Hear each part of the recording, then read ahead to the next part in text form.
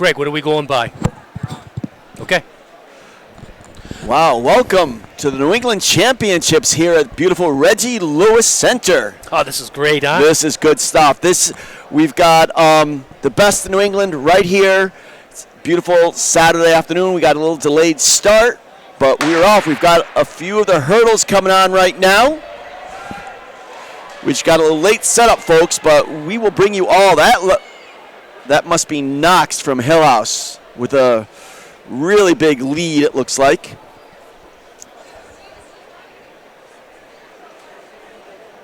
This is a state running network combined of My Sports Results in Connecticut, Ocean State in Rhode Island. We've got Bay State in Massachusetts and New Hampshire Track and Field up in New Hampshire. Bringing the best. We have our coverage. We've got photography going on. We've got people on the infield doing interviews. We'll have complete coverage by tomorrow, hopefully up. And that was Leonora Knox of Hill House, 3.52, easily winning her preliminary heat. 8.52. 8.52. Oh, so really quick. Yeah. I got my reading glasses on. I got to look up it's tough. Back and forth. So we're brought to you today by Marathon Sports and Hoka. 6 states, all 6 states involves 6 athletes from each state. And this should be something special. Yeah, we got to give a shout out to Marathon Sports. These guys are the ones that sponsor all this coverage that you all love in New England Track and Field. Sound Runner Marathon Sports, Runner's Alley. If you enjoy our coverage, which if you're listening, I'm sure you do, please give them a visit. The infield, we are now moving on to the boys' 55 hurdles. This is Heat 1. One of the boys. So we have Chong of Bedford, Kim of Amity, Connecticut, Mooney of Stonington, Connecticut, Hines of Newbury, Mass, Nam of Hall, Connecticut, Powers of Bedford, New Hampshire, and Northrop of North Kingstown, Rhode Island. Mooney's unbelievable, huh? 7:26. The kid is looking fantastic right now. He was leader of the nation for a while. Now I think he's number 2. Tied Connecticut's all-time leading best. We're on record watch, too, for them. Yeah. I mean, 7.30 he's got to beat. He could break the New England record. There's several New England records that can be broken today, and he probably won't do it in this heat, folks, but, wait till the final. He's got his buddy, Mike Johnson from Lewis Mills, Connecticut, will be pushing him. It was an exciting state open, and I'm sure we're going to see more of it today. So let's see. We do have several performances that we want to look at over the next couple of hours. Obviously, we just talked about Mooney from Stonington. He's going for that meet record held by Conroy Davis of Bassick. And here he is in lane 4. Look at that in the white with the S, the Superman. Look at him. He's just gliding over the hurdles. That's not even a strong effort. Kid, huh? Yeah, he's a strong-looking kid. Good multi-event athlete. He's going to Yukon to do the decathlon, and I'm sure he'll get some hurdle races in too.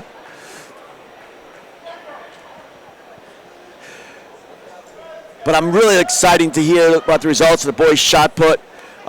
Jacob Cookingham and the boys' shot. He's close to that meet record that was set last year by Tariq Robinson O'Hagan. Tariq is having a monster year in the NCAA right now. Made NCAA in the weight throw and the shot put as a true freshman. Right? Yeah, as a true freshman. That's incredible. But Cookingham's coming in with a 66 feet. He's just about 2 feet off of the record, but Steve Manzona, our man down in Rhode Island, he's told me that he built his own throwing circle in his backyard, and he's gone over 70 feet in his own backyard. Let's see if he can do it here under the cover. That would be pretty cool to see. That's awesome. So yeah. Mooney took that in 7.53. Yeah, that's about what he's done on the preliminaries in the 7.5s normally. You can see Nam is an interesting story. He PR'd like every single week this year until the state open. He was a couple tenths off his PR. every single week he kept knocking like 2/10 off. I'm not sure what's going on there. The hurdling at Hall High School, but Nam is just like he came out of nowhere. Like he was a 9-second guy last year, and he's now down to in the 7.7s. So Michael Johnson's right in this way. He's 7.39 coming in. He's got a little company pushing him. Yeah, he's going to be joining Mooney next year at UConn, another multi-event athlete. New England champ in the 110 hurdles last outdoor. State Open champ at the 55 last indoor. So he's a very accomplished road sprinter. But right now, the past couple weeks, Mooney's just gone to another level. As has Johnson, though. Johnson's at the third best time in state history for Connecticut. So and they're battling that. That's what make them better. 7.63 for Johnson on that one. Wynn was second with 7.78. Wilson 7.86. Yeah, this will be interesting. So we got 4 heats, 4 preliminaries. Also on the infield a little bit, we're gonna be seeing the boys 55-meter dash. Noble Gongon from Simsbury. First season of indoor track. He's run 7:35. We're going to see him in a few minutes. That's potential. Right on the record. Yeah, potential. 200's off the meet record. So that can go down. That's going to be pretty cool. We'll see that in just momentarily. But there's his first season ever? Well, he did outdoor track last year. Scored in the State Open. He was good last year, but nowhere near where he is now. Caught fire now. Yeah, he's just. Well, I didn't write about him in my preseason preview, and a Simsbury alum was like, "You got to watch this guy. Don't forget about Gongon." I'm like, "Okay." We'll take a look at him. And that week, he became our Hoka Athlete of the Week, first meet of the season. Football player for Simsbury. Nice. Yeah. Still haven't heard where he's going to school yet, but I'm sure with that kind of speed, he's got to be going someplace. He'll find a home. Yeah, he'll find a home somewhere. All right, Heat 3, we got Falmetto of Hill House, Connecticut, Reeves of Southampton, Connecticut, Olivier of Lowell, Mass., Gary of Poland, Maine, Kane of Bonnie Eagle, Maine, Montrose of Middlebury, Mass., Terrell of Barrington High School, and Henderson of South Egan, New Hampshire. 7.62, Gary of Poland, Maine comes in. So these heats will get a lot closer now. Who is that took that there? Is that Kane from Bonnie Eagle? Oh, so...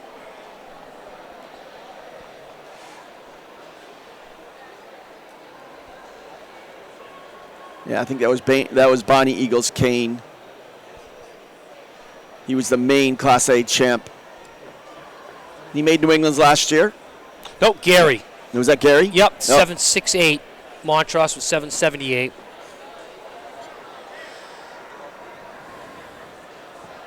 So...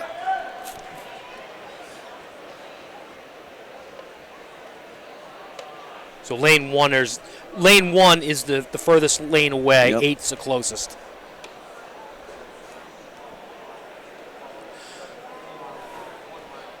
Heat 4, we got Cohen of Mount Manfield, Union out of Vermont, Hang of Portland, Maine, Wind of Barrington High School, Rhode Island, out of Knight of Barrington High School. So we got 2 from the same school. Bayev, Lexington, Mass., Monday of Edward Little, Reed of Scarborough, and Lesney of Essex, Vermont.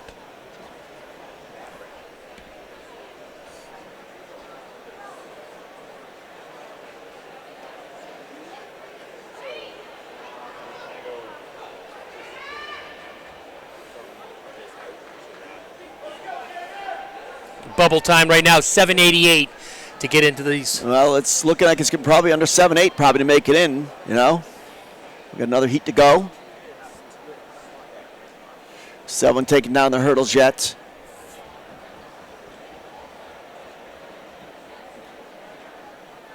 Moses Brown's got a couple athletes today that could break New England records. Well, yeah, obviously we all know about Sophia Goran. We'll definitely be seeing her. The camera will be focused on her today. Look at this. We got a little change in lead there. We got a little clap. He knows he had it. You don't have to win the finals, win the preliminaries to make it, but usually you do. If you win your heat, usually you'll make it in the finals. especially in the fourth Yeah. heat.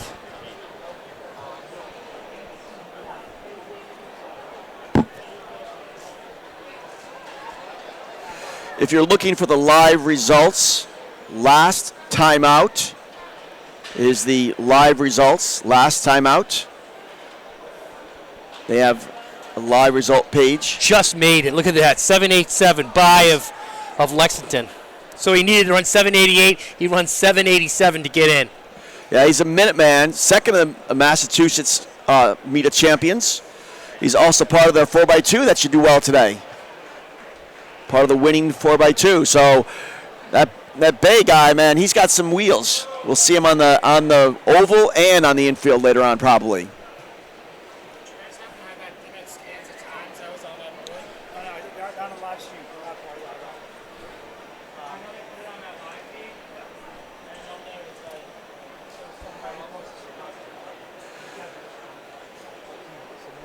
That was Bay, and now we're moving on to the flats. So we should be moving on to the girls' 55 hurdles. Yep.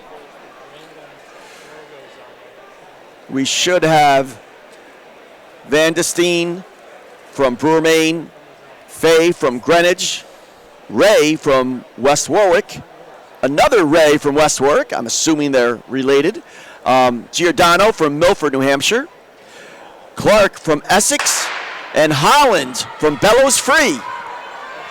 Looks like Ray and Ray to me. God, I wonder who their parents are rooting for there. You know, geez. It's a little weird that the freshman's faster than the sophomore. Yeah, they're going to be, But they'll be shaking things up for the next couple of years for West Warwick.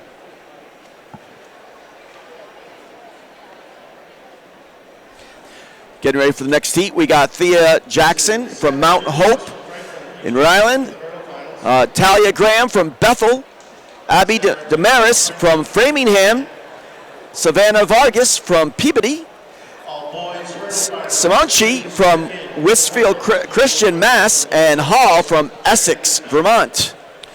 So Ray put up a 706 on that and a 722. Oh, that's solid. That's 706. That's better than her PR. Yeah, that's definitely better PR, I'm sure. That's pretty good to see right there in the right off the bat. seat. So it's funny the strategy some athletes have. They want to show themselves to everybody right off the bat, this is what I got, and make everybody a little nervous coming into the next race. But she comes in with a 7:10 PR. Damaris comes in with a 7.13, so we'll see what she can put up.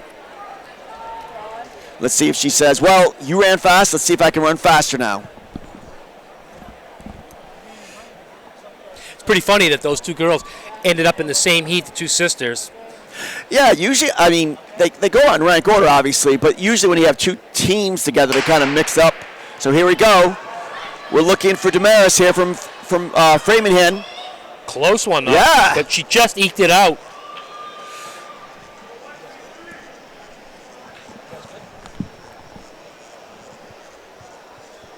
Yeah, maybe she didn't. Maybe she decided to stay relaxed a little bit. That's okay, because she probably has a few other races. Because I believe she's got the 300 coming up later today. So don't overextend yourself when you don't have to, I guess. So a pair of 722s, Damaris and Vargas.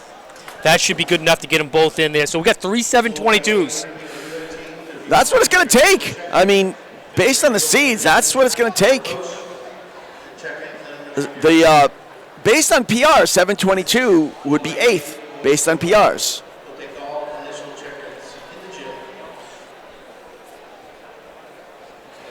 But who do we have coming up next? Heat 3, Leonola Knox from Hill House. She's more known as a hurdler. We'll see her later on. Girano from Essex, Vermont. Baker from Bloomfield. Sutherland from Cranston in Rhode Island. Strainer from Norton, Mass. Ross from Nashua South, and Tennant from Bangor, Maine. And we also have, that's 7 in this heat. 799 is the magic number right now to get yourself in. Let's go. 744 now. Yeah. Just updated it.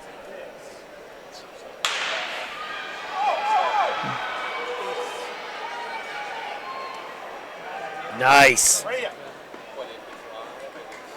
I love how they jump on there, you know? So is that Damaris? No, I'm sorry, the wrong heat. No, wrong That's heat. Sutherland. Sutherland from Cranston West. We'll find out what the exact results are in a second. Last time out, was doing a great job keeping an update. Here we go, Sutherland, 7-1-1. Holy cow. There's some good fast times right there. 7-1-1. Yeah, Steiner 7-19 and Ross 7-23. This is just the preliminaries. I mean, wait till they all come together. They're gonna notch it up just a little bit more. You're definitely going to have to run fast.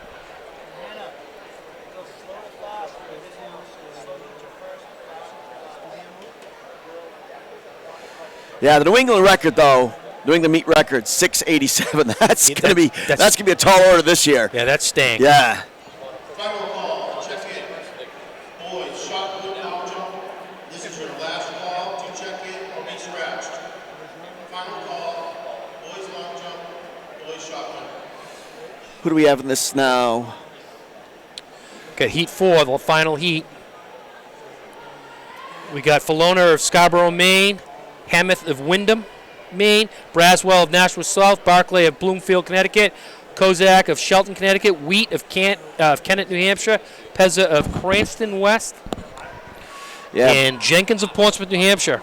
Barclay from Bloomfield was our state open champ. Only a freshman, 7-1-6. But the fastest time in Connecticut, I believe, is Kozak, also in this heat, 7-1-3. She was second at the Open. So now we're down to a 7-3-2 to get in. Second, well, you got to fly now. Yeah, let's see if we get down to a little faster than that too. Get down to 7-2-5 maybe. It'll be a really tight heat then for the finals.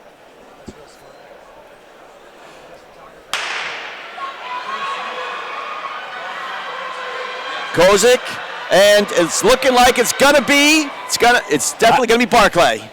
I don't know. I think lane 1 could have taken that. From this angle, really? Well, you got a better angle than I. You're sitting a little bit more to the left of me.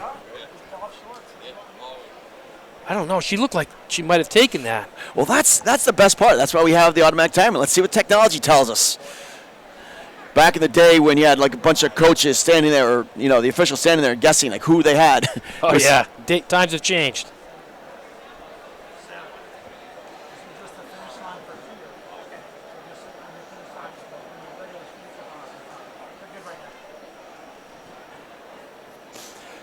But yeah, this will be the determining factor to find out what it takes to make the finals. 7:32. Well, right now, she might not be. She's coming with 7:23, and there's 3 7:23s up there.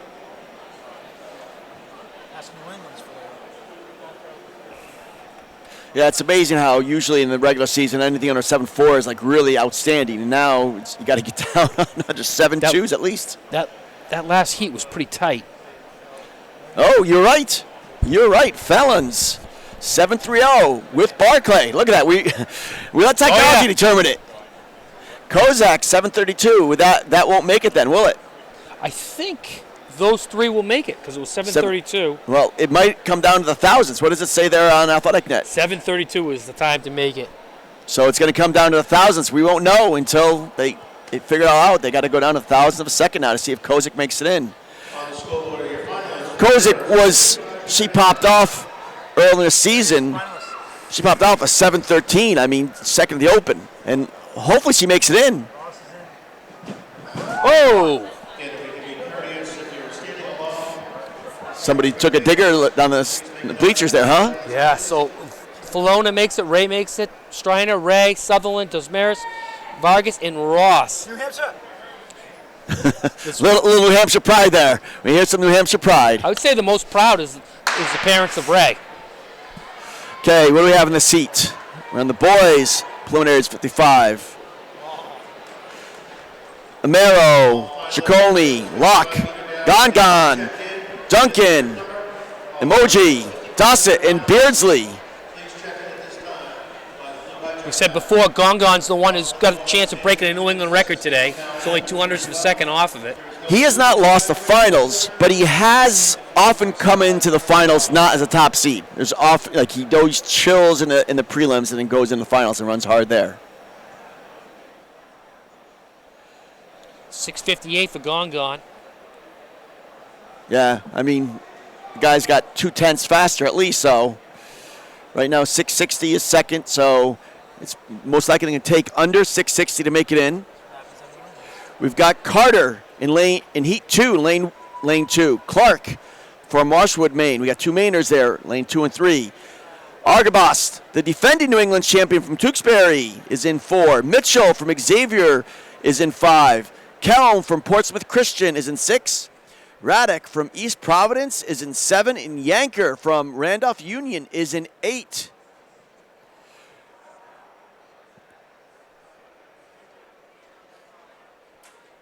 Tewksbury young man is definitely up for a challenge. He's trying to defend this title. Let's see if he can step up a little bit. Comes in with a 6:48. We got a few young guys in here, a couple sophomores.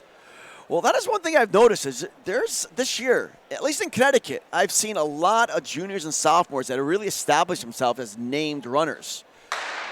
Oh, you never want to see that. Let's see if they take somebody out. Yep, they're standing in front of somebody's lane there. Oh, there's a red card there. It's not good. Is that lane 7?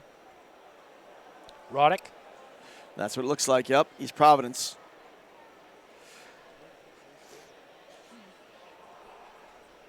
See Styles there in the black with the X on him there. He's in lane 5. Right on his inside there is Arbogast from Tewksbury. Those should be the 2 favorites. The white uniform and the black uniform. That's what we're looking at right now.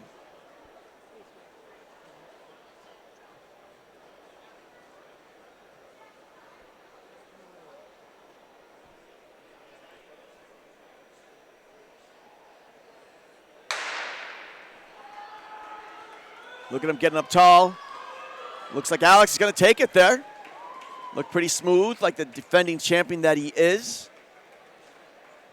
Lane 4. So what were we missing there? Because he was in lane 4, and there was only 3 and 2. Well, so lane 1 was out of there. Rowan Carter.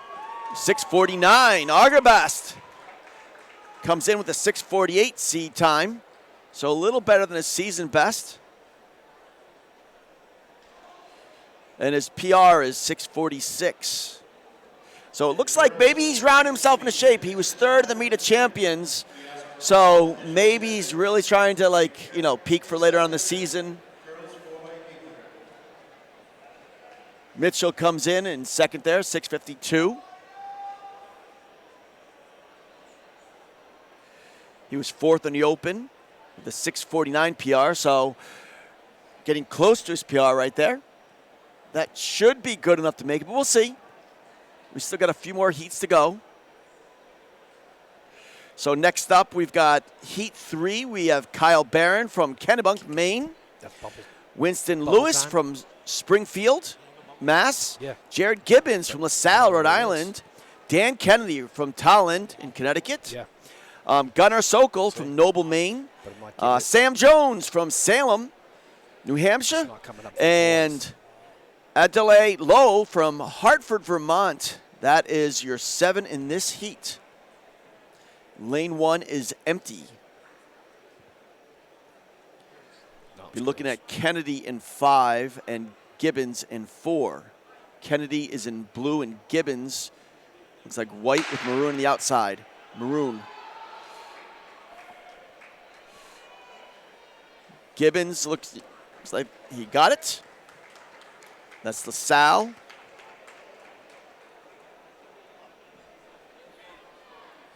Gibbons is the 2nd seed coming in with a 6:48 PR. He was Rhode Island champion. He was 5th last year at New England. So looks like we're getting our favorites across into the finals.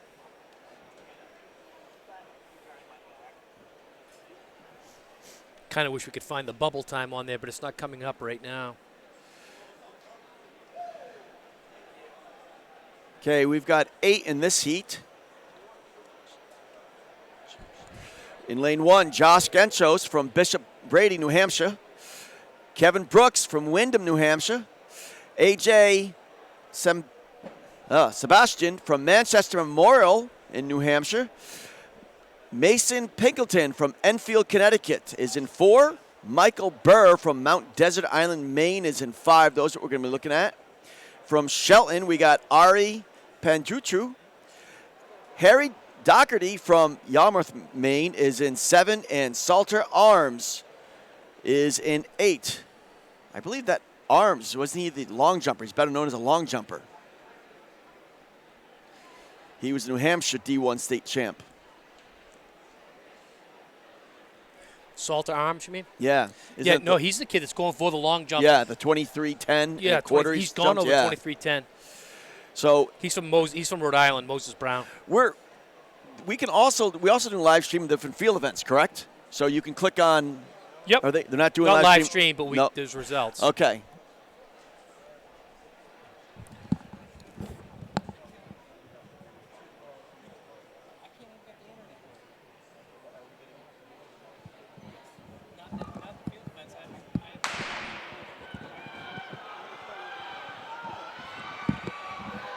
Looks like lane 5, Miles Bird, Mount Desert Island.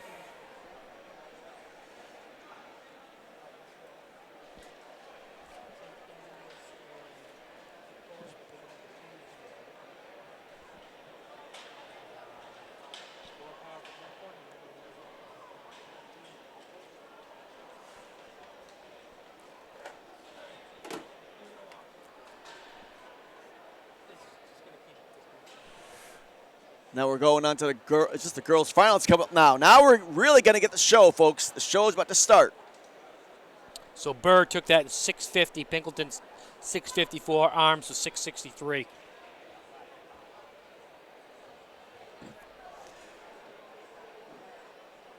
So we're going to be looking for the finals.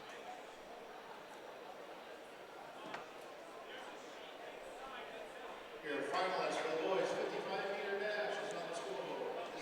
This time, all those athletes can go and recheck in for their team assignment. So finals would be Gibbons, Pilkington, Mitchell, Arbogast, Burr, Kelm, Clark, and Gongon.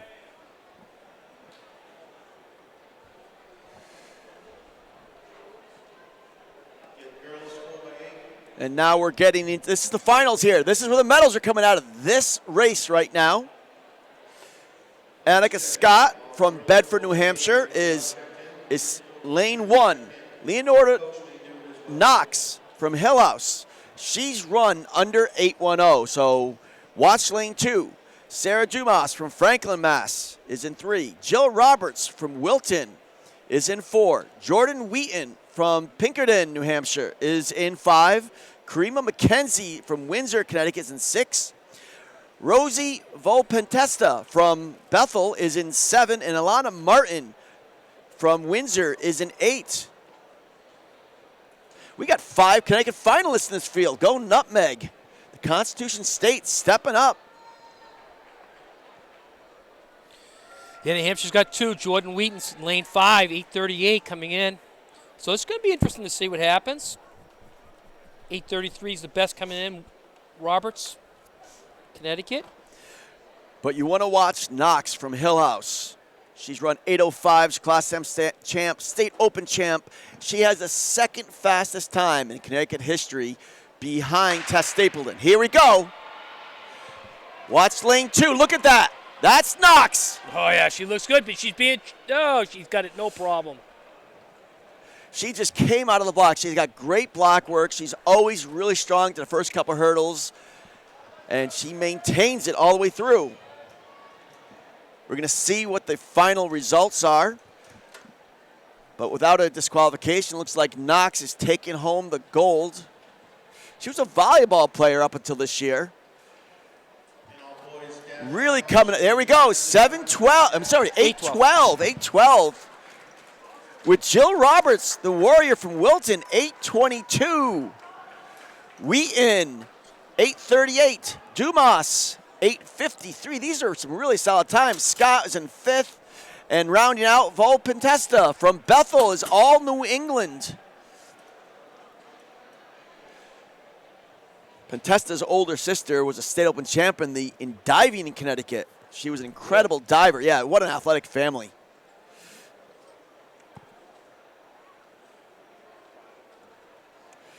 Now they're adjusting for the boys' high hurdle heights.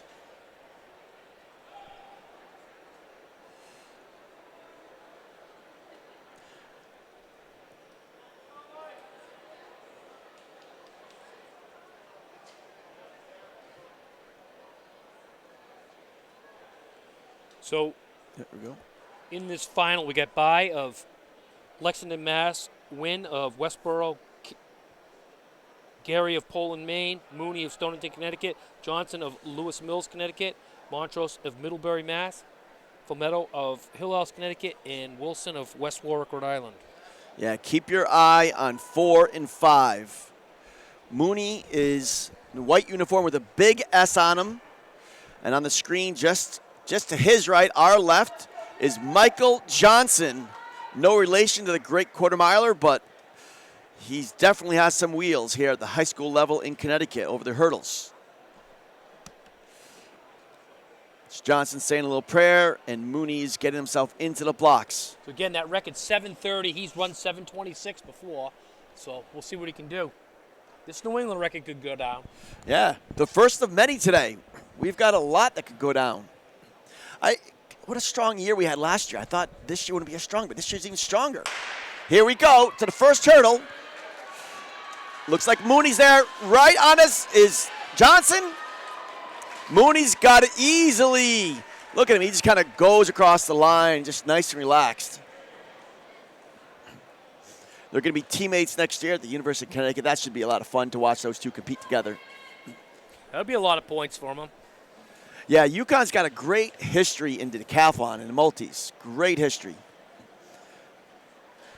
Anticipation is building now. See if they got that 7.30.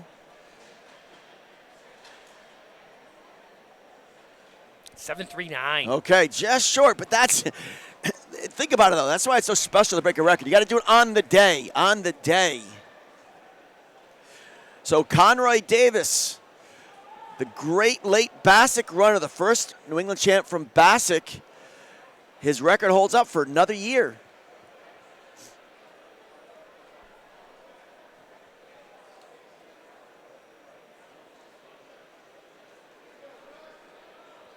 So now we're going to move on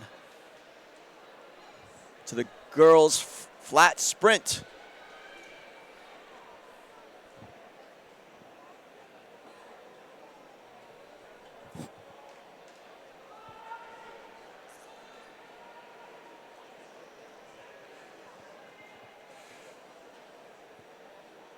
Wi-Fi's out for me right now. What about you? Same thing. Yeah.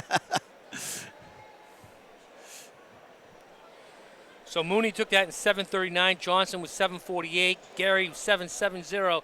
Wynn 7:75. By 7:81. Wilson 7:83. And Montrose 8.00. Palmetto fallen. This race is a lot closer. Not at the end, it wasn't. But Ray looks like she's going to take that one.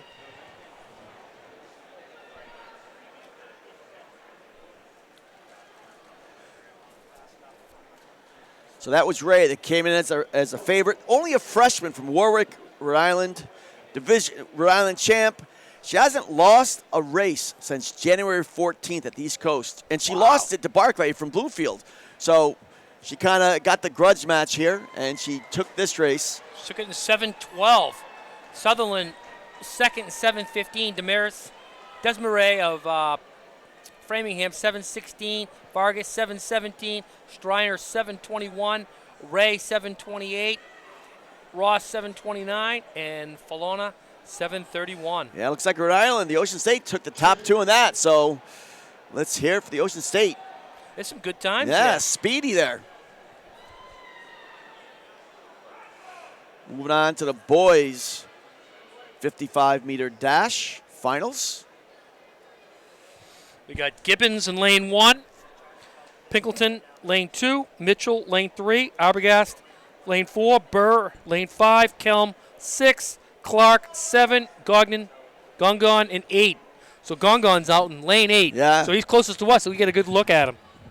Yeah, like I said, he always relaxes in the preliminaries, and he always turns it on for the finals. So, he doesn't have a lot of experience in track, but he's definitely becoming very track savvy in this short amount of time.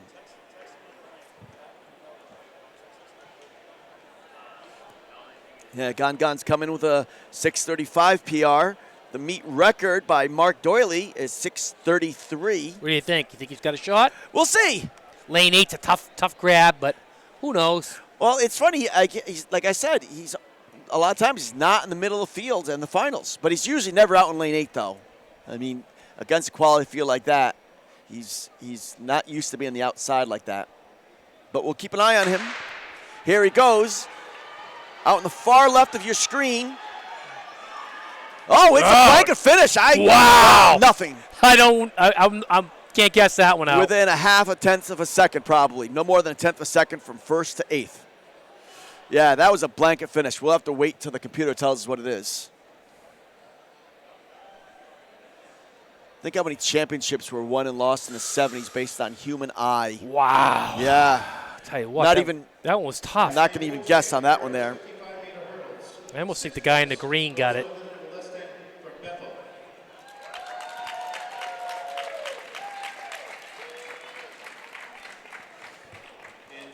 Oh, he does get it. Oh, my goodness, from lane 8, 6:47. Wow. Look at those times. Yeah, look at that. From first to sixth, that's 6/100 of a second. Holy cow. Burr was second, 6:48. Augerbos, the defending champion, 6:49. Gibbons in fourth, 6:50. Look at how close this is. That might be the closest heat. Yeah, well, probably one of the closest finals in New From England 1 history. through 8. Yeah. I mean, look at that. 11/100 of a second. Oh, That's 900 of a second. Yeah. 900 seconds separates 1 through 8. Are you kidding me? Yeah, I'm glad That's we why have it was a camera. so tight. Oh, my God. But Gongon from lane 8 still pulls it out. I just didn't see it, but if you look at the angle where we're at. Yeah, you couldn't tell. Well, look at the times. Hundredths of a second we're talking about. That's really hard for the human eye to kind of determine that. That's incredible right there. 900ths of a second separate 8 guys. But it looks like we're going to be moving on to the track now. Moving off the infield onto the oval with the girls 4x800 meters. How many heats do we have of this? We should have several heats of this. If you gave me $1 million and said bet on the guy that you think's going to that won that race, I would have been totally wrong. Oh, one of the 8. I probably would have had it down to 4. You know? God, it's unbelievable. Boys 55-meter hurdle awards. 6th place, Damian Wilson, West Warwick.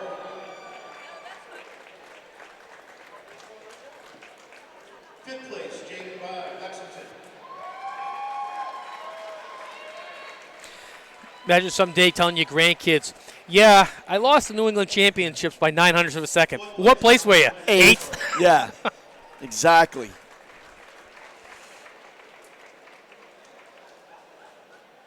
How incredible was that? 3rd place, Nolan Gary, Poland. 2nd place, On the oval, Lewis Mills.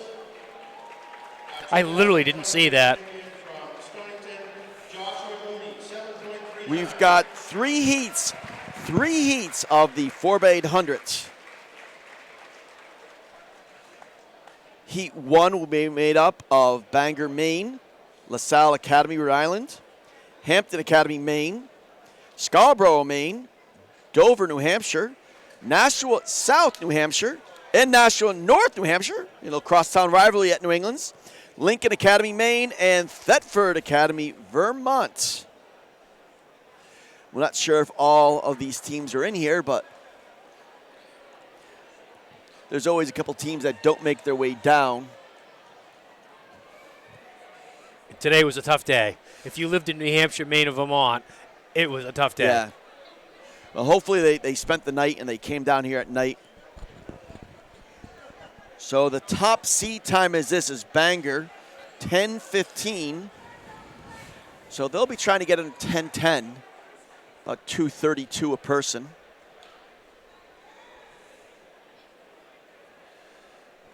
Banger comes in as a 22nd seed. Girls 55-meter dash awards. Sixth place, Xenia Ray, West Warwick.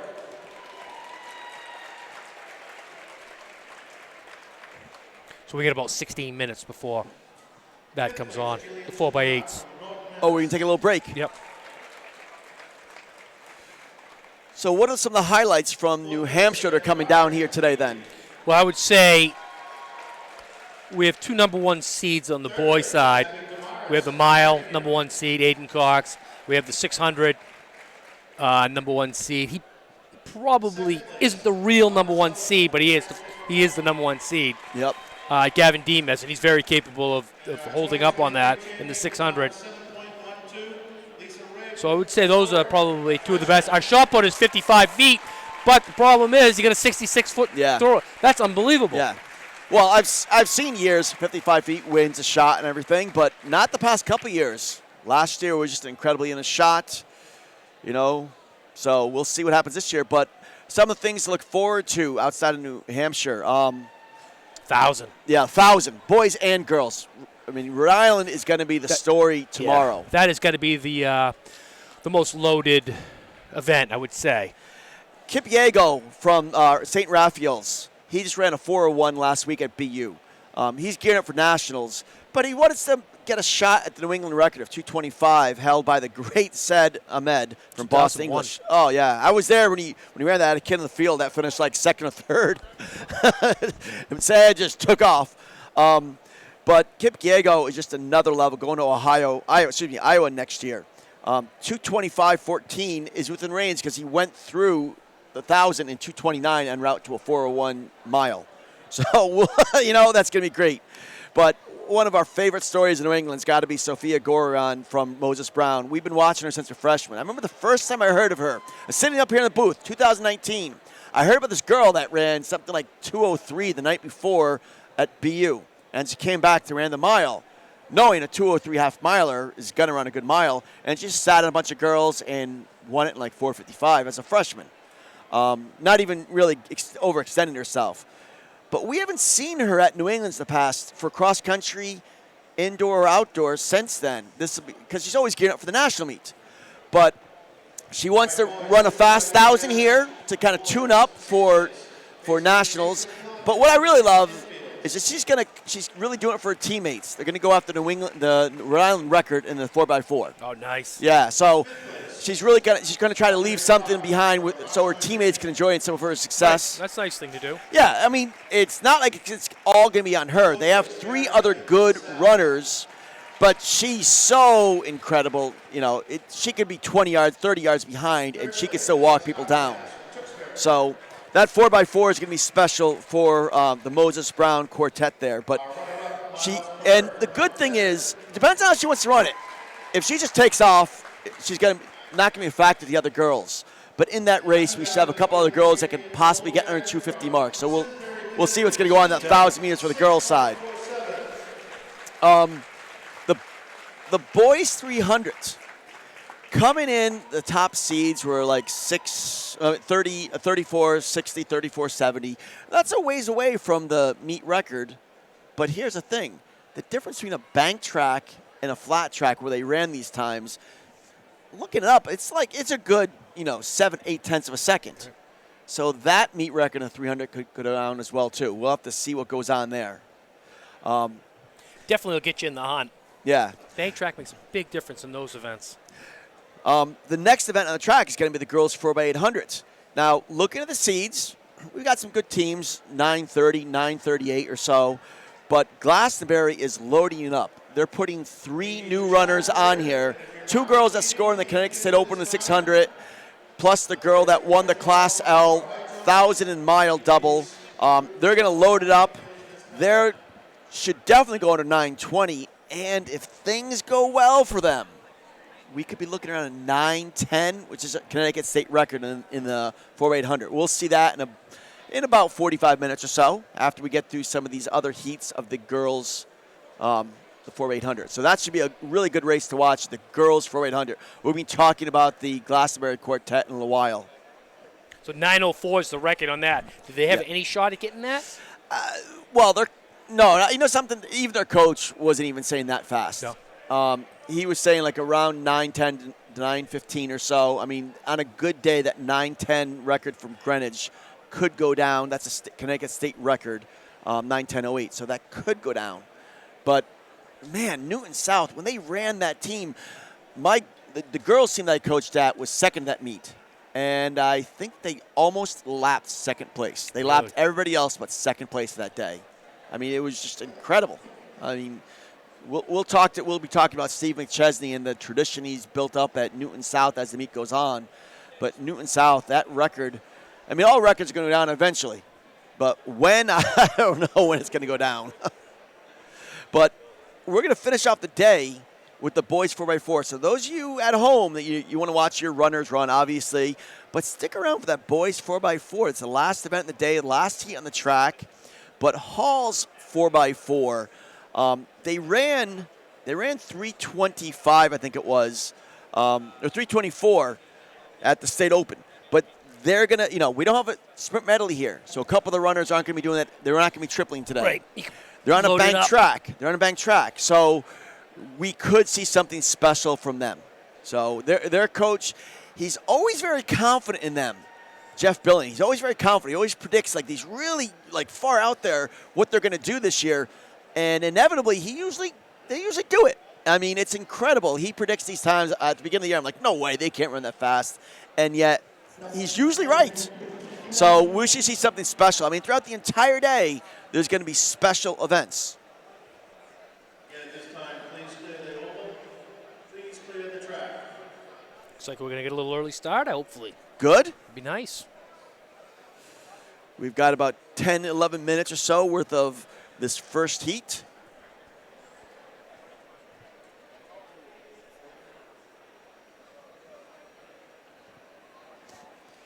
Yeah, it's fun that we have this kind of virtual, that we can do this online live if you couldn't make it, because, New England's a pretty big region. Even Boston, although it's the center of the region, it's still pretty far away for a lot of places.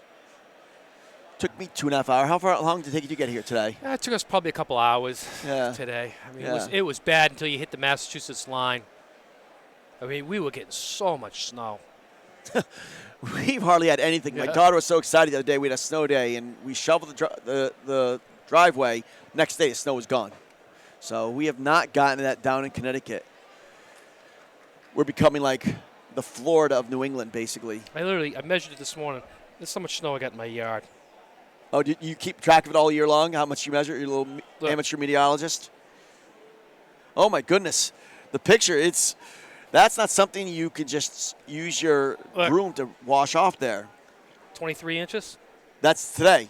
20? 23 with what we already had on the ground. Oh, really? Yeah. That's what we got on the ground right now. Well, this is one of the reasons why Rhode Island and Connecticut is running so fast this year. I don't think they've missed a day of training because the track's been clear almost this entire winter.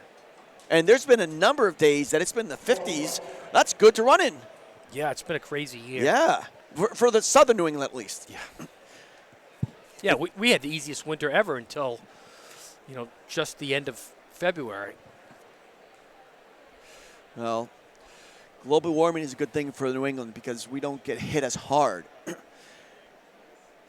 I got to tell you, like 2011, I remember from December on, the stop signs were covered. It was all the way up to the stop signs. Yeah. The snow was all the way up to the stop signs.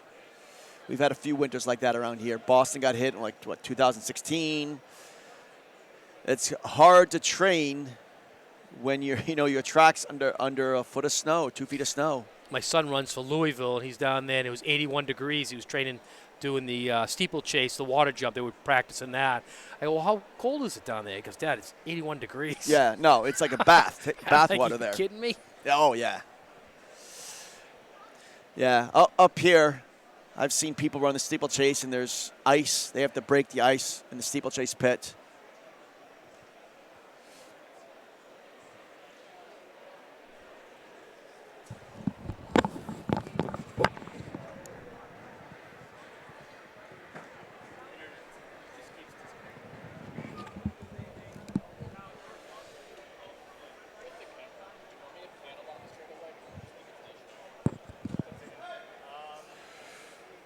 Okay, looks like they're getting on the track. I love how they give every athlete a chance to kind of get on the track, to warm up, do a stride or two,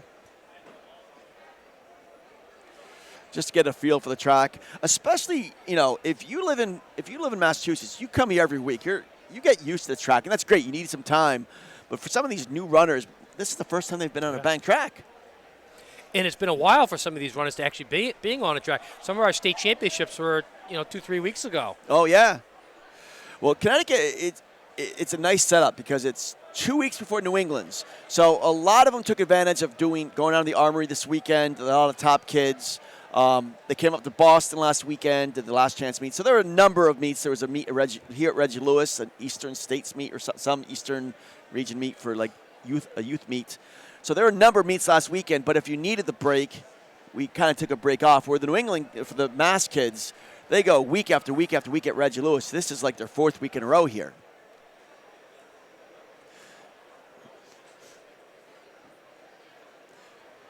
But yeah, in Connecticut, we are lucky to have the Armory and Ocean Breeze relatively close. Yeah.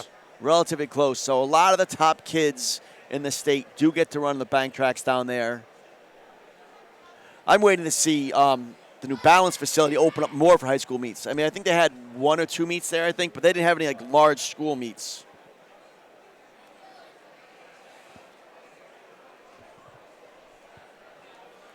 So back when I was in high school, we still had a meet of champions in New Hampshire, and then you go right there, right to New England's. It was just, I liked it a little bit better that way, rather than waiting 3 weeks. It's just, putting it together is tough. But like you say, you do have a lot more meet opportunities, especially in the Boston area. Yeah, for the top kids, though. But, I'm not sure what the schedule is like in New Hampshire or Vermont, but if they moved it back a couple more weeks, that would give some of the other kids more chance to develop. Because you start indoor in December, a lot of kids really don't start getting the groove, especially if they're new runners, until the end of January, basically, is when they start getting in shape. So if you haven't qualified by the end of January, your season's over, basically. So it's good to kind of extend it out a few more weeks, I think. I like it that way, too. Where do you run your the New Hampshire state meets? The state championship is now at Dartmouth College. Okay. So that's where you're running into issues. You're running into their season too. You have to their colleges and it's not always track. Like sometimes UNH they had other things going on at the venue.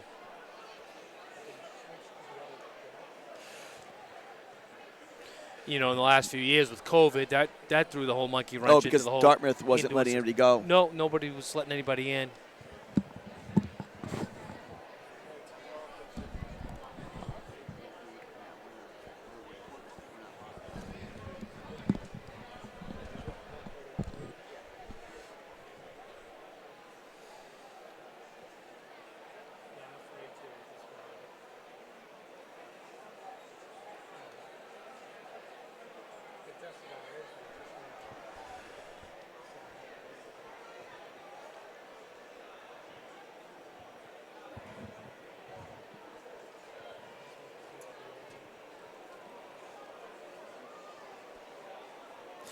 Well, since we're not live right now, I guess some people are going to be fast-forwarding through this part here.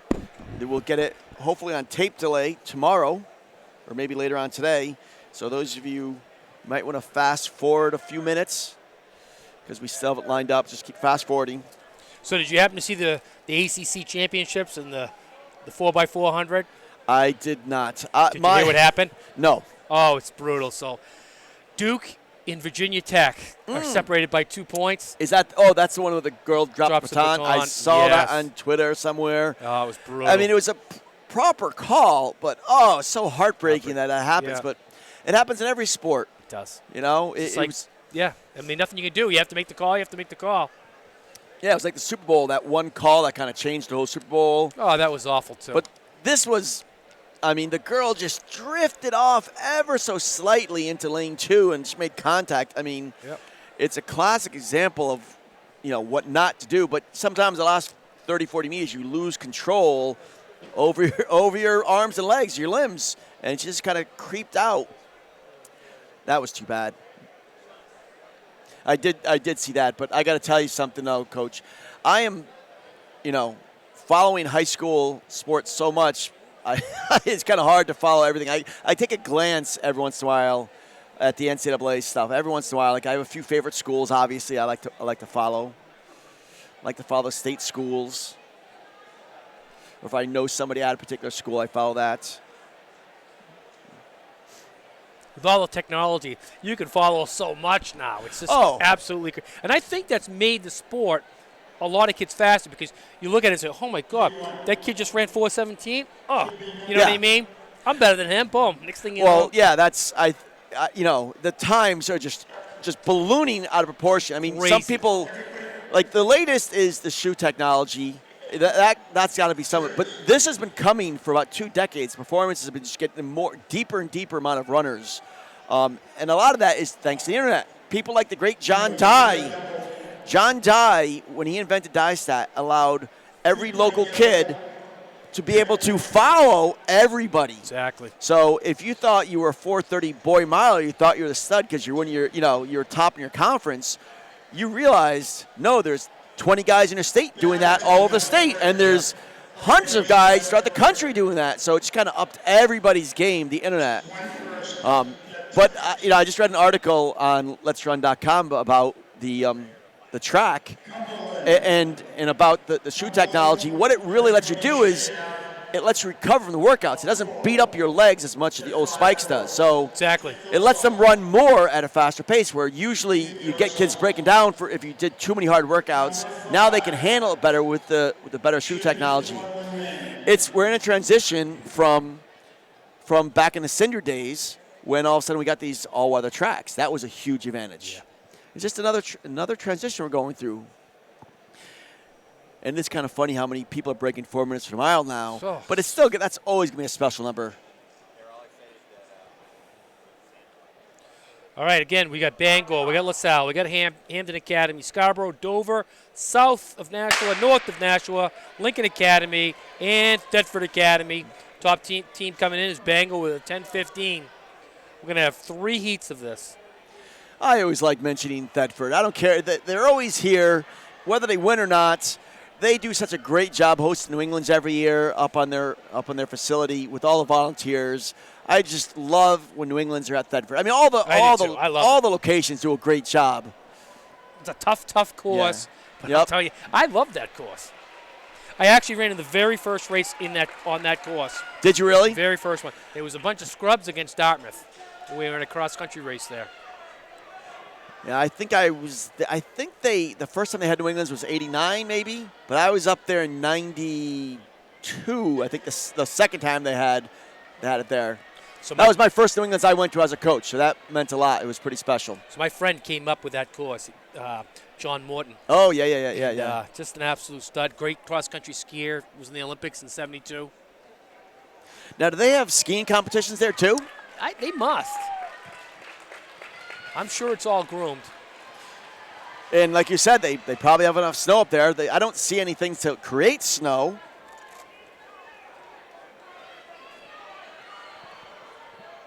Remember one day I was skiing with him, and I was holding my own. Next thing you know, we get to a hill, and here's the guy who's probably 20 years older than me, and just wipes me out. No. I mean, he's just so good on technique. So Bangor, they've already got a huge lead. Wow, that's going to be a low 220s there.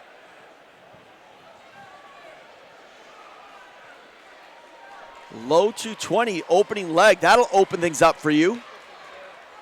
Give the other girls a little breathing room.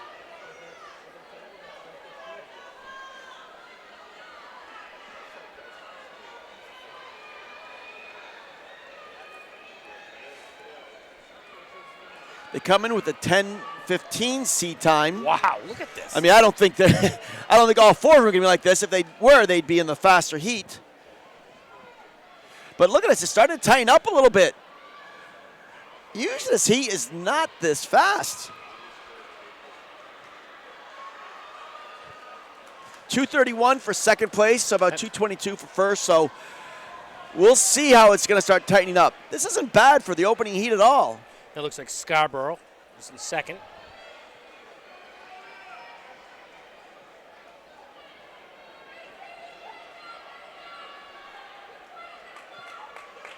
another Maine school. Trying to get down to 10:20. I mean, you never know. Maybe they've gotten some better workouts in the past couple weeks. You just never know. And the other thing is, you might be using kids that you weren't using in the state championship on your 4x8.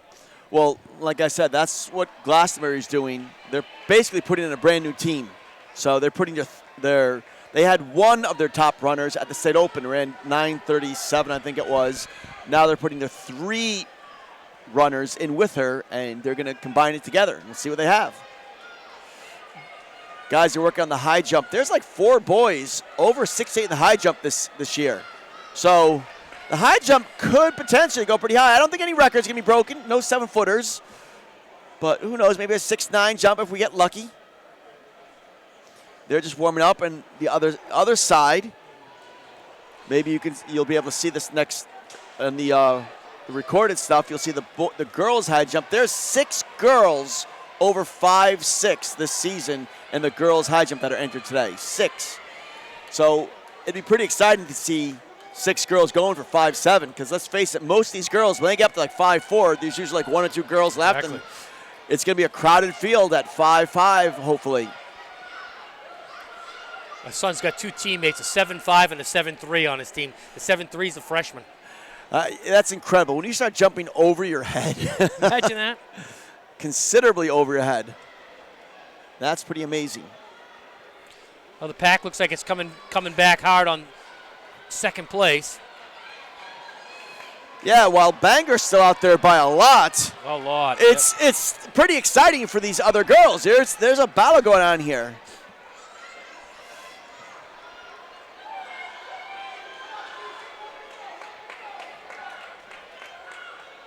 Okay, Bangors. Sub 10 minutes for the first 2 legs for Bangor.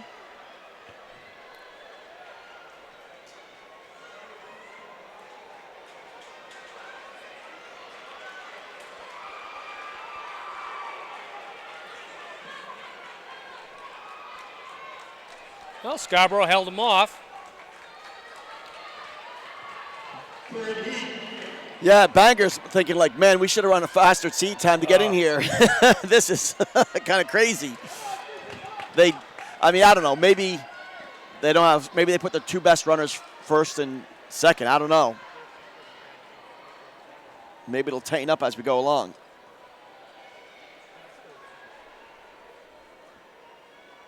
Have you been over to the New Balance, the track? I'm going over there tonight. You're going over there tonight for the IC4As? No, actually, got 3 kids that I know that are middle school kids that are running in the event over there. Jesus. Yes. Those people put on the meet, so they put on the IC4As, and then Actually, IC4As was it last is at night? Boston University. Oh, that's at BU's track. Okay, Yes. I thought it was okay. Yep. Yeah, within what, 5 miles? You could do a race on one track, jog over the other track. You think about how many good tracks are right in this Yeah. area. And then you even got Harvard as a decent bang track. I mean, it's not as fast as other ones, but we've had New England's at Harvard before. That was a while ago, but I like this facility, how it's crowded in here, but you also have the warm-up area and the gym right next to here, so kids have some space to kind of warm up a little bit.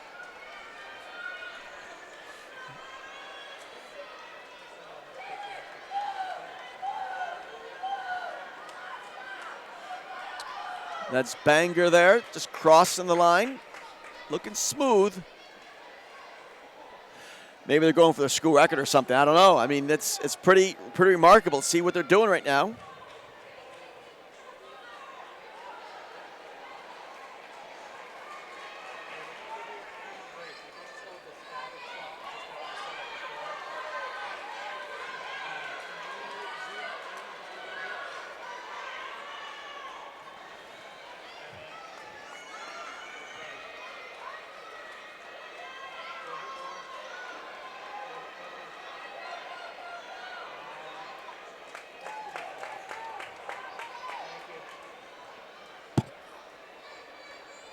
Look at that.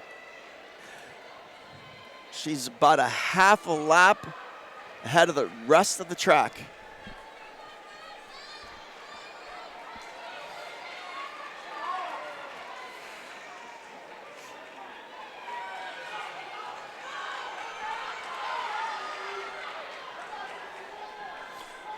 Now she's got some kids to hunt down now. He's already caught up. And actually, that's not Bangor. Bangor's in maroon. Well, you can see neither of us are Maine people. You get your binoculars there? We apologize for the team for that. I thought it was Bangor.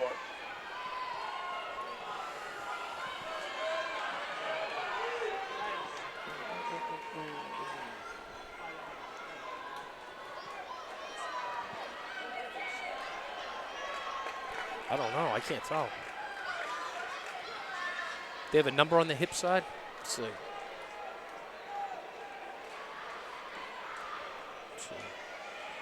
LaSalle. Oh. Come on. We should have had that one. I saw the Rams. maroon. Yeah. So we apologize for that. It's LaSalle that's kicking everybody's butt. What a great tradition they have, LaSalle Academy in Rhode Island. Bangor enjoyed it for a while.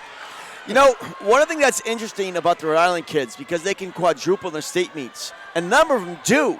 So they go after points in their state meets, and they come here and they load up a lot of stuff. So it's gonna be interesting to see that. Getting the second heat ready, getting their little strider in. And the other hard part is knowing everybody's uniform when you're at New England's. Well, And they change uniforms, I too. can't even. I saw the maroon. Even in Connecticut, I don't know everybody's uniform because they change uniforms so frequently now. It used to be a school had a uniform. It was like that was their wear for 20, 30 years. It was one style. Now everybody's got. They don't even wear the school colors anymore. Here she comes. She could be sub 10. Pretty close. Ooh.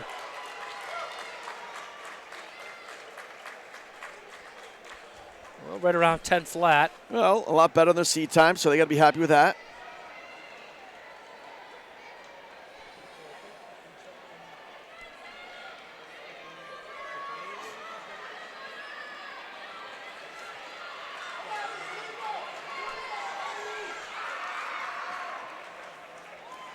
Not bad. All under 10:30. That's like a lot of these schools are running either just better or just around their seat times. It's always good when you come to the big meets and you run faster than you did all season long.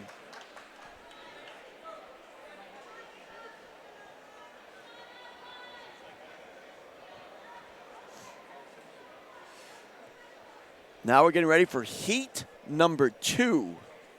In here, we have the Rebels of New Fairfield, South Kingston, Rhode Island, Barrington High School, Cumberland High School from Rhode Island, all three of those from Rhode Island, Portland, Maine, St. Raphael's, Rhode Island, Wilton, Connecticut, Pinkerton, New Hampshire, Alvarine, New Hampshire, and Bonnie Eagle, Maine. We got a good mixture of different states in this heat. This is the final call for the high jump. Boys and girls, check in or be scratched. Michael Malley, Looks like we got one more team on the track, just coming to the last 100 meters.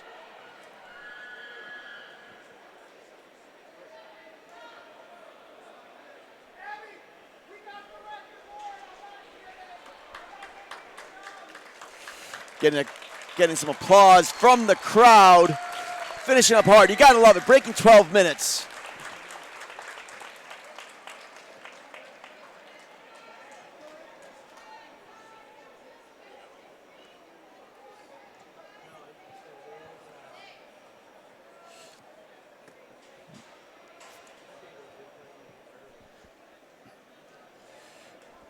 The top seed in this heat, I'm quite familiar with, New Fairfield.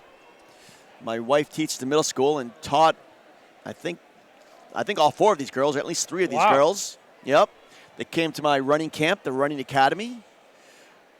They're Running Academy girls, so we'll be seeing them. So I'm very excited to see them doing so well at the New England Championships.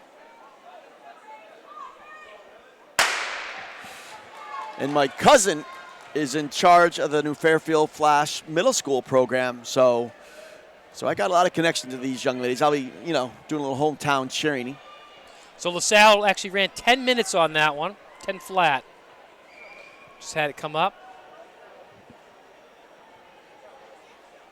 Scarborough was second, 10:23. Hampton Academy, 10:26. North, 10:26. South, 10:32. Bangor, 10:46. Lincoln Academy, 10:48. Ooh, Wilton's taking it out. 32. Wilton has another one with great tradition.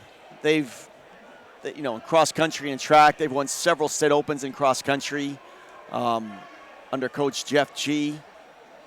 They always seem to be a factor.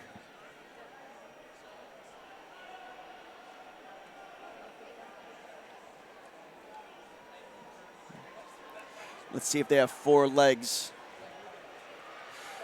Wilton was 6th at the Connecticut State Open, so coming through in 109. Nothing wrong with that.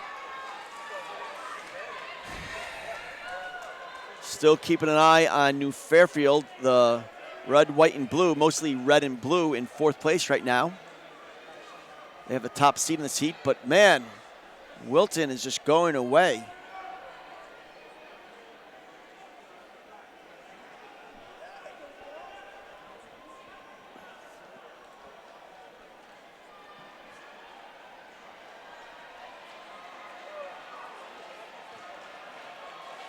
Okay, we got 1 to go. 147 for the leaders. New Fairfield crept up into 3rd place. Yeah, she looks pretty strong. We'll see if she can make this pass up here. The pack is tightening up now over the last 100 meters. This is pretty interesting, especially for the second of 3 heats. This is a tight field. Here comes home stretch.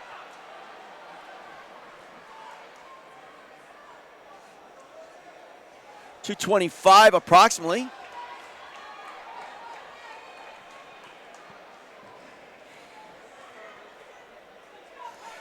Look at this, it's tightening up even more so.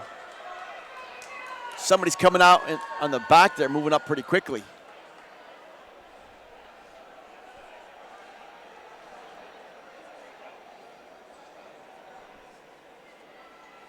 Is that New Fairfield taking Yeah, the lead? moving up, yep. It's one of the Penny sisters. They're twins. I can't tell them apart right now. I don't know which is which. Wilton and Cumberland right in there for the battle.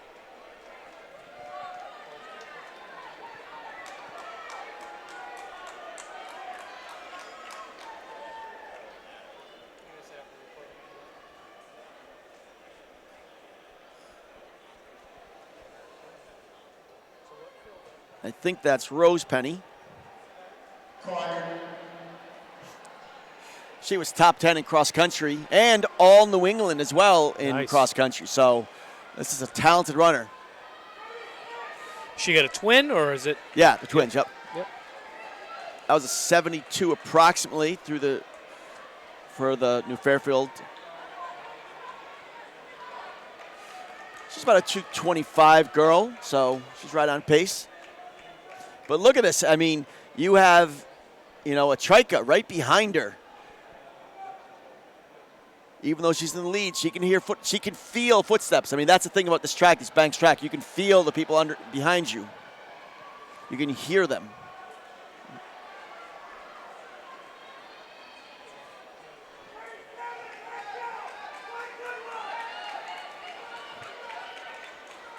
Let's see if they can hold this together. Now there's starting to be some separation. Look at her opening up her stride on the back straightaway. You see when she starts really circling her arms, she starts opening stride up a lot more.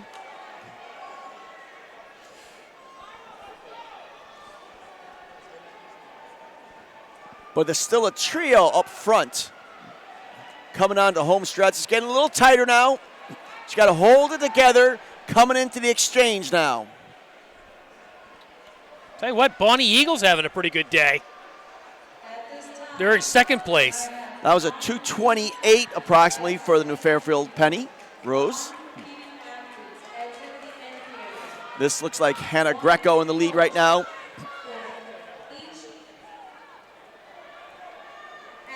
Little shout out to my cousin Jim.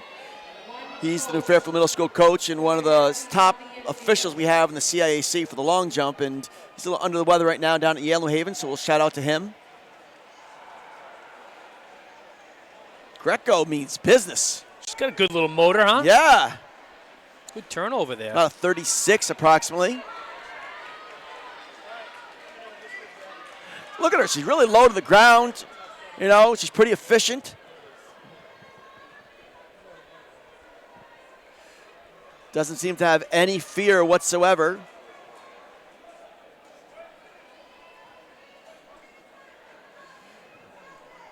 Trying to get under their seed time of 9:56.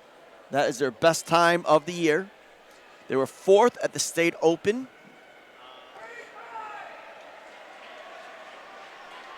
About a 67 approximately through the 400 meters. Now she's really opening up. This is the reason why they're the top seed in this heat, is because they have 4 solid runners. I mean, maybe on the outside shot, maybe they can get in the top 10. We'll see. They run to their potential. But all of them are coming back. All 4 of these girls are coming back. You have a 9th grader, a 10th grader, 9th grader, and a 10th grader. That's nice. Yeah. I understand they have an 8th grader coming up that should fit into this pack too. I think that was about a 150 through 600 meters.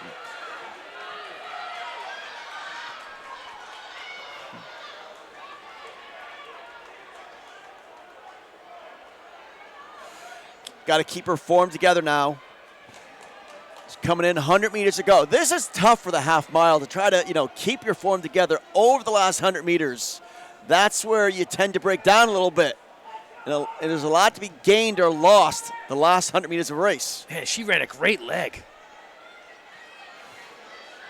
Yeah, another 225. This is a steady team right here. Yep. So if the next girl runs a 25, that will be a 56. That's about where they come in at. Yep. So hopefully she can get down a little bit better than that.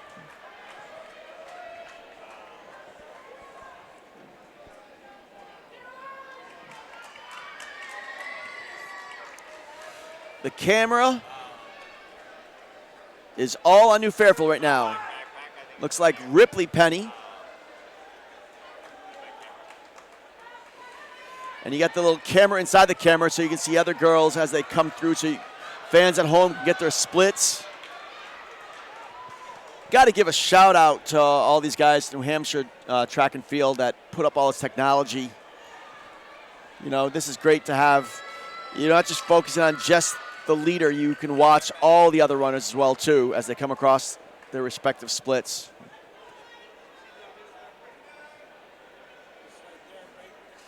The Rebels are going to be going after lapped runners in a second, hopefully.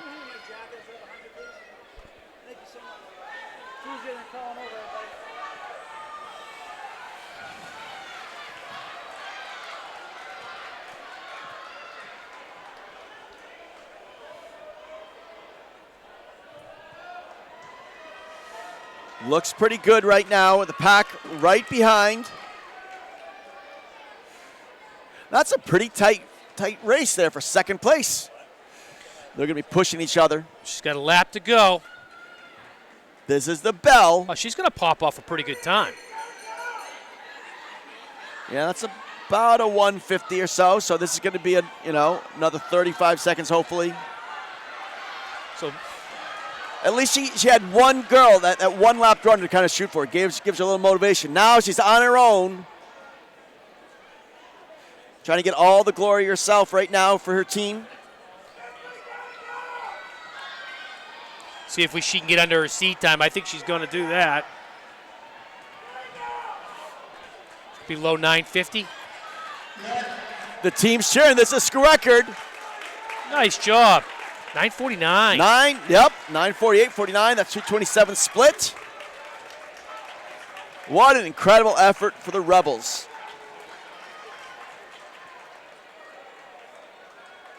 Like you say, everyone's coming back. So yeah, there's some good athletes there. 9:49 this year, maybe 9:29 next year. But here is the hot heat coming up now. I think we have one more run on the track, it looks like.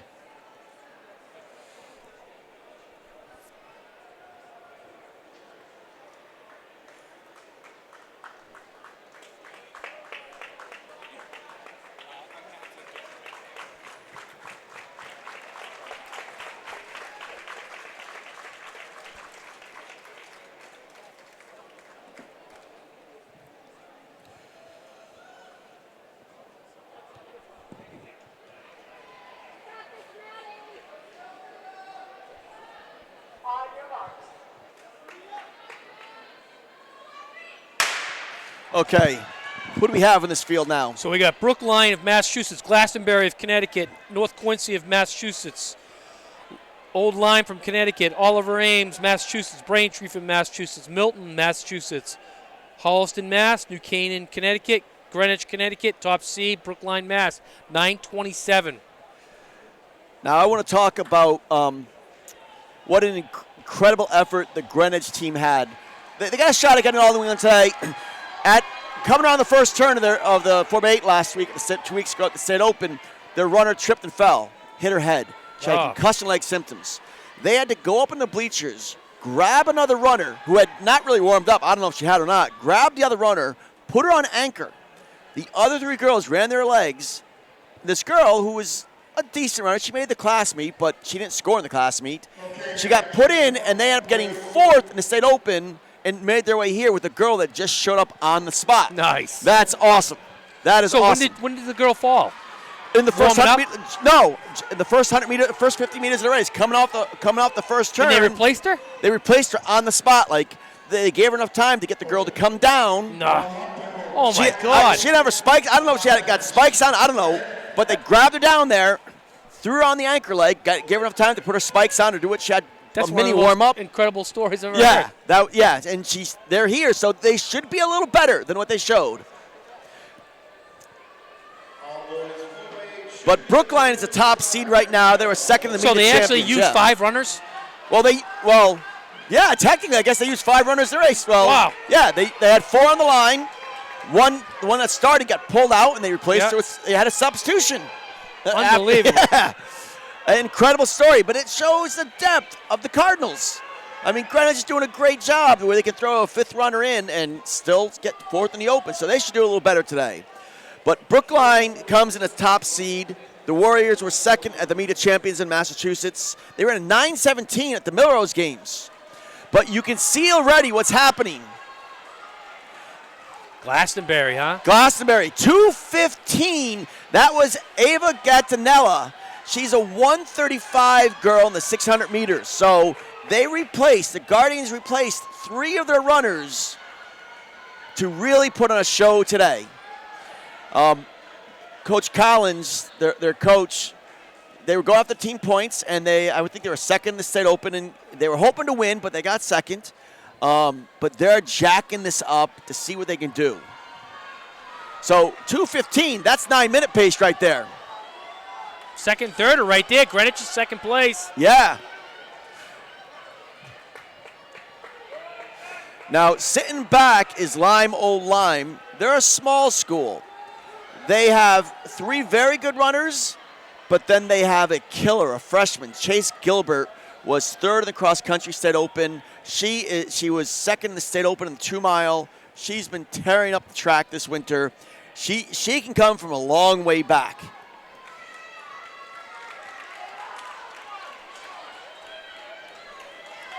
She's lengthening out the lead. That's about a 68 approximately for the Glastonbury girl.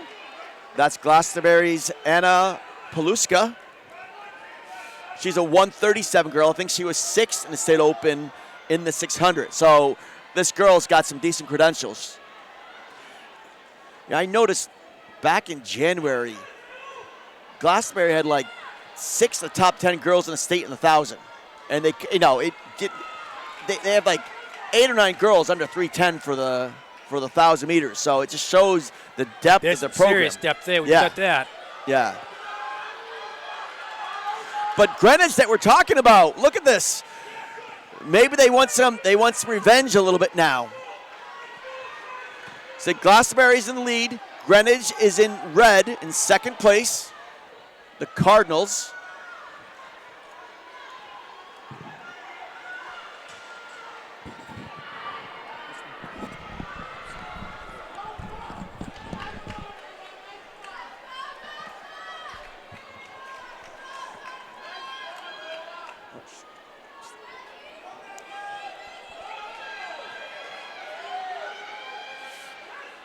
Okay, that exchange now.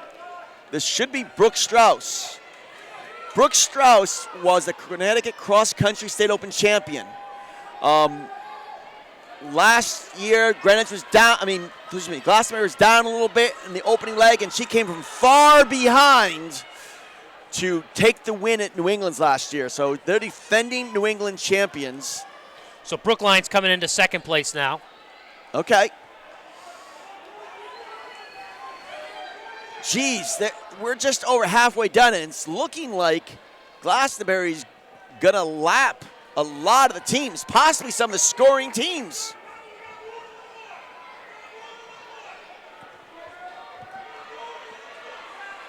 It's like they just went past New Canaan. I mean, they're laying it out there, huh?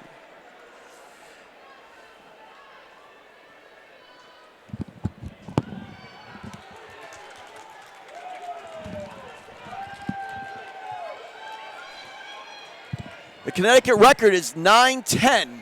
Let's see how close they can get to this.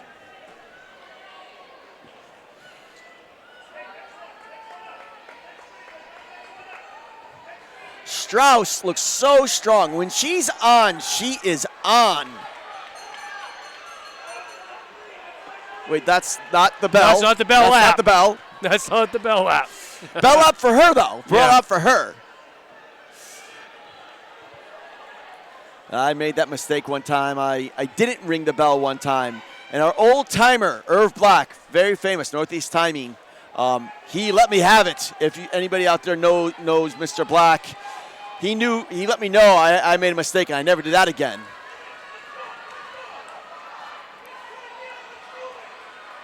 Here we go, stick. 6:45. 1 to go. So we can throw. Oh my goodness! We can throw a 2:15 in here. We got 9 flat. That meet record might go down. It may go down. 9:04 is the record. Holy cow! A 2:19. This and our anchor is definitely capable of that. She's run about 2:20 or so.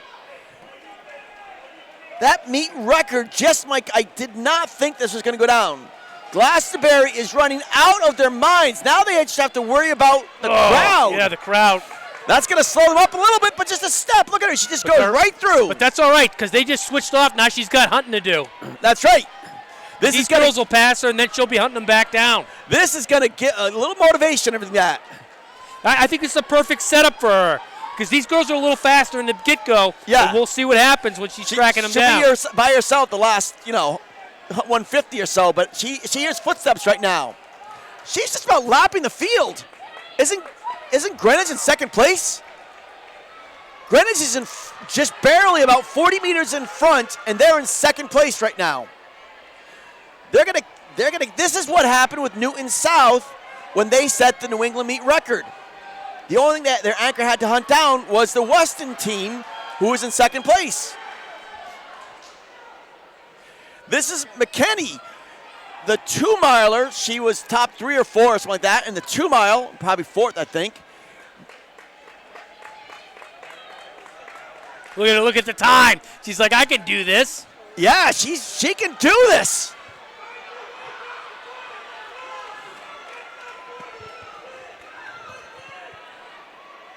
Wow, you got to love an experienced coach.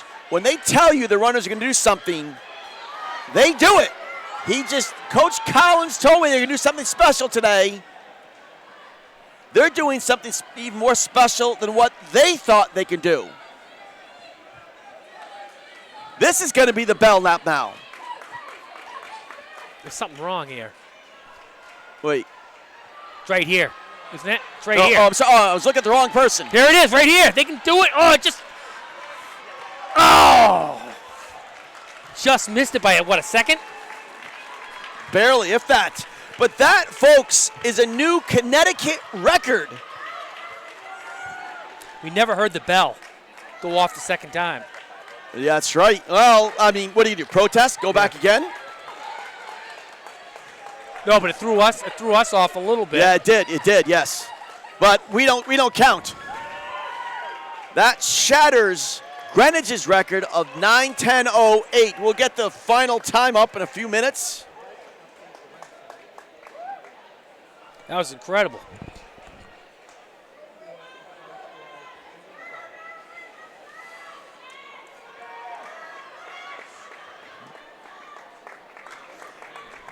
Hats off to the Guardians. I got to tell you, that was incredible.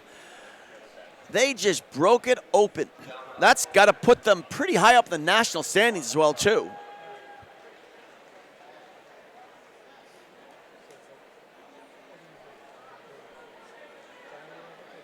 .905.41. Brookline was second, 9:15. Greenwich, 9:25. Lime, Old Lyme, 9:30. Oliver Ames. Wow. Those are some solid performances. Now we're on to the first heat of the boys. Yeah, nothing wrong with that one, though, huh? So is that the all-time Connecticut? That is the all-time Connecticut record, pending. Pending, It's got to be certified and all that stuff, but I don't see any reason why it wouldn't be. So heat one, we got Scarborough, Maine, Moses Brown School, Rhode Island, Pelham, New Hampshire, Portland, Maine, Cumberland, Rhode Island, Milford, New Hampshire, St. Johnsbury, Vermont, Hartford, Vermont. That time right now is third in U.S. right Is it now. really? Yeah, third. Wow. Led, what is this, from North Carolina, Cuthbertson from North Carolina, Union Catholic Regional from New Jersey. And what do they run for times? 8:57 and 9:04. So right there. Shakers at 9:10 in fourth right now. Wow, you just witnessed one of the best 4x8 girls in the nation right here. And what was second place? I think 9:15. Brookline. That's approximately number 6, approximately. Depends on the tenths of a second. 5 or 6. Yeah, 9:15.25. Our little region of the country just was pounded out 2 of the best performances in the nation on the Reggie Lewis track. St. Johnsbury, Vermont. That's where the Shermanators from. You love the Sherman. You love Man, the kids at University of Maine this year, freshman, he goes and wins the 5,000, beats all the UMass Lowell guys as a freshman, takes them all down. In what race? Because UMass 5,000 at American East Championships. Oh, because they took the next 10 spots, I think. Yeah, at one time. Yeah, but yeah. Now the Shermanators here. Nice. Shermanator says, I'm going to take care of that. Yeah. Well, I'll tell you what, his younger brother might be just as good or maybe even a little better than he is. Jeez.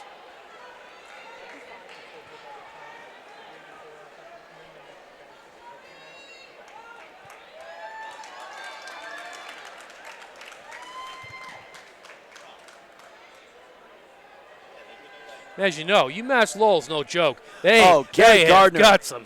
I've had Gary guys. Gardner as a guest speaker at my camp a couple times, and I've known him for a long time. We did our level 2 clinics together a long time ago. He was outstanding at the Division III level at Trinity, got some All-Americans there. Then he went to Division II level at Lowell's Division II, right. Nationally ranked there, and now he's getting guys and girls into NCAA's at Division I level. I mean, yeah, they're doing. It's a small. Most of their kids are from like Massachusetts, Right around the area. Yeah, it's not like they're not drawing kids from other countries. They're making good local kids do well. Yeah, and he's taking kids that aren't the top of the top and making them really good. Yes. Look at Ben Drizek. He's a steepler. He ran 8:46 last year. Yeah, made it to nationals. There's a number. I've seen a few Connecticut kids go up there, really step up and do fantastic things.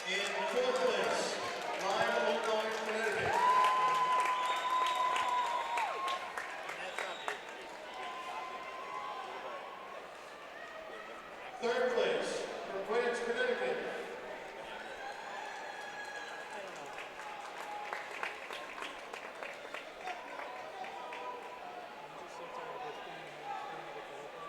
In second place, for time of 9:15, Brookline.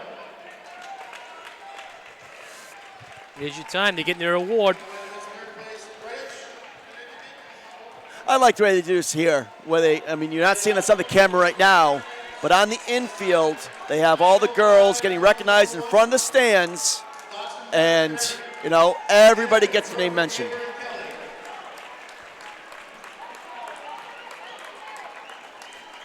Moses Brown took the lead there. St. Johnsbury second. About running 2:07 half-mile pace, so we're looking at about 8:28 pace.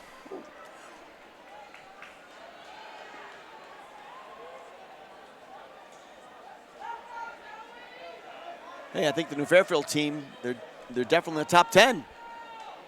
That's sweet. Looks like they're ninth.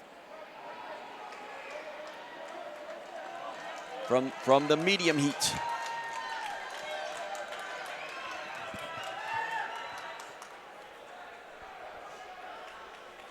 It's so cool when you're at this facility, and I remember, like, I don't know if they'll do this anymore, but they've had U.S. Nationals here before. You know, now with all these other tracks, the New Balance track and the BU track, they'll probably hold it there. But this is a great facility.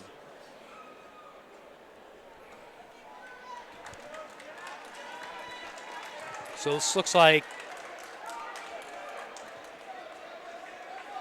is that Hartford, Vermont with an 8? Yes, Hartford, Vermont is in this, yes.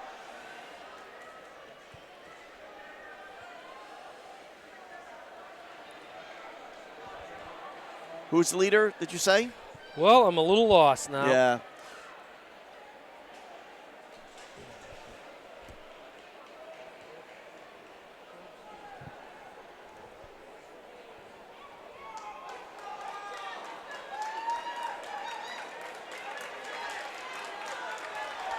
I thought it's Moses Brown, I believe, is leading this.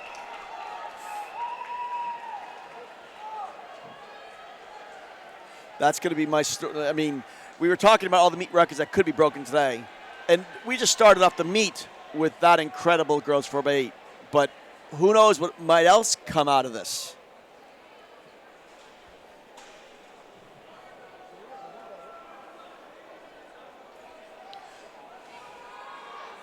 Wow, last year I think it was like 9:39 or something like that, the score. Now it was like 9:36. A lot of teams ran much faster today. So Moses Brown's definitely leading this.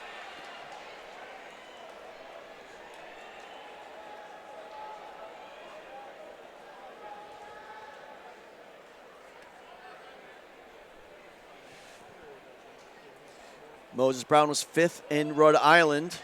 The Quakers.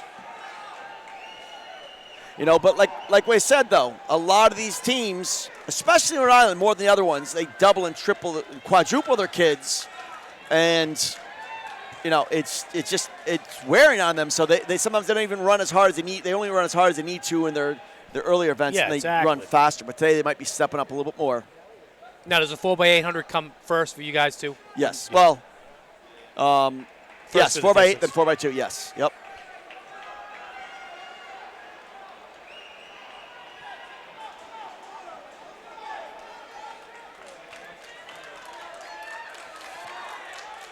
So right now it looks like Moses Brown, Scarborough, and then Cumberland.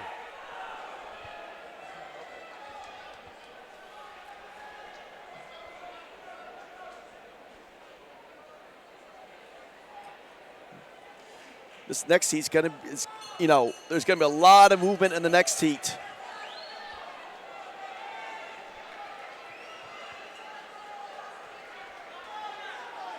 It's a good battle for second here, though, between the two main teams, Scarborough and Cumberland.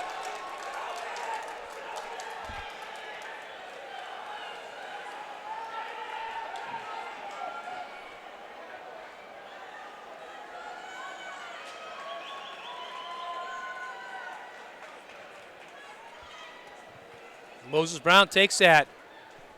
About 825, 826 range.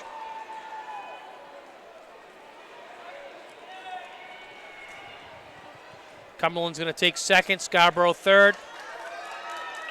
St. Johnsbury fourth. Milford fifth.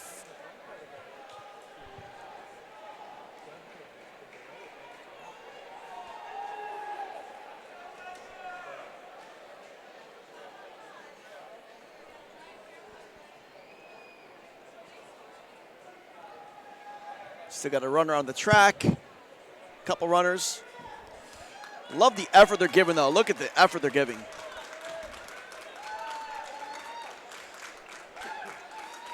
Those are respectable performances there.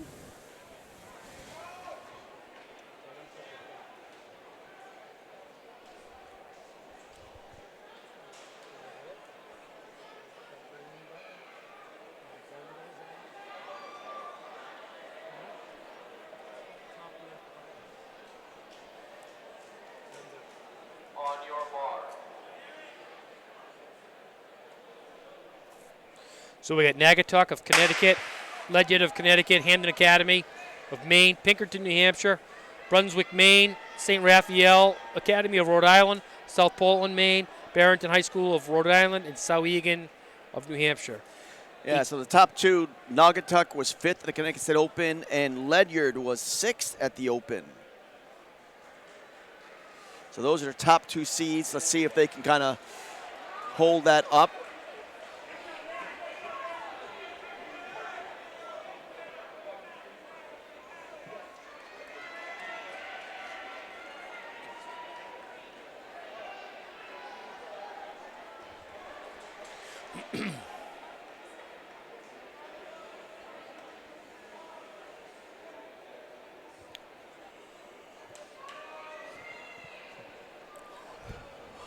You know, I absolutely love watching. Is that Naugatuck in the lead there? The maroon, yep, that looks like them. Town, just south of Waterbury, Connecticut. They always produce some good, long, like middle distance runners all the time. It just the number of kids that have come out of this one school that have done well at the college level is incredible.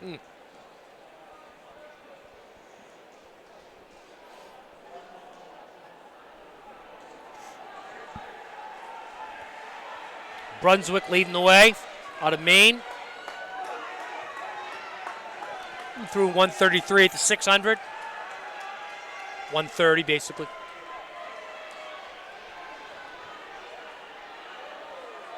That was a big move.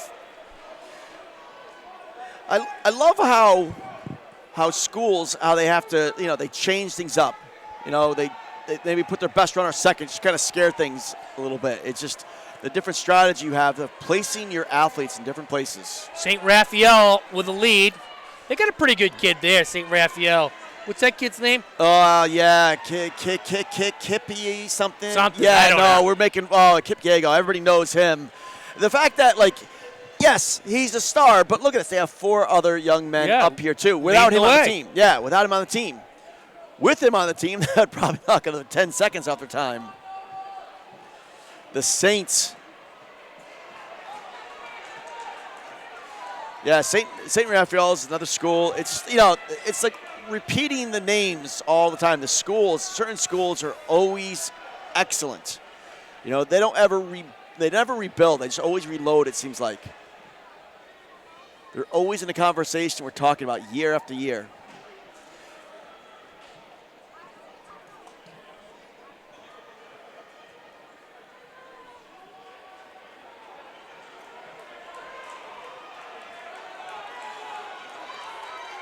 Pinkerton making a move into 3rd place. This race is tightening up a little bit. Well, Ledyard look like ready to make a pass. Ledyard's in white. They should have the sash in front of them. Sauhegan made a big move too into 3rd. So this race is tightening up. Well, it's like an accordion. These relays are like an accordion. Depends on, you know, where you hide your best runner, where you hide your slowest runner. It kind of moves. A lot of movement in these relays. Look at that move by Sauhegan. Now they're in 2nd. Ledyard's still out in front. That Ledyard run is just eating up the track.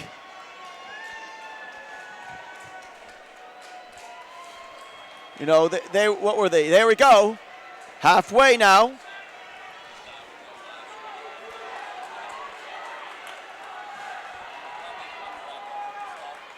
Trying to get under 820. That could happen. Well, they're averaging 203, 204 range. Yeah. So you're looking at 816, 812, 816. Well, the trick is, what's this runner do? Is this, where's their slowest runner? Sometimes you put them second, sometimes you put them third. Usually you never put your slowest runner last. So if he's able to kind of hold it together, they just might go under the 820 mark.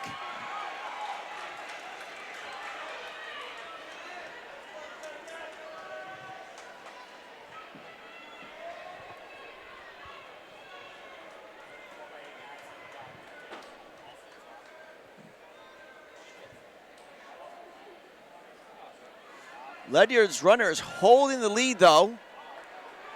What is that? Sohegan in second, though? Yep. Close enough where something could change right now. Sohegan might just be, just chomping at the bit, waiting to make a move. We'll see. The Ledyard runner, wow, he looks really smooth. Tell you what, the guy in fifth's making a pretty good move, too. Oh, He's yeah. starting to come up strong. Trying to announce his presence to the field.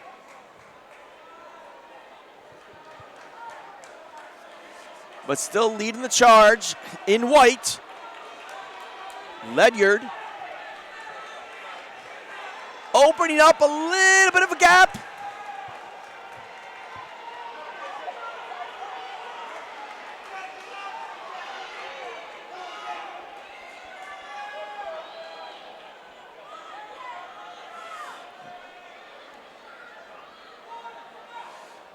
Now Ledyard's going to have lapped runners to go after. He's coming in strong. He is not fatigued at all. Stick and go. So we're like 6:12 at the three-quarter mark. Well, 2:08. The way they're running right now, yeah, they're definitely going under that. This is the event. This is one thing that's nice about running on a flat track all season. You come here, you get the little boost by the bank. It kind of gives you a little bit of, makes your time a little better, makes you feel better. Sohegan's back to the lead.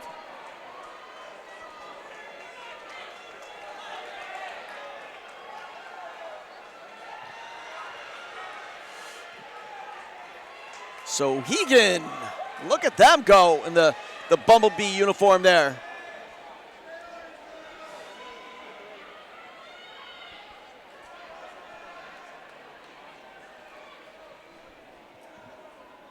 Time to beat is 8:25 by Moses Brown.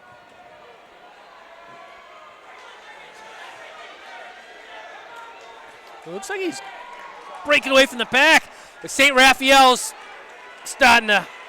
That's in purple there. You'll see him coming to the camera a little bit. So he dropped the baton. Who did? St. Raphael. Oh, no. That just takes the wind out of you there. Is that legal for the guy to run up to you from another thing and give you the baton back? I don't know. If there's an inspector there, no, probably not. The question is an inspector. Here's the bell. 1 to go. Sohegan's got this going away. That's too bad for St. Raphael. Yeah, they were just starting to look really good. Yeah, the baton went. Another kid from another team handed him the baton. I don't know. Well, I've seen so many relay quirkiness. Well, I don't think that's allowed, but hey, who knows? Sohegan's got to move. Let's go. They got a good one. Ledyard's going to see if they get out of there. Oh, just missed it, but still a season best, it looks like, for Ledyard in second place.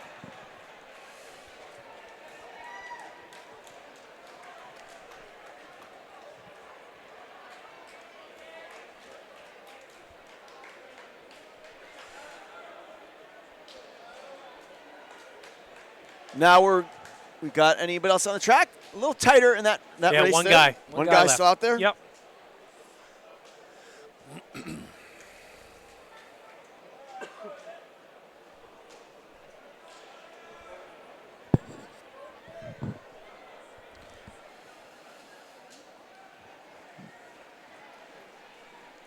Finishing up strong, giving it an honest effort all the way through.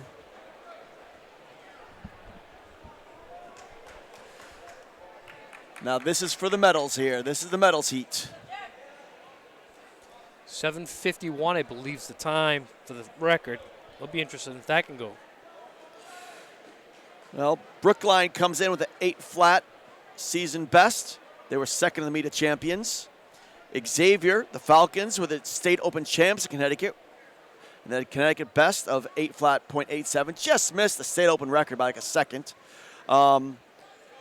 Ridgefield, are they in there? Nope, they're not in there.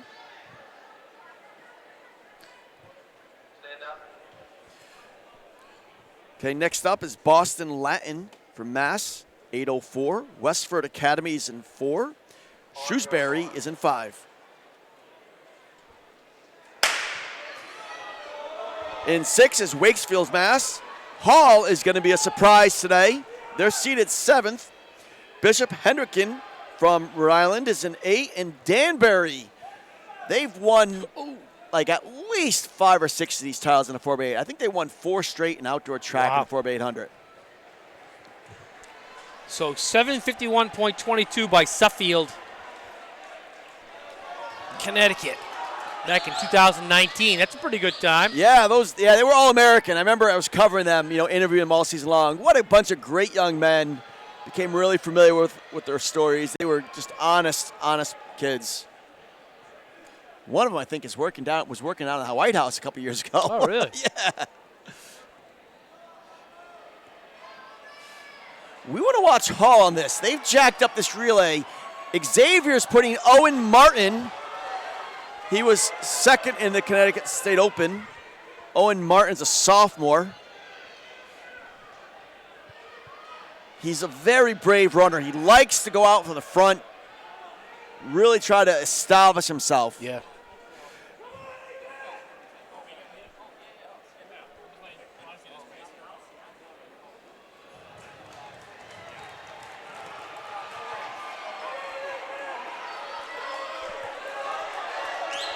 .128, that's a little bit faster than Owen went out at the State Open. The X-Men of Xavier, storied program. They have more state titles than any other track and field titles than any other school in Connecticut. A few New England titles too.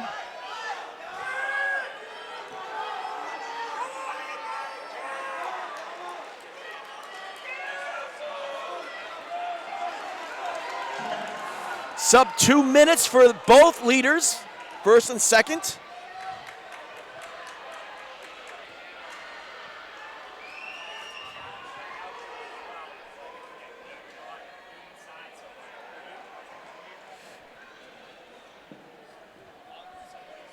Is that Brookline in the lead there? I believe it is. Yep. Then they have Jonathan Riley running for them. That's a sub 30, about a 28 for the leaders, approximately. Xavier goes back into the lead.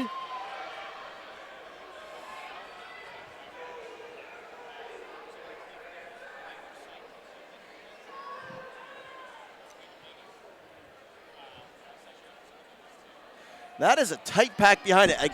Like we talked about the lead changing hands. Anybody can exchange hands with this. Well, they both come in with 8 flat and 8 flat .87. So. Xavier runner went through in about 57, so that, the rest of the pack behind him was probably 58, 57, somewhere around there. They're definitely making some hay right now. They're going. That pack is 4 right now. Actually, top 5's all in the hunt still. Yeah, just to get a medal is going to... Look at this. Oh, look at this. Brookline does. Going to try to take him on the curve. 1 to go. Well, at least he got around before the peak of the turn, at least. That was an interesting place to make the move, like right before the turn. 3rd place looks like they're making a good move. We got a train up front there. Looking great. Coming on to home stretch. Who's going to swing wide? It's going to hand off even. Xavier with a slight lead. Let's see how the handoff goes. That's really important when it's crowded like that to have a good handoff. That was a 156.8 for the Falcons. Danbury got themselves right in the old hunt. 3-team race right now. Brookline's back out in front.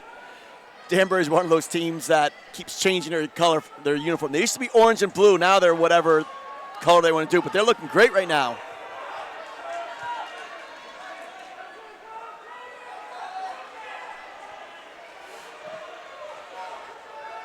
There's a trio up front.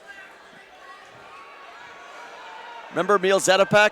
He was in 4th place at the Olympics one year, and he said, I see in front of me gold, silver, bronze. For me, potato. 1st, 2nd, and 3rd is where, That's where the hunt is. And then, of course, he went out and won the race, got the gold. Is that Danbury taking the lead there? Tell you what, that's 5th place is making some hay right now. Look at that. He's coming. Look at that. 4th and 5th are making their way back into this race. Look at the strides on 4th place. Just casting a reel and reeling them in. He's going to be doing some bottom fishing right now. Guys are going to come back. Xavier's starting to open it up a little bit.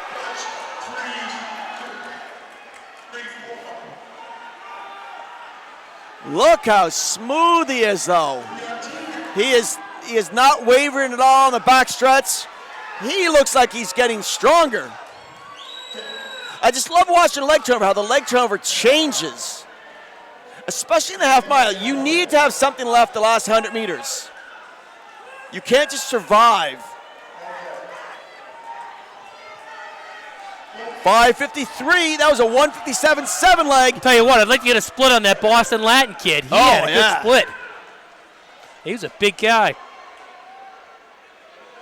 But Xavier's opened it up pretty good.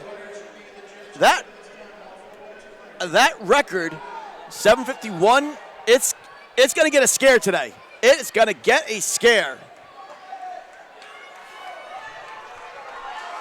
That's their 600 runner, I think.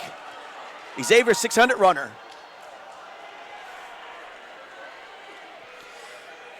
Look at Brookline's getting their way back in there. They're in 3rd now. I'll tell you what, 2nd, 3rd, and 4th are going to creep back into this race. But number 1 he's smooth.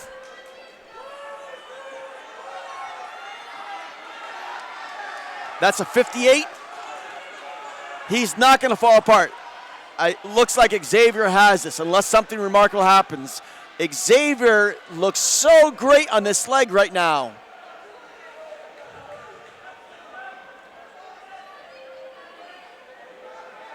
I don't know if these 3 guys can. This is it right here, though. We'll see what happens. They're going to have 240 meters to go. See what kind of fireworks happens.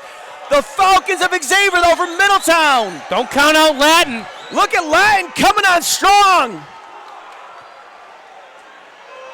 Brookline, this is going to be a race. This is going to be a race. Look at Latin. They might battle each other to get into the lead. Like I said, at the last 100 meters, you've got to have something left. What's he going to do on the home stretch? It's getting tighter. He sees him. He knows they're there. He's got it. Xavier's going to take this. Look at that time, though. Just missed it. I had a 7:52.2. 1:58.4 for their anchor. Incredible performance. Nothing wrong with that.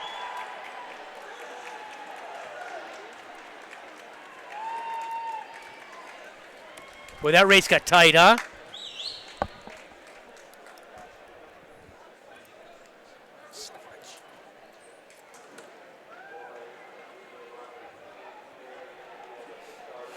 That was a fine performance. I was amazed at how they pushed each other to run such a fast time. Congratulations to the X-Men.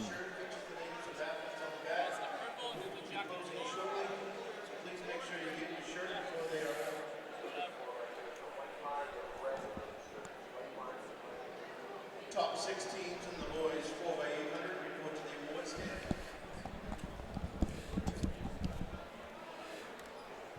That was a solid performance for all 3 teams. At the lead, that was pretty exciting stuff. See if we got the live results. It hasn't been updated yet, has it?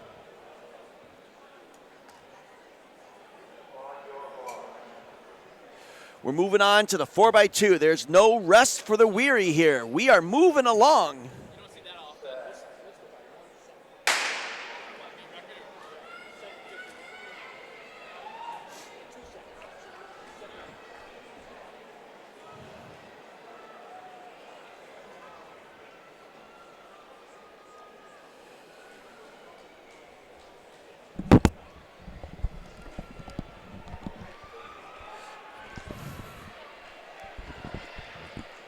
Again, top 6 teams, boys 4x800, please report to the award stand. Top 6 teams in the 4x800, boys. So Xavier took that 752, Brookline 754, Boston Latin 754, Danbury, Connecticut 755, Westford.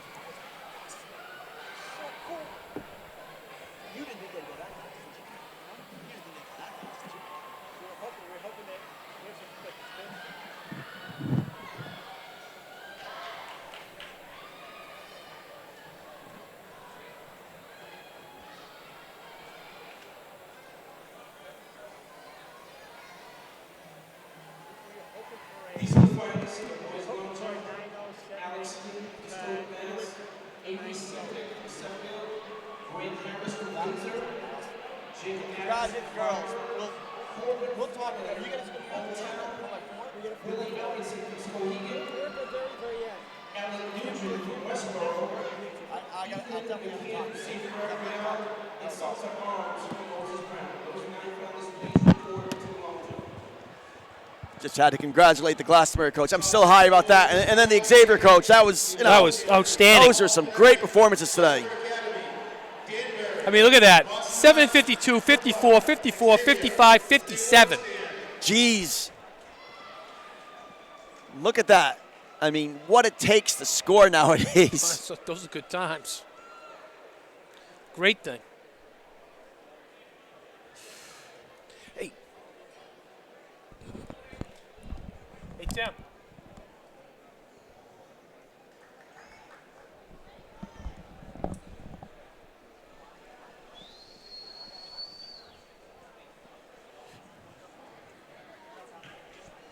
Full by 800 boys, 6th place, Paul, Connecticut.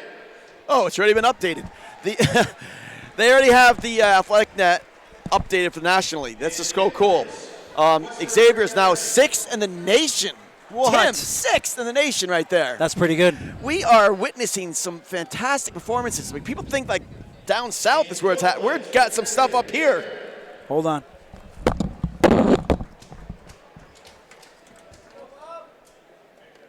3rd place, Boston Latin.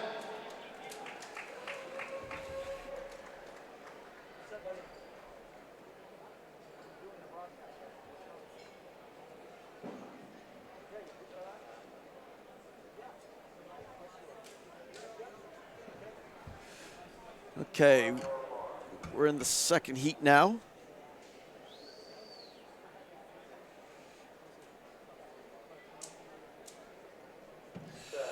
We got Brunswick in 2, Pinkerton in 3, Kingswood in 4, and Portsmouth in 5. Pinkerton is the New Hampshire champ, I believe, right? Yep. That's your neck of the woods there. We got a shout out to New Hampshire. Yeah, there you go. In 2nd place, from Brookline High School. That's Jordan Wheaton actually handing off. She was 3rd in the high hurdles and competing in the high jump. She's probably the best or one of the best athletes, obviously, in New Hampshire with that kind of resume. A little bit of multi-event athlete. Oh, yeah. She broke the school record in the high hurdles this year. Ran very well. Broke her coach's school record. That's great when you get to pass it off. Oh, she literally passed the baton when they learned of it. It was pretty fun. That was pretty cool. But they've always had great 4x2s. Oh, a little shaky handoff there. But yeah, they've always had, those teams that always are traditionally good in a certain relay. Pinkerton's traditionally good in the 4x2. And you guys run at Dartmouth, right? We do. Flat, the circular donut. track. The donut, yeah. Donut. There you go. So a lot of the times, one of the things that we face from the Granite State is our seat times sometimes are a little slower. But that's okay because we're racing the same races now, so it is what it is. They love coming down to the bank tracks in Massachusetts. But that's just it. That's one thing I love about New England's. No, we got it. Okay. That's one thing I love about New England's is that, going for the flat track, it's like artificially, you just feel so good getting on the bank track. You run so much faster at the end of the season. Well, the guys at Co Brown, they do a jog on this track right when they get here, like, man, this feels really good. So they get excited about this stuff. We are. It's anybody's game. 3 across. Everybody's into this race Look right at now. Pinkerton closing it like a true New Hampshire team. Nice. Oh, we got a homer here. You got to love it, Tim. Well, we'll all be homers next week at Nationals, right? Oh, isn't that great? Yeah. Like every kid from New England. I'm cheering for every kid from New England 100%. at Nationals. Even also today, because it's just such a – we're the only meet in the country that has 6 states racing against each other, competing Yeah. against each other. We're proud Well, of that tradition, obviously. Hey, we were once all technically New England. It was all one state, you know. Yes, At yeah. one point, Yep. Maine was part of Massachusetts at the beginning of our country. Yep. Yep. No, this So- is there's a certain special flavor to New England's Yep. for sure. Okay, Heat 3, Mount Hope High School, Rhode Island. Essex, Vermont is in 3. Moses Brown, we're hearing a lot from them today, is in 4. And Bangor, Maine is in 5. This is Heat 3 of the girls, 4x200 meters. 7 heats, correct? Yep. Yep, 7 heats. You know, it takes a little bit longer, but I applaud the meet organizers for doing this. Oh, because, that's not a complaint. Yeah. 4x2 is a great race. Well, it's because when it's crowded, I've seen, you know, when you get Yeah. 5 teams, 6 yeah. teams on here, it's crowded and, you know, kids don't get to run. They don't get to show off what they're capable of sometimes because Yeah. there's things out of everybody's control when it gets to be a crowded field. When you're really only talking about 5 extra minutes, it really Yeah, doesn't matter, exactly. does Yeah. it? So, You know, I enjoy the 5 extra minutes. It's like a party that you don't want to end. You know, New Exactly. England Championship is a Yeah. party you don't want to end.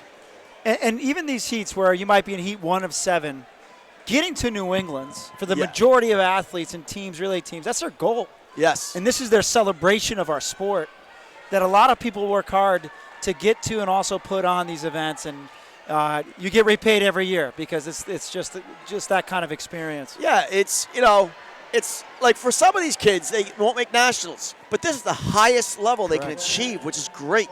Yep. And it's a little exotic, too, because you never heard of some of these towns before, these Right. small little towns in Vermont, New Hampshire, Maine, or Connecticut. Yep. For sure. Yeah, people always ask me, hey, where's that team? Oh, it's on the coast, or they never heard it before. It's all the Augs of Connecticut. Yep. Well, you know, Popperog. one of the things I always tell kids when they come to my cross-country camp, you're representing your school. Yes. You know, the only people somebody might know from your town is how you do on the track. Yeah. This is it. Yep, exactly. Let's see. So they have the girls' mile going off at the boys 4x2 going off at 2:15. They're going to be kind of tight here. This will be great. They were behind by only 7 minutes, Marty. As a coach, you know, Yeah. I'm looking at the live results and their forecast for when events are going off. And what I love about this meet management is they're adjusting the time schedule based upon scratches. And so I really appreciate that. Yeah, so you could tell your kid, okay, you're going to Yeah. warm about this time. No, it's athletes friendly. I actually like it. And even as a coach, if they're within 10 minutes, that's phenomenal. Yeah. You know, it's fine. 10 minutes is not a big you deal give at them a all. ballpark. There's nothing worse Yes. than warming up an hour before and it keeps Exactly. getting delayed and delayed. Exactly. And you know, now that they got going, guess what? They're flying. Yeah. They're doing a 4x2 every 3 minutes. Maybe that? less. Essex, was that? Essex 146.60. Wow. Bangor 147.06. Moses Brown 149.79. Mount Hope 152.54. These are not the fastest heats either. No. Those are solid times. They This gets you might just excited. carry on to medal. I There mean, we go. 146, that's a solid time. It gets you excited for the fastest heats, though. Yeah, how much more we got? Or we could be like the ACCs last week. Oh, where we already talked about those that. But unseeded yeah. guys ran Yep. so fast. You're like, oh, the seeded section's going to be so fast, and doesn't materialize. We got Bedford in there. I can't tell the other uniform. And Okay, it's Nashua Scarborough, South Nashua South, LaSalle Academy. and Bedford. It's definitely Bedford, too. So Scarborough and Bedford have almost the same uniform. It's almost getting to be like the pros where they all have the Nike singlet. Exactly. And that's Annika Berry from Bedford on their second leg. She was fifth in the high hurdles earlier. Oh, wow, Yep. okay. So high hurdlers jumping. Oh, they dropped the stick. Scarborough dropped the stick. You can pick it up. You Pick can up pick and it run, but- okay, can't. Wasn't as bad as the Duke team. Too bad for them. Yeah. ACC. The last 2 minutes. But, you know, what's the rule? She could have picked it She up. could have and picked come it back up. She and had still- about 40 seconds where she could have went and Yeah, picked it up, she- but she was in shock. Yeah, You know. that was unfortunate. Yeah. If she just finished 8th or 7th, they would have won. All right. Soraya Ross is anchoring. She was Oh, 7th in the just missed it. 55, and that's Makita Berry from Bedford. She's a freshman that ran a 341, but she's even just as good or better in the 600 and the 1,000 and the 1,500. That's her range. One of those, you know. Yeah. Well, you got to figure if you're a really good distance runner, you've got to have some wheels. No, she has wheels for sure. Soraya Ross is anchoring for South. and she's not going to give this one up. It'd be great to see her smile. That's an ode for her coach. More sub-150s. Like, you get a 150, you get a 150. Everybody's getting a 150. Exactly. You know, everybody's going sub-150. Let's see what happens. Oh, they DQ'd Pinkard in the last race. So now we're getting into Danbury is Nitty-gritty. in 2. Fairfield Ludlow's in 3. Naugatuck's in 4. Career Magnet is in 5.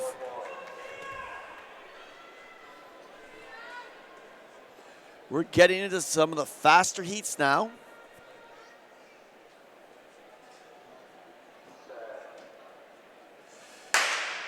So it's heat number 5. Danbury's got a great tradition in this event here. They were second last year. They've replaced the entire team. Wow. Whole new group of girls, Holy and they're cow. still up here. They're in the inside in lane 2 in the orange and blue. This is heat 5. Supposedly there's 2 more heats faster than this. Yep. And these guys are flying. Is that That's classical? Career. Career, sorry. That's Career Yep. Magnet School of Connecticut. Yep. Connecticut heat, full Connecticut heat. You feel like you're back Yeah, at States? I know. Just take Connecticut. So who do you north. take? Who are you taking on this then? Who do you think? Who's going to win this, Marty? Well, Ludlow's been having a really strong season. Overall, you know, they're just looking really good, but we'll see. They have 4 solid runners, but Career, the big thing is their sticks. Are their sticks going to be strong? That's a good one. I think they had a mistake the in the half open, blind. I think. Ooh. What happened? What Yeah, just happened? Career was third in the state open with Danbury a 147. just ran about 5, 7, 8 steps on the inside. Were they They're going to be disqualified? disqualified, yes. They have that's another thing they have a tradition in, is not making it through the season without a DQ in this event. Yeah, They Danbury broke it a few years ago, but there was a disqualified. 10-year reign where they got disqualified almost every single Wow. race. Anchor Every leg year, at coming least up. once. Here we go. Is that Naugatuck? Career. Wow, that was Noggy just sneaking in there. Whoa. This 4x2, I tell you what. This is why there's only 4 teams. If there were 6 teams, that could have got It really would have ugly been on that it exchange. would have been like NASCAR race, just a pile up. This is high school. It's not college. It's not professional. This is where we're at. But look at this. Oh, look at Career coming up corner. strong, but it looks like Noggy's going to hold him off. Nice. Another 146. So in the previous heat before that, Nashville South crossing 148.40, LaSalle was 148.87, and Bedford was 149.41.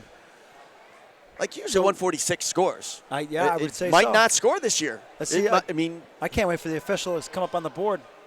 Heat number 6. Who we got in heat number 6? number 6, we got Greenwich, Connecticut. We got Marblehead, Mass. We got Cranston West, Rhode Island, and we got Classical High There's School, Rhode Classical. Island. So little Connecticut, little Mass, little Rhode Island, a little bit of everything. Classical it's a with salad. the fastest time so far for this heat. And they're in lane 5.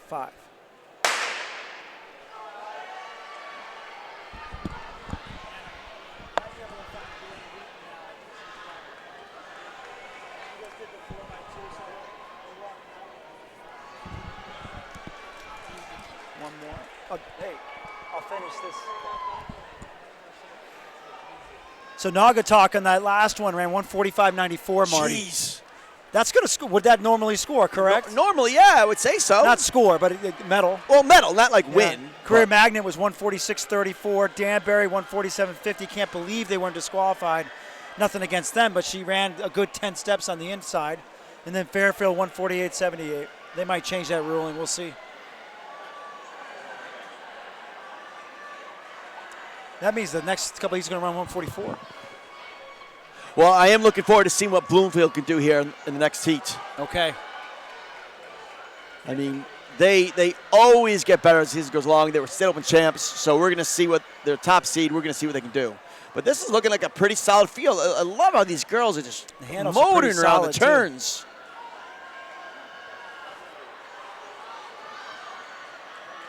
Classical in second. This last handoff. Strong stick, strong, nice. All of them strong sticks. The end of the season, they should be good.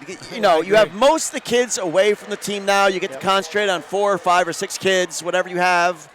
You should be spending time on these handoffs. Because the fitness is there at this point. I agree. You know? Yeah, I the agree. fitness is there.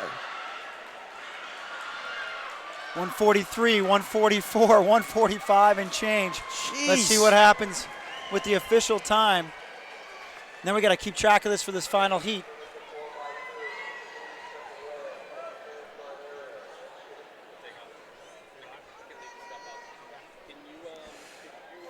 So they're all going to be closer to 5 minutes behind when they start the boys. This is pretty good. They're catching up to the schedule. So now we're in 7 now, right? Yep. This is it. This is it. We've been seeing so many great performances. Let's see what we have here. Who We do we got Penatuck, Reading, Mass, 2 Mass teams, Wachusett, Mass, and Bloomfield. So you're interested in Bloomfield, Pentucket, Massachusetts, Reading, Massachusetts, Wachusett, Massachusetts, the lone star from the Nutbank State. Yep. We got the Mass Bloomfield. champ versus the Connecticut champ. So Bloomfield has over a second lead on the seed. Let's see what happens. yeah, Wow, they're out. Bloomfield's run 143.12 early in the season on a bank track. So let's see if they go under 143 right now. Right.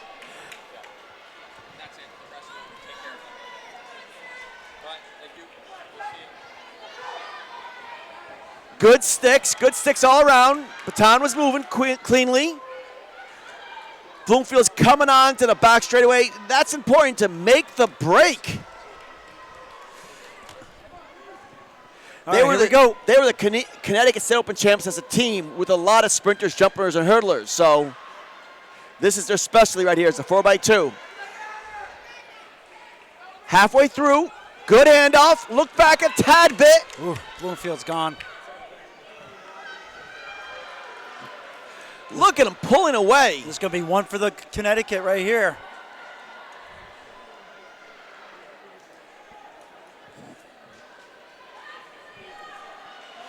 They have 4 accomplished runners individually in this one race. The Warhawks, good stick, Yep. and gone. then that's it. It's over. The race for second is going to be something else here. Yeah, there's a They're used to each other. They're all 3 from Massachusetts. the meet record 141.47. That might be a bit of a stretch, but we're seeing if we get down under 143, a season best. Moving them up in the national rankings. Here we go. What do we got? They're looking great. Oh, 41, 42. Whoa, 140, best time of the year for them. I tell you what, the 145s are going to be close as far as the final standings. That was, yeah. I guarantee you some of those other heats, like Heat 6 is going to move in there. All right, we got the guys coming up, and I'm handing this back over to Jimmy Mack. That was fun. I want to come back.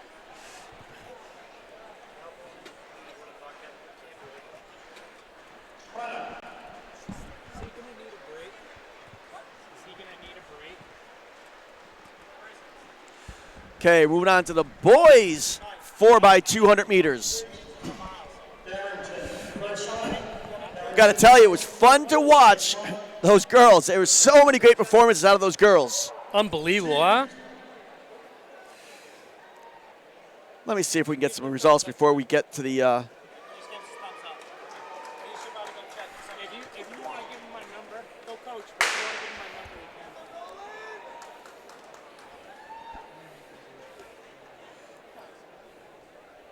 Okay, it looks like we have Heat 1, Hartford, Vermont, Essex, Vermont, and St. Johnsbury, Vermont.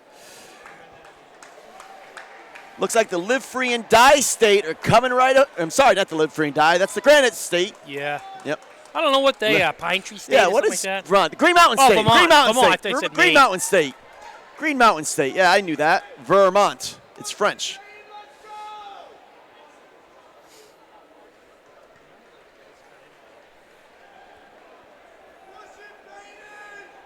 Bloomfield put a 142 up, huh? Incredible. Is that a record? No, I don't think it's a record. Well, it's not a meet record. No, it's not a meet record. Not by far, though. 140, 147 was within a second, less than a second away. I don't even think it's a school record. Let me see. Girls 4x2. Bloomfield has the state record at 140.66 set in 2017. So, That's better than the New England record. well, the New England meet record, yes. Yeah. They did that North Shore meet.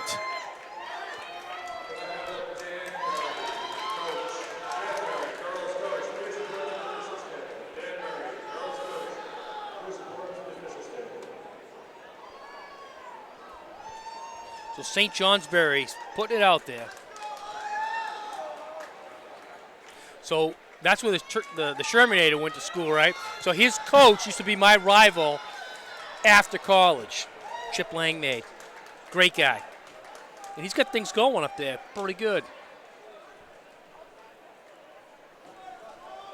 So next heat we got Bedford, Sauhegan, and Gorham, Maine.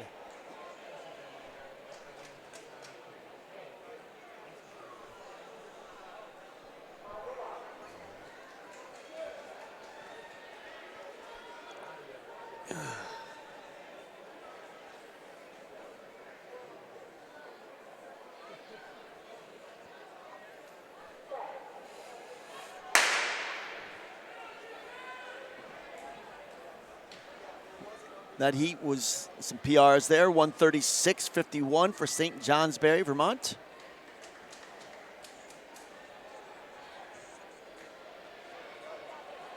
Tell you what, Lexington comes in with a 130. That's a pretty fast time. Oh, yeah. Well, remember, they ran it here, though. They ran it here, so that's got to, you know, like maybe they could run better. We talked about this earlier. That is one of the advantages the other New England states have. Is our state meet results.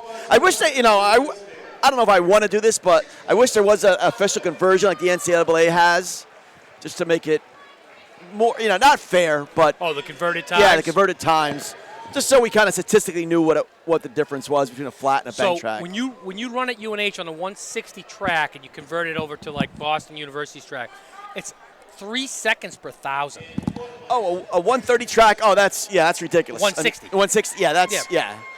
But Those think about tracks. that. That's 9 seconds in a 3,000 meters. Yeah, none of our good kids running those 150. Like they always say, like they'll just do a workout or something Right. for fun with their teammates. But if that's all you have, when I was in high school, we had a 150, 160 meter track in our conference, and that was like glorious to be able to run there. But nowadays, when you're comparing it to BU and Armory and all that stuff, Oh, yeah. And then you get these 300 meter tracks. Yeah. You know, scattered around the I have nation. never been to a 300 meter track. I don't know. I went to the one in Grand Valley. There's one in Ohio, I Michigan. think, but yeah, that's got to be a big space. Well, there's a 400-yard track, a square track in Danbury, Connecticut, at the Danbury wow. Sports Dome. It's not really competition available, but it's kind of interesting. So we're moving on to Heat 3, right? Yep.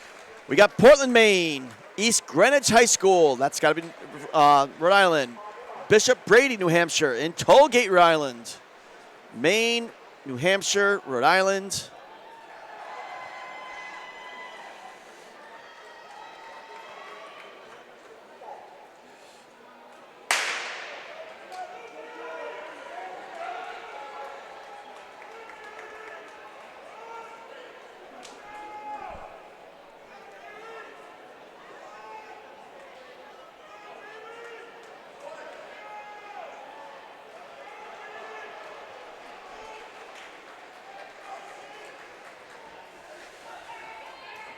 Good handoffs.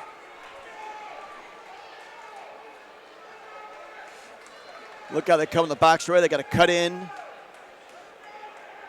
They got the long jumper going along with them. I know. Oh I my was God. like, who's that guy running? Jumps his way to the front. Oh, a blind handoff. Interesting. Underhanded blind handoff.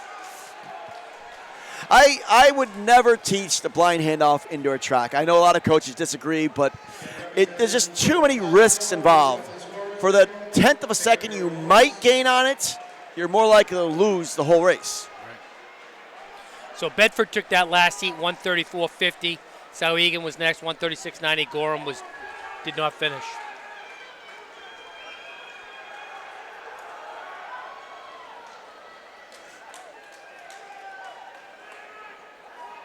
Yeah, my coach in high school, we were always blind handoffs. no matter Really? Where it Well, was. on the outdoor track, yes, but I've seen too many mistakes happen on the indoor track. It's been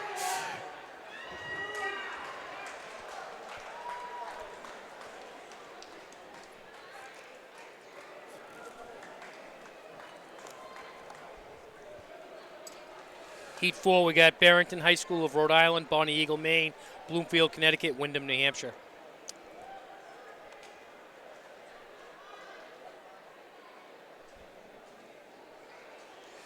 Yeah, some of these, I mean, it's great. They come in with like 136 seat times. They're coming out with a 134. I mean, it's incredible. Yeah, so that heat was faster than this heat. Bishop Brady, is that what it is? Yeah, Bishop Brady, 134.75. East Greenwich, 134.92. Tollgate, 134.96. And Poland, 136.92.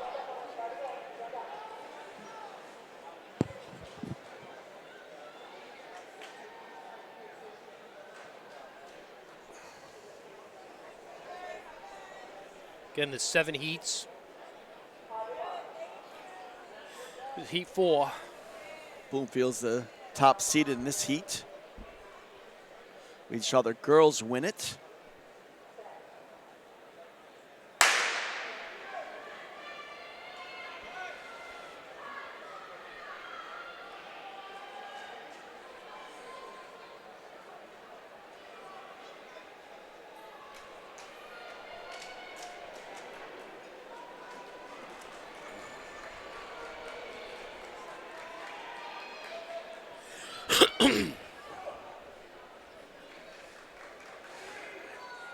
It's almost like a ballet.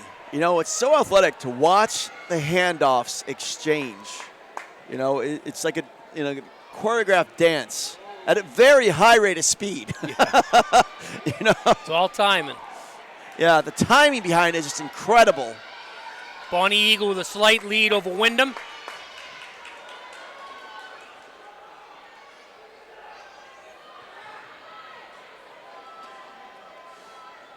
Wyndham's trying to get there. Oh, and we're coming up in third, too. It's getting really tight. They're going to come out wide. It's going to be a blanket finish, it's looking like. Who wants this? Oh, look at the handoff. Smooth. Bonnie Eagle leading the Eagles.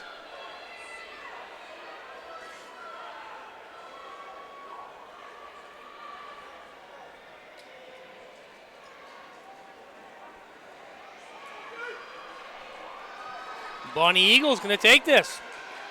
Another outstanding time, 133. These are good times no matter what. And the fact that they're not even like in the top heats, I want to see what the top heats are going to bring now.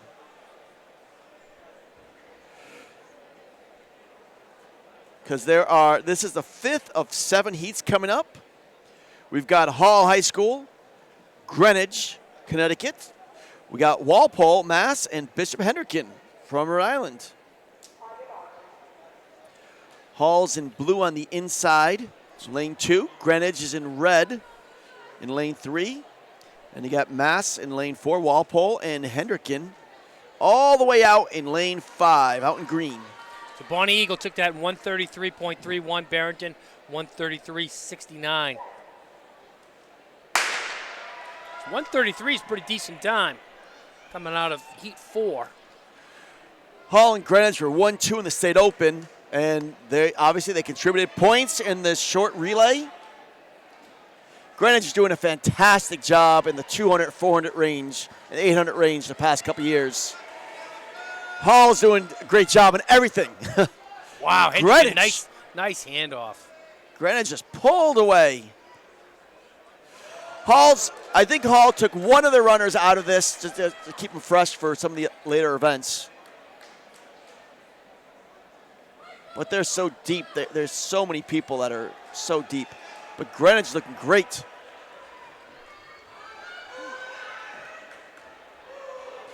Look at Greenwich, and there's Hendricken, the Rhode Island team. That kid's got some wheels.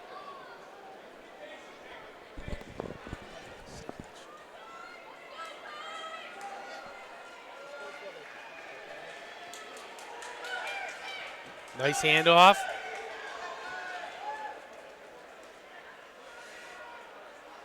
Hendricken was 3rd in Rhode Island. They might get top 6 here in New England. We'll see. But look at Greenwich eating up the track. Just coming on strong. Will they have enough room? Hendricken looks like he's going to hold him off, but man, Greenwich made it tight. Look at that time, huh? 131 now. Wow. That puts the pressure on the next 2 heats. Yeah, if you want to come home, you want to get up on that podium, you better bring it. Heat 6 of 7. So out of this heat, there will be some scorers, possibly. Worcester Tech is going to be in lane 2 for Mass. Central High, Rhode Island is going to be in lane 3. Catholic Memorial Mass is in 4, and Amity is in 5, way outside. So Hendricken took that 131.18. Greenwich was next with 131.49. Hall 134.38. Those 131s. Yeah, the top seed time in this heat was 132.68. And those teams, the previous heats were in a second faster. So what is this heat going to do? Are they going to knock off another second? A little bit of pressure. Yeah. So it does not look like Memorial's there. They're the top seed.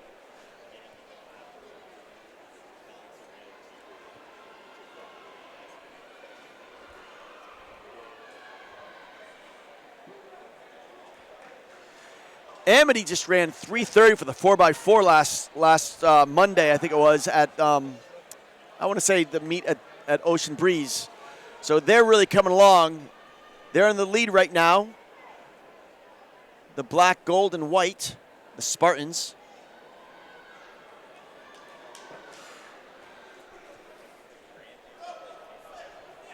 Good handoffs all the way around. Great. Yep. These guys know they got to go fast. Looks like third's going to shoot the first. Wow. Look at how he just gracefully accelerates past these teams. Central opened up a pretty decent lead. Nice handoff. This guy's got to dig, though.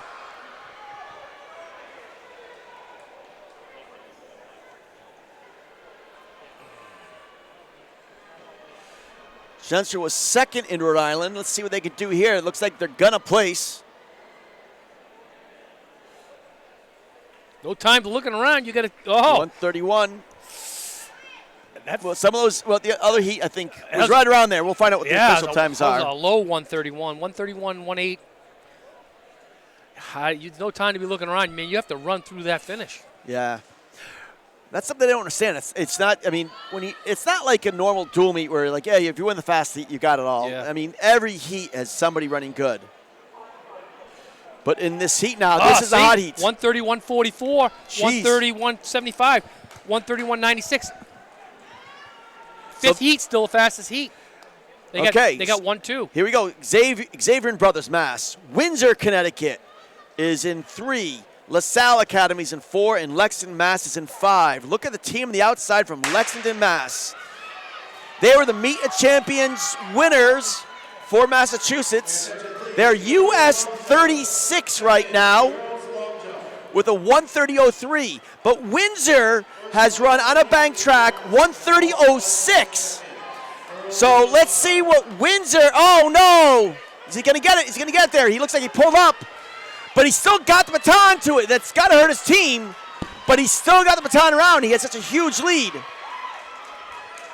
Looks like Windsor in the maroon just moved in front, took advantage.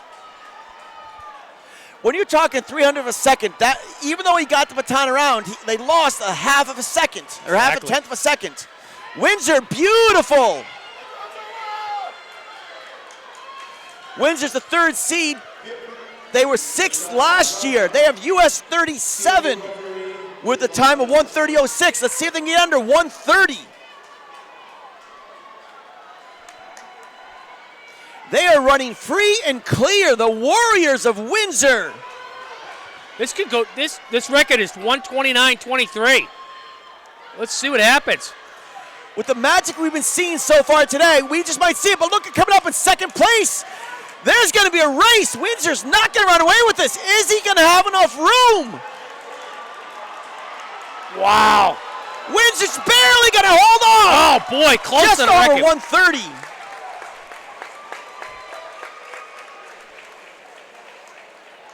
Field event referee to the long jump, please. Field event referee to the long jump. Windsor's going to hold off, take away the win. It's 130 point something.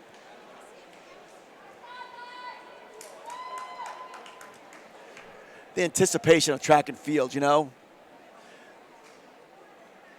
It's kind of like when the football team pulls out the yardage change to see if they Yeah, made the see if first they made down, it. you know?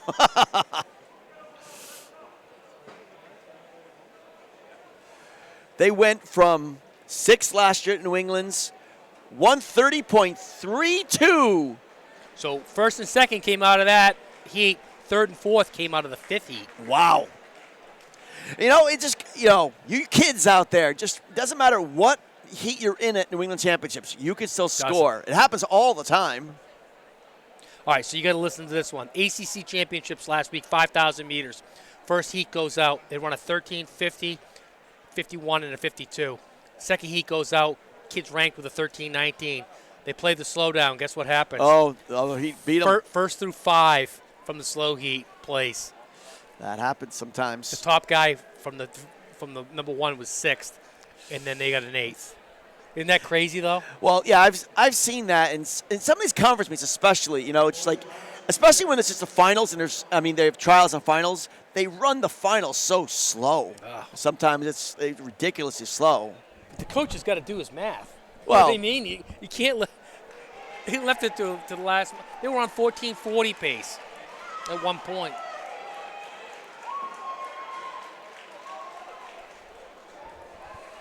Yeah, we were talking about that 4x2 just recently here, the boys 4x2. Lexington came up. They were, 1.15 seconds behind. That, their opening leg that strained his hamstring, it looked like, that was the difference. They would have had the lead on that first exchange. Exactly. Next up, though, we're moving on to the girls' mile. Looks like they're giving a little chance. What are we, a little ahead of the game, I guess?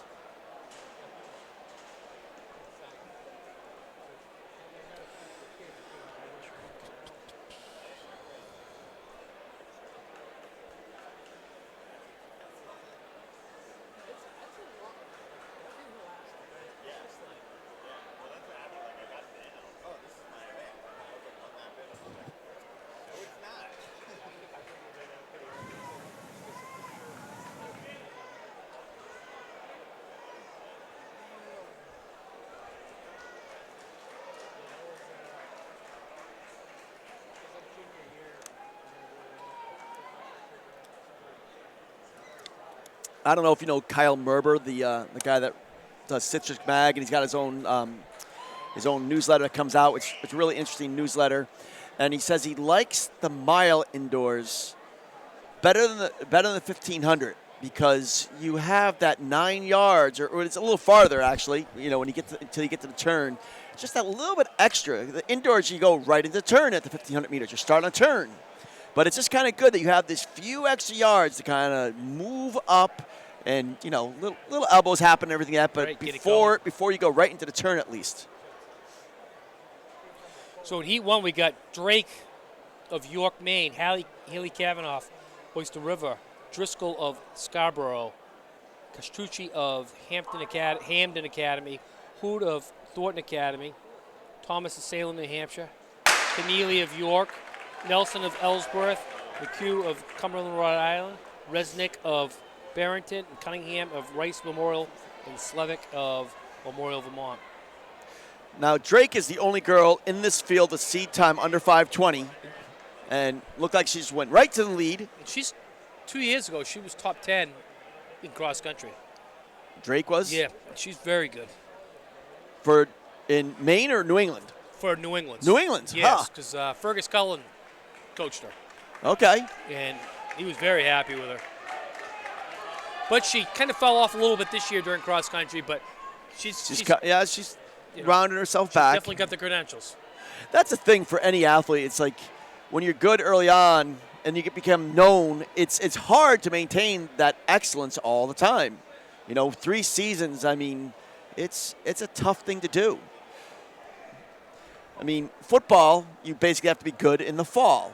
And you do other things in the off seasons, obviously, but you have to be good in the fall. This, it's like you're always comparing yourself all the time. 70, she's just going out. 71, well, actually 70 through the 400 meters approximately. Does she think she can go under 5 minutes? We'll see. In fourth place,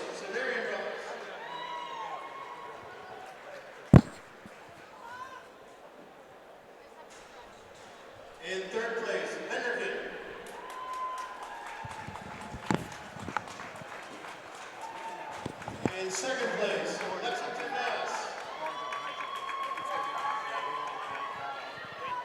In our 2023 championship, with a time of 1:30.32, Windsor, Connecticut.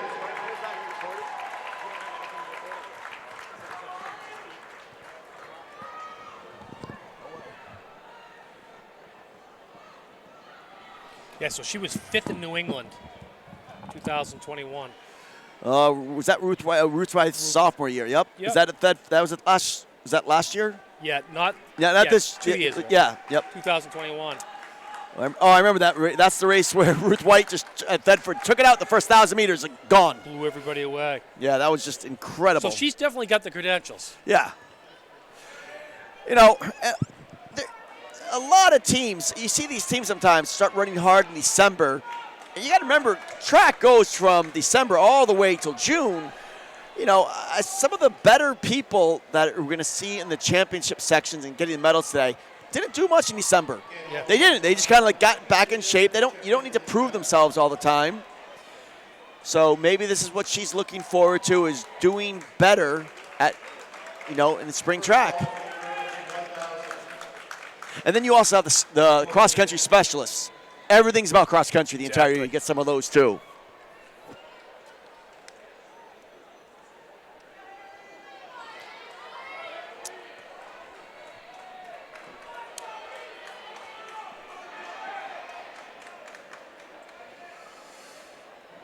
I'm willing to bet she's going to place out of this heat.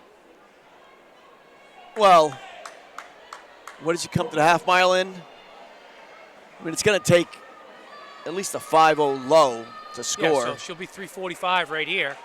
Oh, wow. Now, we talk about how you can score from any heat. Yeah.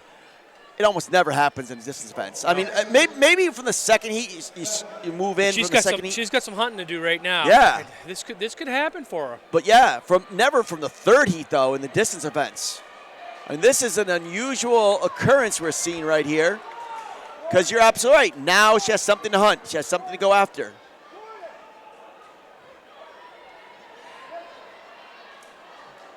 It's too bad. 2 heats. Oh, there's only 2 heats. Yep, Okay. 2 heats. But this helps her out quite a bit right here. Even though you got to go around it, you got people.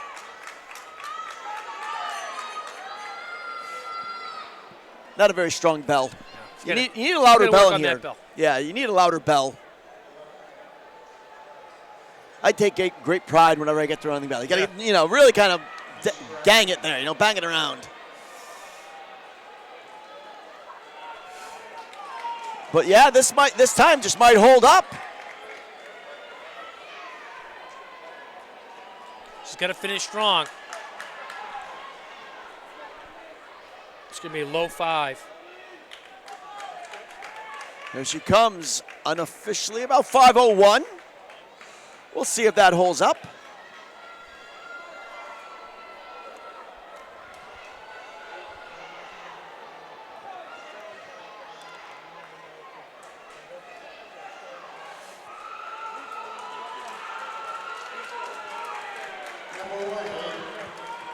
Second place, 5:22.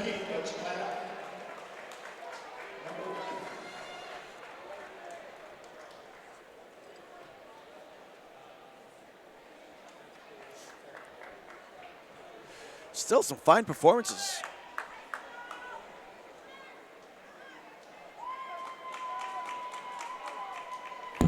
So her PR was 5:19. She went from Well, 5:19 down to her 5:02. season qualifying performance. Yeah. I'm sure her PR is much better than that, I'm sure.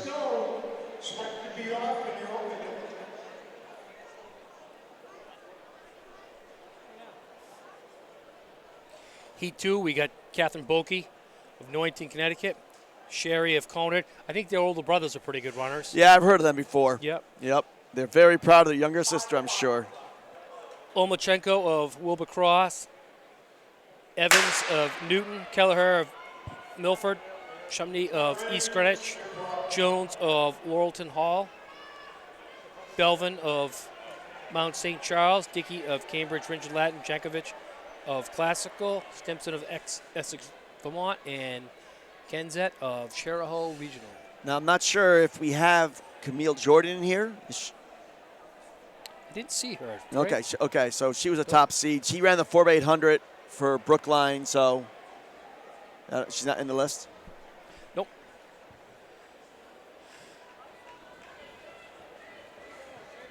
Leaders, the pack is not going that fast. That was like a 37 or so. Usually they get out a little faster So than you that. gotta think about what just happened there.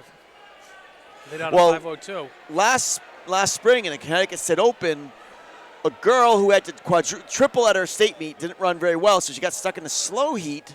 Rachel St. Germain got stuck in the slow heat at the Open. She won the State Open from the slow heat in the mile. Wow. Yeah, I'm surprised there's more people aren't just taking it out a little more right now. Going through the quarter in about 73. Bulkey's in second. Bulkey's the Connecticut State Open champion from Newington. Right now, Dickey's leading.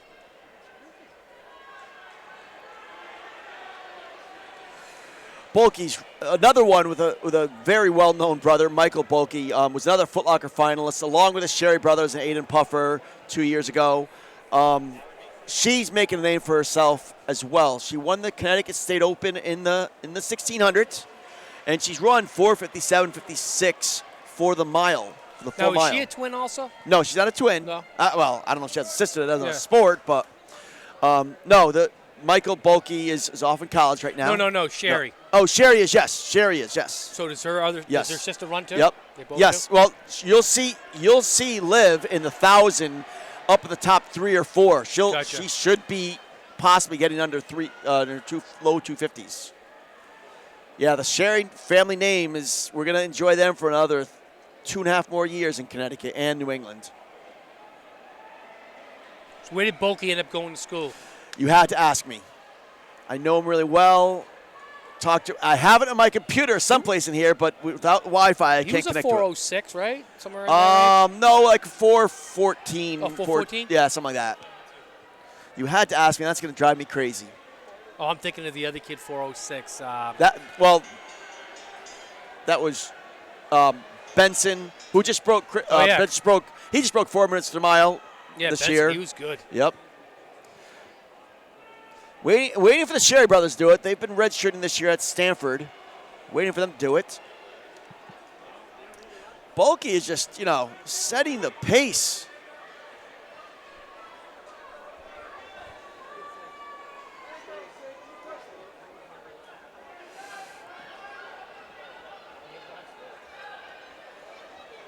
I'd love to see her make a strong move the last quarter, like I've seen her do before, and go solidly under 5 minutes. Well, she's going to have to go under 5 minutes if she wants to win this. Yeah, it's looking like that other heat is gonna get a medal. I think it's going to get a third. Yep. But she was faster than both of these at this point. Yes. I mean, if this pair doesn't start moving, you might see the victor come from the previous heat. That would be a bit shock. A 519 seed winning the whole thing.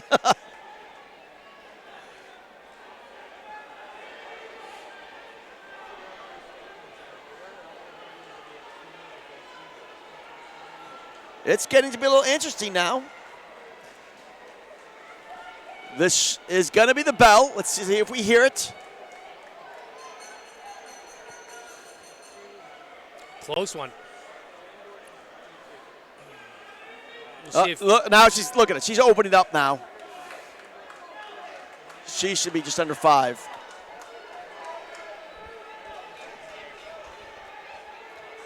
Is that Sherry in second, though? Yep. Yep.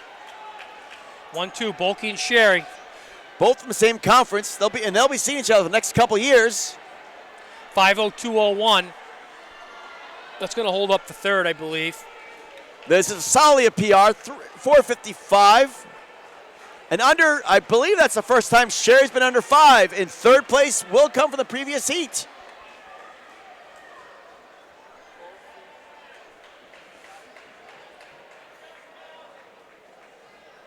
Yeah, it's too bad she wasn't in that heat, because that would have probably been a pretty good battle right there.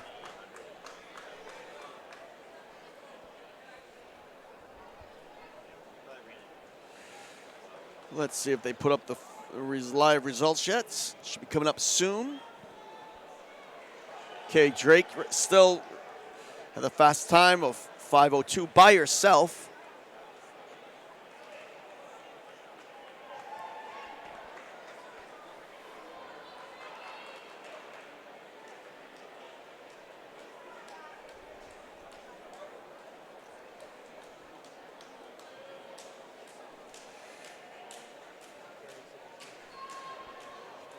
So Boki takes that 4:55. Sherry's 4:57.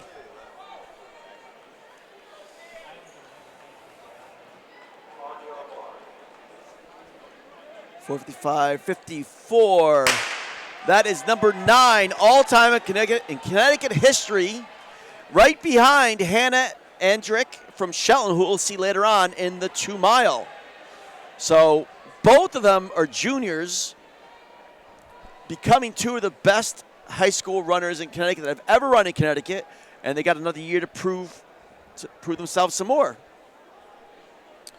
Okay, in this heat we got Krasuski of Hale Ray, Perini of Bristol Central, Willette of Xavier, Purdue of Bellows Free Academy, Rocha of St. Raphael, Matt Allen of Exeter, McHugh of Cumberland, Fadden of Mount St. Charles, Colson of Sumner, Crowell of Portsmouth, Marcotte of Elvern, Olson of Bishop Hendricken, Klingel of Brunswick, Frezza of Bishop Hendricken, and Knight of Champlain Valley.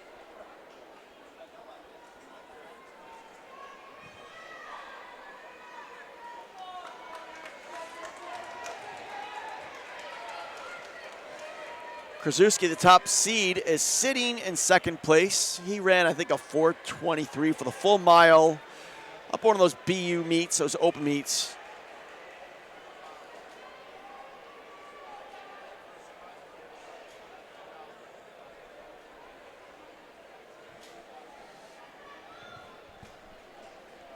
We have the top 6 girls in the mile.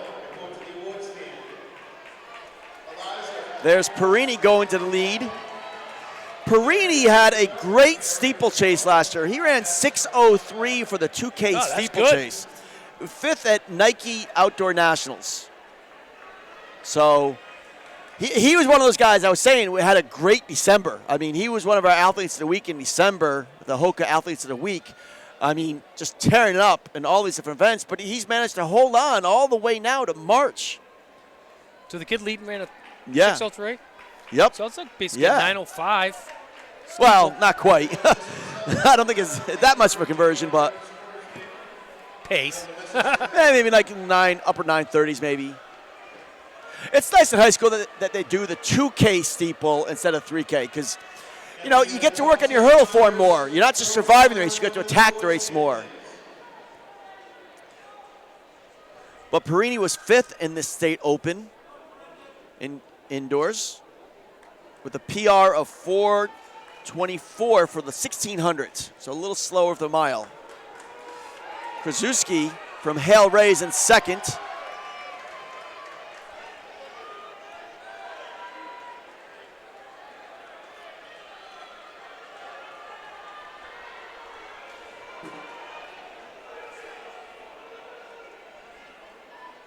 So Krasuski defeated him in the open, but, you know, it's looking like Perini's eating his Wheaties today, and he's looking pretty good. He's just pulling away. Coming through at the 1,200-meter mark, 3:16 for 1,200 meters. He's got a shot with an honest effort now, going on around 4:20. But look at him, just extending the lead. In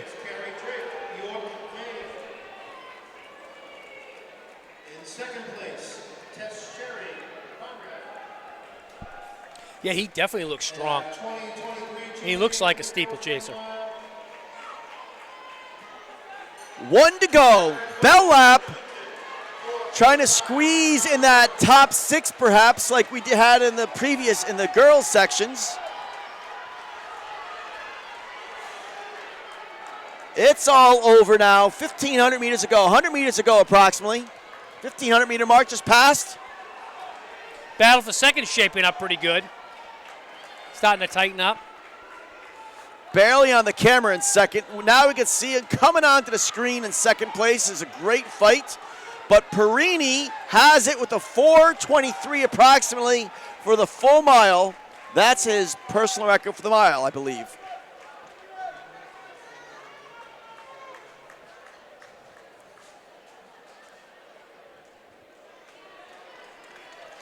Now we're going to go right into heat 2 of 2.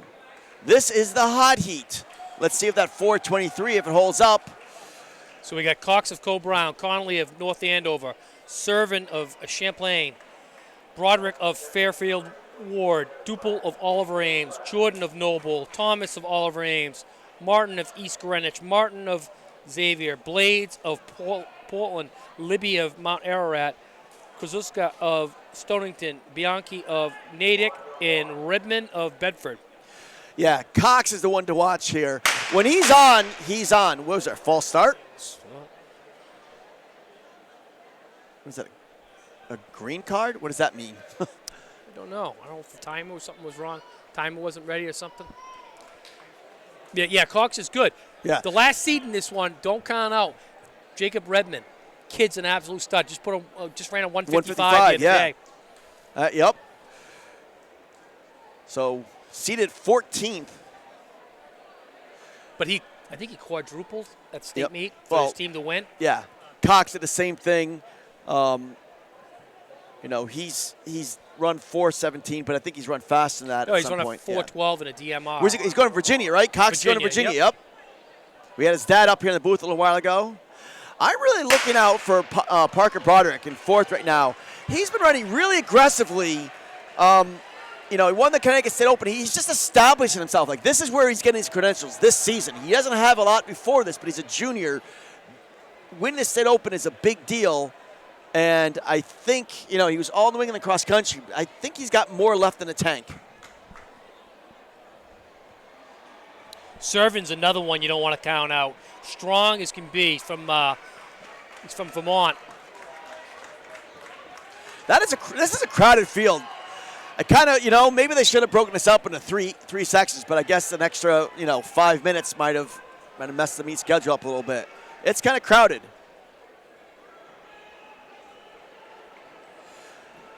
Owen Martin's in the field. He's coming back from the winning 4x800. So you got Servin leading the way, Cox in second.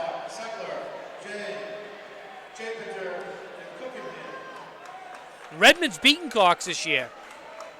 Beat him at Dartmouth. He's got a great kick.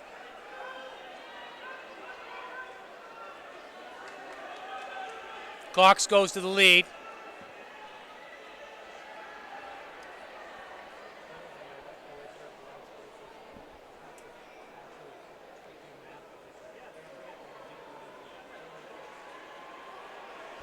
So it looks pretty comfortable. Yeah. Cox, Connolly, Servin. When Cox is healthy and he's running well, he is just graceful. He's had some injury issues the past couple of years, but then he just pops off these great performances. Yeah, he's been a little up and down, so hopefully today's an up for him. Yeah, there was a great article in Runner Space about him in the fall, how he grew like 6 inches in like a few months or something like that, and that really he had some injuries because of that, but now he's looking pretty strong. 207. So.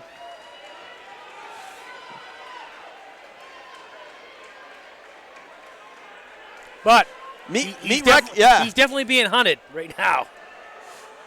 Meet records 4:11 by Gavin Combs. That's going to be an old record. It's 19 years old now. Not sure if he's going to quite break that today, but still, this should do something. Look how smooth he is. He looks like a classic miler. Tall, thin. Look over his shoulder. He just wants to see who's there. Like, is anybody going to come with me? He's looking good. Now he's laying the hammer down. All these guys had 4:17 seat times like he did. I don't think he thought he would just be able to pull away this easily. I told him today in the truck when we were driving down here, I go, do not lead unless you absolutely know you're going to win this race. Well, he absolutely knows. 2 to go, quarter mile. Kid in third place looks like he's going to make a move here.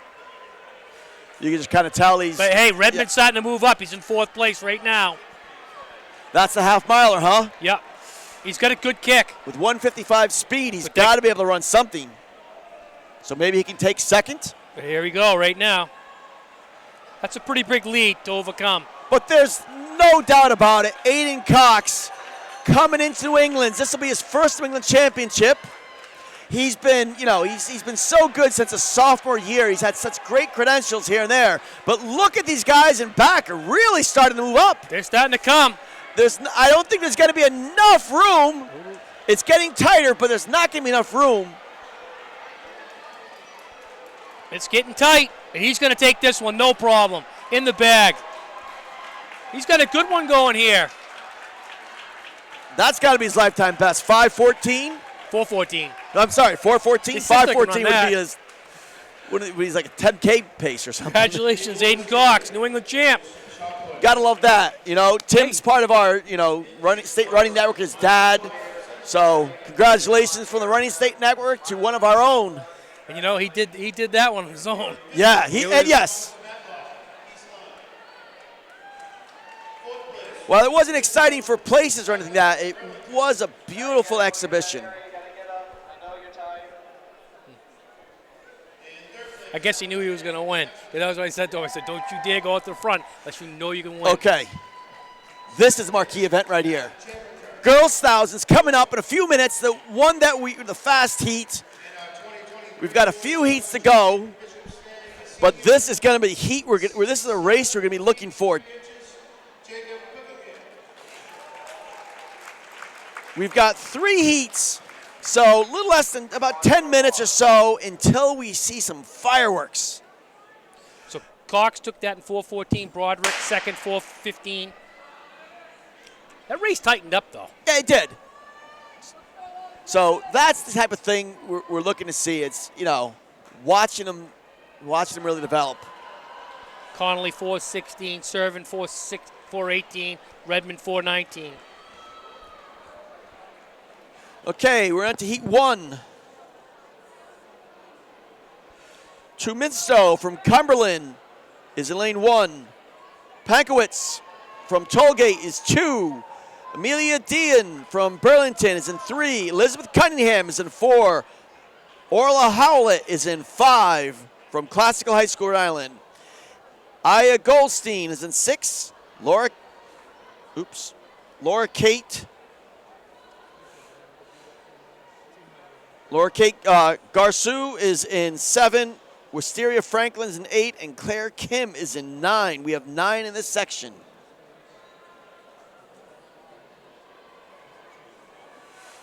I just saw the shot put. I think it was 63 feet. I was looking to look it up. You want to look it up? We should definitely give a shout out to the shot put and the other whatever field events we have coming in here. Boys shot put. In 6th place, Marshall Potter from Simsbury, 52.10. From East Lyme, Connecticut, Thomas Matlock, 53.2 1/4. In 4th place, Winslow Slater from Burlington, 54.5. Alan Yang from Lexington, 54.7 1/4 is your bronze medalist. Matt Carpentier from York, Maine, 15.9 8 3/4. And the champion, pretty good one, huh? Jacob Cookingham, 67.3. Not the meet record, but wow, what a great performance. I think that's probably the second best all time. I would say so. In the meet, Yeah, I think it is. It's second best ever thrown in New England, I'm pretty sure. That is a throw and a half. They get the long jump up, too. You want to do the long jump? Yeah, and there's another close one. So the long jump, it's 8th place. We got Sipik of 21.02 out of Suffield. Wynn of Westboro, 21.04. Grant Harris of Windsor, 21.09. Llewellyn, 21-11, Old Town, Maine. McCann Carter, 21-11 and a half, St. Raphael. Jacob Adams, Freiburg Academy, 22-03. Albertson, Skowhegan, Maine, 22-07. And Salter Arms is Moses Brown, 23 feet 3 inches.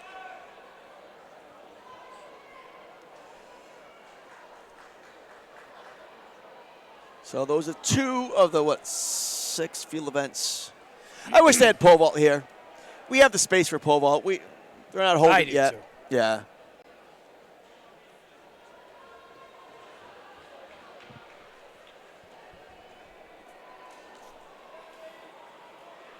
Ladies finishing, please keep moving. Clear the start/finish line area, please. Thank you.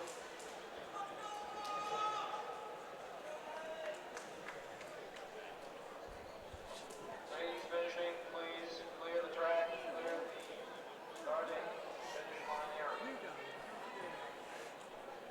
into the hurdle area.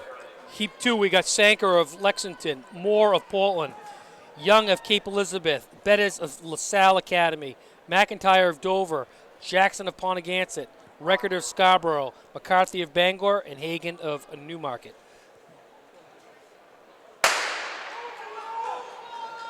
Maybe we'll see a sub-3 here. Yeah, but it's probably gonna take something a lot faster not to score. Lena Hagan out to the front from Newmarket.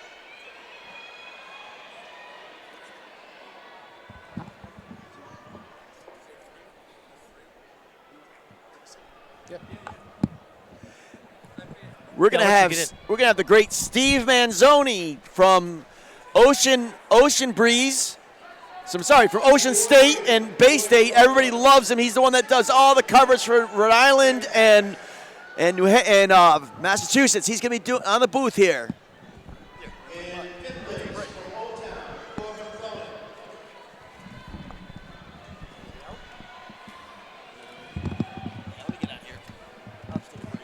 Fourth place from St. Raphael, Ethan McCann Carter.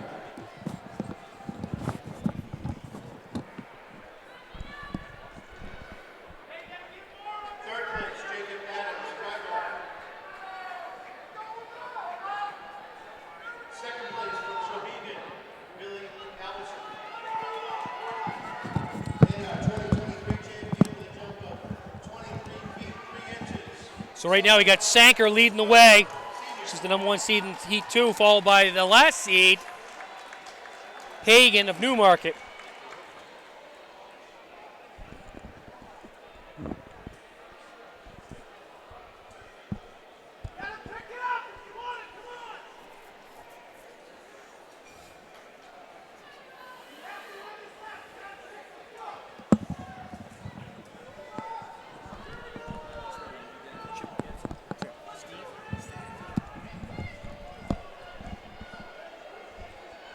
Okay, we got Sanker and Hagan.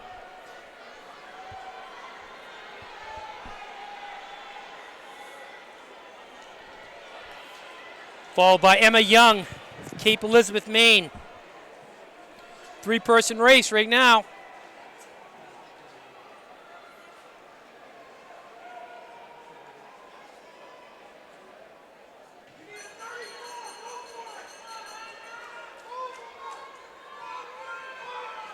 This race tightened right up. Hagan's got some pretty good wheels. There she made a move.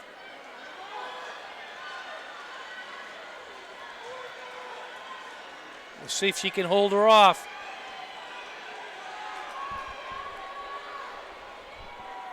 Looks like Hagan's going to take this heat. I think this will be the first time if she can hold on, she could break.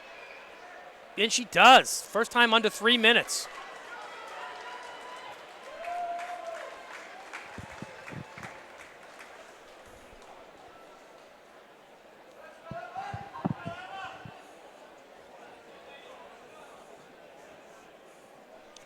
So, Jim, we got a great race here coming up in the seeded heat. This of is the an 1,000. unbelievable one, huh? Unbelievable with Sophia Goriaran, our top seed.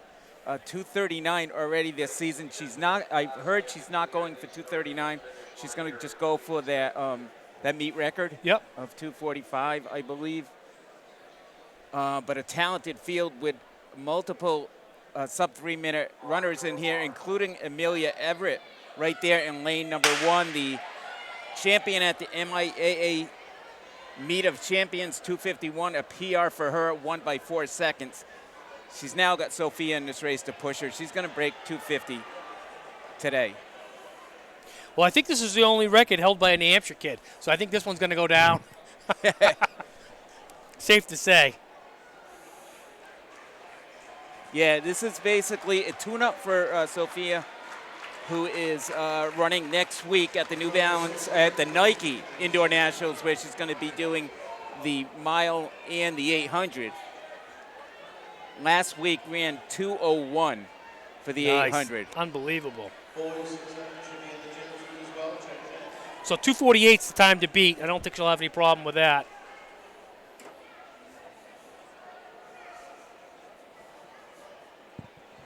Where is she going to school next year? Harvard. Harvard. So right near here. She announced there at the Millrose game. So right now she's going through the 400 split at 1:04. And Amelia Everett right there at number 2. And that's the other Sherry girl, right? Right Yeah, there? yes, it in third is. place. Liv Sherry. 2:55.87, I believe, PR for her. And she was a state open champion So a few weeks ago. good wheels. But Sophia, she just runs effortlessly. It's amazing. And, we've had the pleasure in Rhode Island to see this, every week. It looks like about 136, 137, so about 212, 213, 800 pace. So about 245 right now. 245 pace. Now in the fall, is she a cross-country runner or a soccer She player? actually won the state Oh, she did. championship Oh, this good. year. She has run from the 55 to the 5K and has success in all these events. Yeah, so she's got it all together. And an All-American lacrosse player. So in the spring, she does lacrosse. She does track. She does track now. like a lacrosse club. Yep. So right around 211, 212 at the 800. So she is at 245 pace. And there's Amelia Everett, I believe looks like about 3 or 4 seconds back. She wants to break 250. She's gonna come close.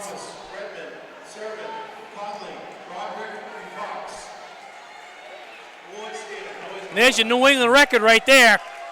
Like clockwork, just like you said.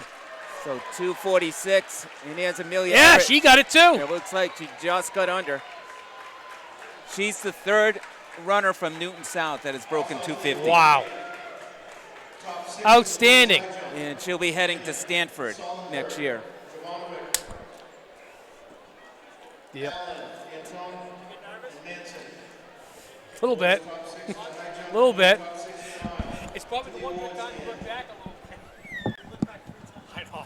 I saw it too. I can't either. Oh, all right. So it's still coming.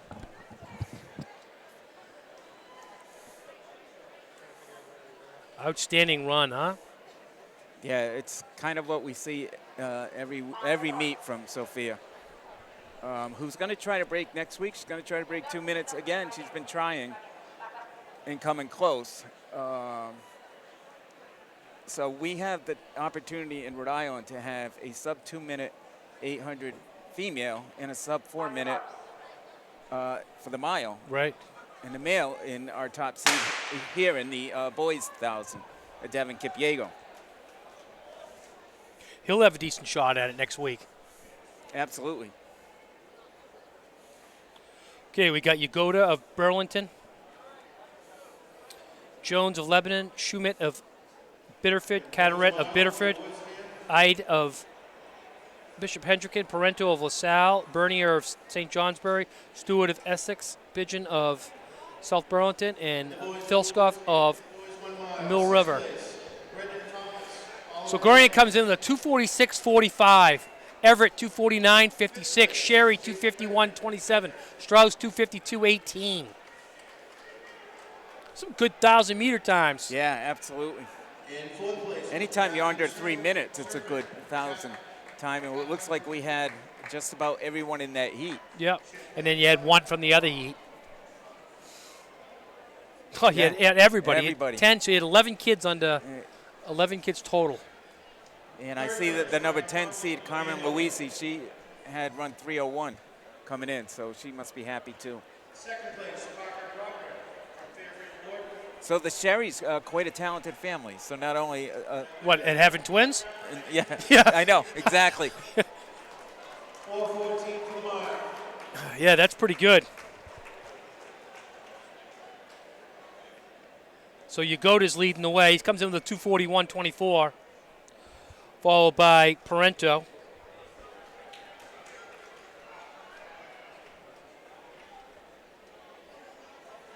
Yeah, so Sherry got a third, and her sister got what place? In the mile. She placed pretty Well, I good. know she ran 4:57. I think it was third think overall for her. Third? Second. Second, okay. Yep. Pretty good day, huh? Not bad. And so 2:06 with our leader over here at the 800 mark. I'm telling you, we're in for a treat in this final heat. In the 1,000 with Devin Kipiego. And 2:25 is a good time. You know? He won this last year, ran 2:28.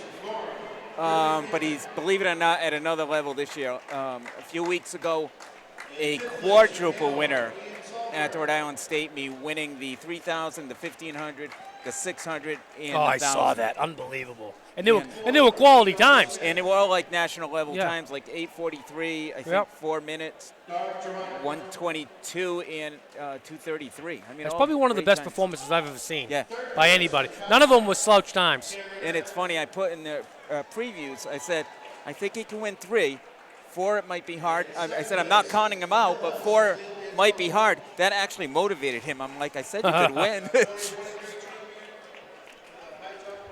Heat two, we got Coyne of Simsbury, Serper of Martha Vineyard, Ramadan of Deering, Logan of Brunswick, Crowell of Portsmouth, Presses of Portland, Hurdo of Bellows Free, Vermont, Woodbury of Falmouth, Princeby of West Warwick, and McGinnis of LaSalle.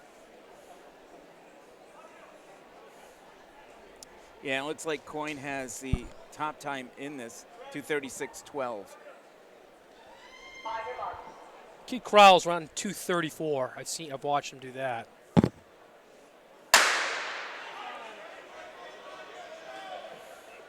Yeah, I never understood why they make the seeds what they did in the state meet, because sometimes you have people Oh, that yeah, double and exactly. triple, so the times are not going to be Nope. as fast. I remember a few years back, LaSalle's Jack Salisbury won the 1,000 in the second heat, and only because he wasn't in the seeded heat because he ran 3 events Right. for LaSalle like a couple of weeks earlier.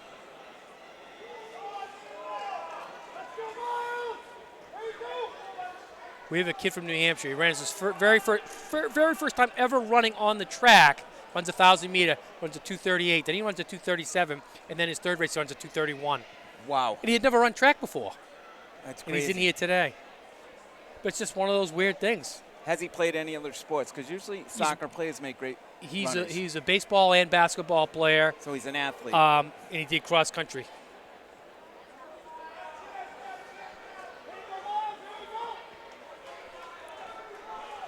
He's only a junior. So a lot of promise.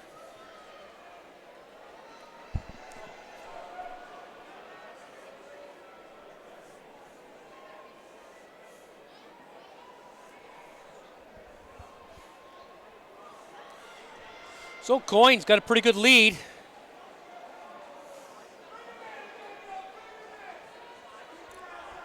He's on decent pace. Yeah, it looks like just over 130 at 600.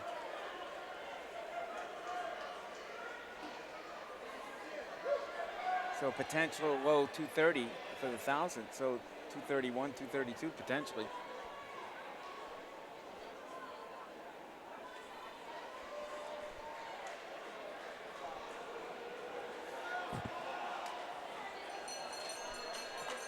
Wow, he's going to have a decent one.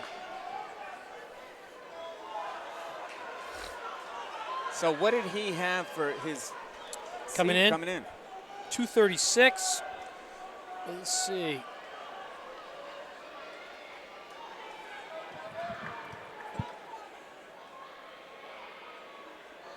He's run a 236, basically. So big time PR here. Yep. That's not a bad one right there. Yeah, just about 231. So Coyne takes that 231. I think that might hold up for a place. That will. It won't hold up for the win, but No, he it'll won't hold up hold for a for a place. win.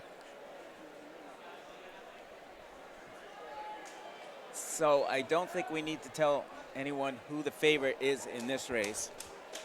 Top 6 in the girls' thousand. So we got Ryland of North Andover, Kipiego of St. Raphael, Saddlemeyer, Smithfield, Lano of Co Brown, Dissa of Newton, Gleiser of Hanover, Brent of Wachusett, Bartlett of Fairfield, Mattingly of E.O. Smith, Rooney of Dover, Burke of Williston, and Mariota of Suffield. Yeah, so I talked to Devon's coach, Chris McGill, earlier. He says he wants him out in 56 seconds, 57 seconds, 154 at the 800, and then just go from there. So he's trying for the New England record, which is 224. I think he can even run faster if he can, but he's going to be running a lot of this solo, as you can already see. Yeah.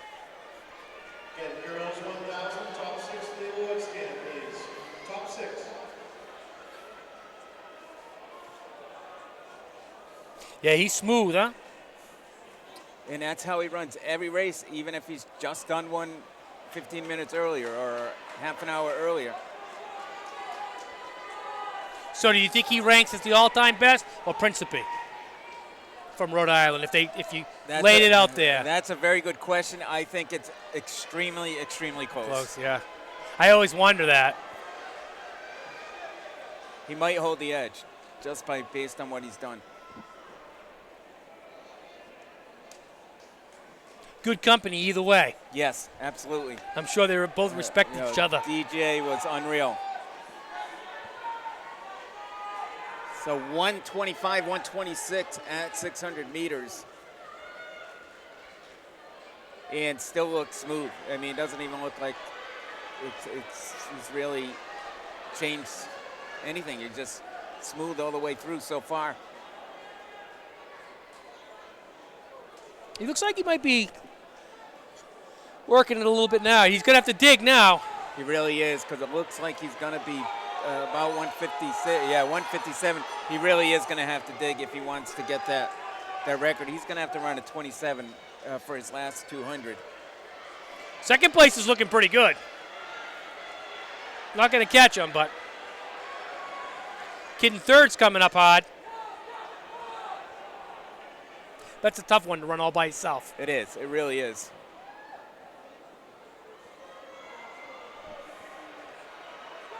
Yeah, so he is going to come up short, but he is going to break 230. Still pretty good, huh? And I know Devin, he's not going to be happy with Yeah. that. He wouldn't be happy if it was 226. 6th place from there, Julian Blake. And 5th place, Esme Gafflin. So I don't know if that 231.66 is going to hold up. There was quite a few guys right there. In 4th place from Glastonbury, Burke Strauss.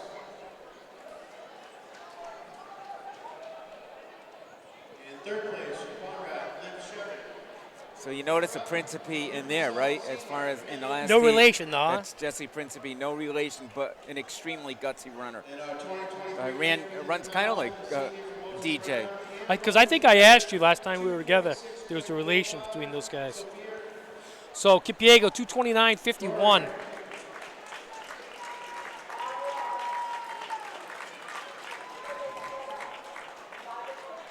So in this heat of the 600, we got Kantrowitz, 151.64, leading the way. Johnson of Barrington, Donito of Kingswood, McNally of Champlain Valley, and Sear of Bangor.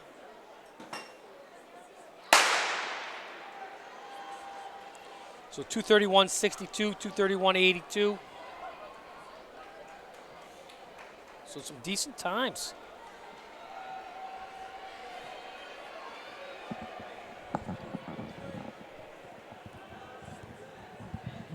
What's that? Boys top 6 in the thousands. The We can do 3 if you want. You want to do 3? Ryland, Cohen, Geyser. Here we go.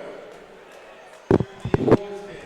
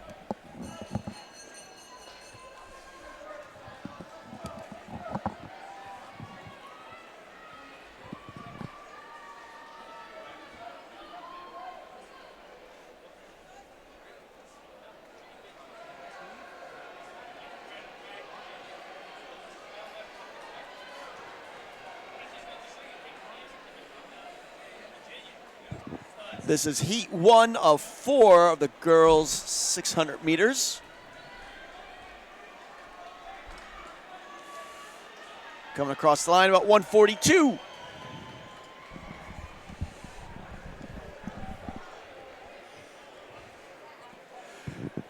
That was a pretty special 1,000, wasn't it? Oh, yeah. It's tough because he really had to lead it all by himself Yeah. all the way.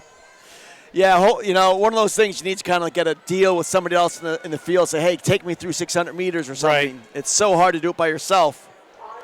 Still an admirable. I mean, it's still one of the better races we've seen here. But I know he wanted to get that meet record. Okay, we're in heat 2. We got Kayla Monahan in lane 2 from Brunswick, Maine. Stella Bosey from Cranston West, Rhode Island. Shaylin Brochu from Morse, Maine. Calla Bruno from Westerly is in lane 5, and Emma Brown from Corey, Maine, is in 6. Congratulations also to Lucian Gleiser. Good second place in that 1,000 meters, 231.62. Outstanding race for him. He's only a junior. He came on strong in the end there. So I was a New Hampshire kid who got second place. All right. Out of nowhere, Lucian Gleiser. I didn't even notice. Live free and run fast, right? Yeah, and only a junior, so that's going to be good for him. That is awesome. Yeah, you know, it's great when you start rooting for your home state.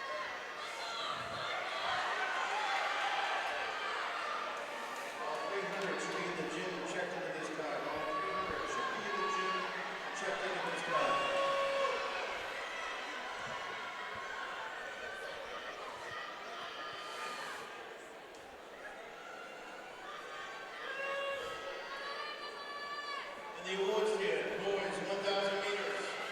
6th place, Wachusett. I did see the high jump. The girls' high jump was done.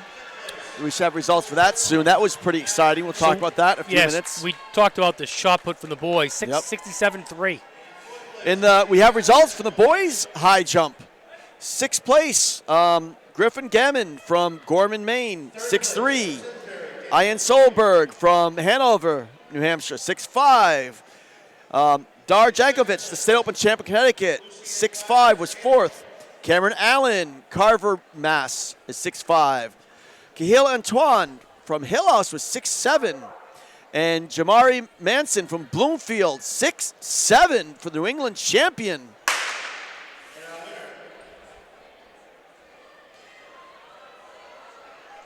Now we're in the Third heat. third heat. This is where we might be getting some scoring from. Time of 2:29.51. Senior from St. Raphael, Devin Kipgo. Meadow Gregory from Exeter is in lane 1. Sultana Ali from New Britain is in 2. Kaya West from Westerly, Rhode Island is in 3. Navia Casa from E.O. Smith is in 4.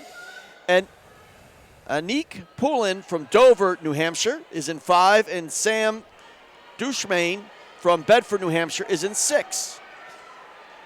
We have one more heat after this.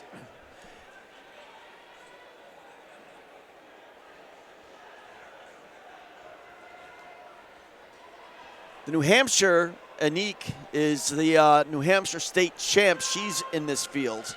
Yeah, she's a decent runner. She's a smart runner.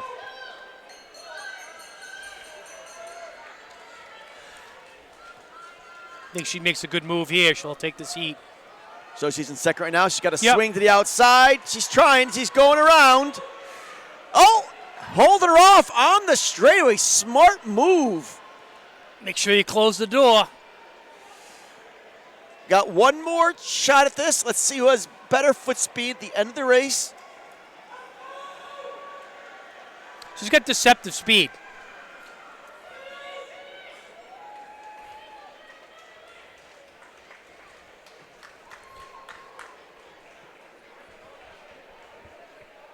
So Nick Poulin takes that race.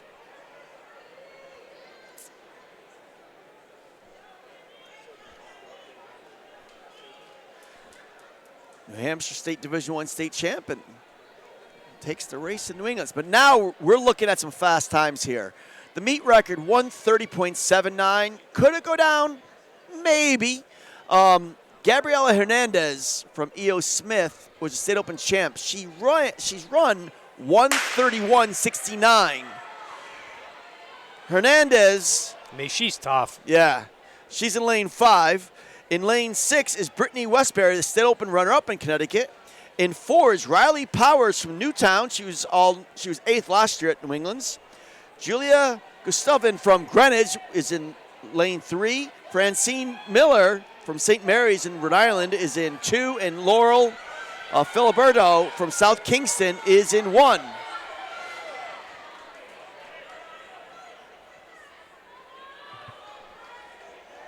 That looks like a Greenwich girl that just took it out. Hernandez is in second. She's the favorite. We're at the halfway split, just under 45 seconds. Trying to break that 1:30 mark. That would be incredible if she could do that.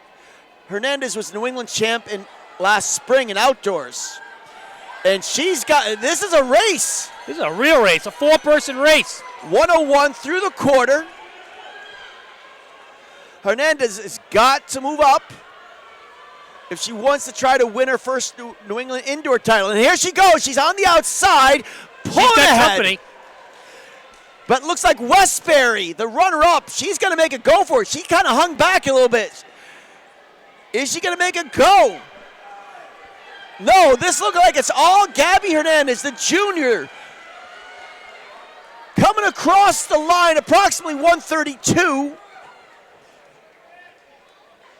Not quite her season best, but doesn't matter. She's the New England champion. New England champ, no matter how you slice it.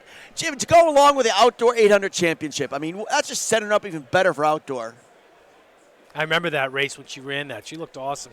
Yeah, they won the 4x800 with a great time, came back. She ran the individual event. I mean, E.O. Smith is just doing fantastic as a program on the boys and girls sides. But the race is going to keep moving on. We're going to move on now to the boys 600 meters. This is going to be a battle of a couple of New Hampshire guys. I'm going to predict that right now. I could be wrong, but Sean Clegg comes in with he's run a 121 before. Ran 123.42 at States. Gavin Demas comes in as a number 1 seed, 122.74. There's always a sleeper in here. But we'll see what happens. Well, the biggest sleepers on the, let's see here. We have Hall in here. Yes, we do. Gabrielle Sisk and Jonathan York will be in the fast heat. John York, last year he won the 300 meters from a slow heat in the state open. This year he won the 600 meters from a slow heat, and he's just rounding himself into shape. John just ran, what did he just run? 48.90 something? So he's got some wheels. Yeah, in the 400 at BU last week. So he had a small injury early in January, so he's just starting to come on. So I think, between Sisk and York, they should do a little better. But that's coming up a couple heats from now. I see. Clegg is the 5th seed. He's up. He's basically our top guy from New Hampshire. He's another guy that's a 48. Yep. Bell lap, looking strong. Look at how he runs upright. Great arm carriage.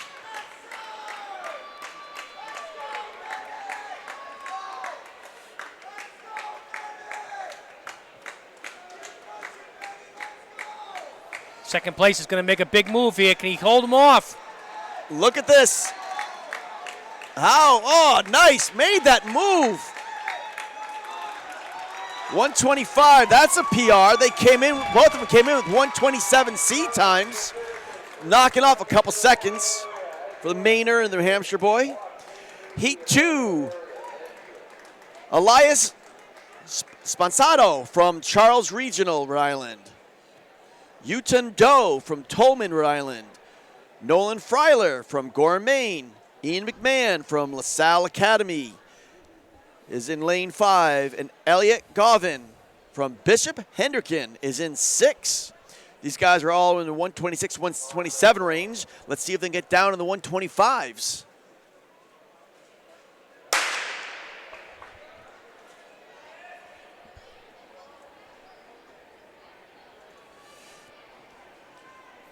Gabby Hernandez took. Did I say Gabby Hernandez? That's wrong. Yeah, Gabrielle, either one. Yep. Okay. Took that 132.96. 32.96. I think that's like her third best time, I think. She had 2 in the 131s. I think she ran that pretty tactical in the beginning and then laid the hammer down. Coach Dale, her coach, was on the New Zealand national team. Ran with guys like, Walker. Johnny Walker, Steve Scott. Yep. He was on there 4x4 and 800, that range there. So he's got some international experience. It's nice when you have a coach with international experience to help you out. Exactly.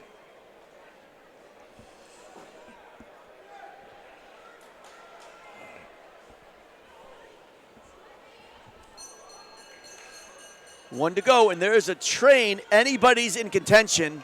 There's 4. Let's see who's going to move up.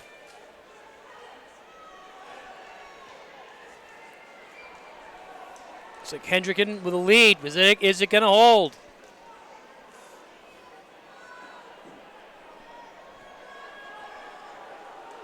Hendricken going to hold him off, it looks like. That's Govin there. Comes in with a 126.6, 127.7 C time.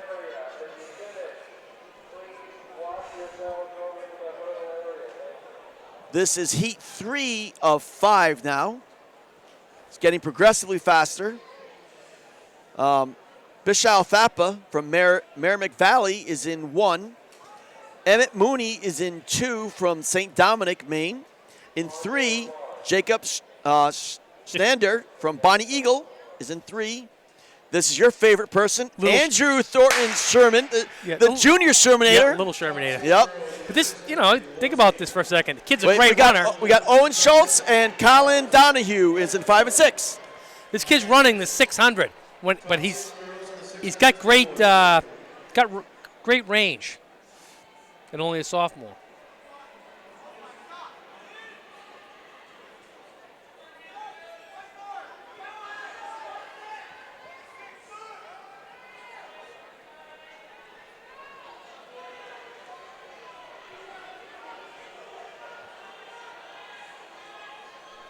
Where's Shermanator right now? Second place. Second place. Yep.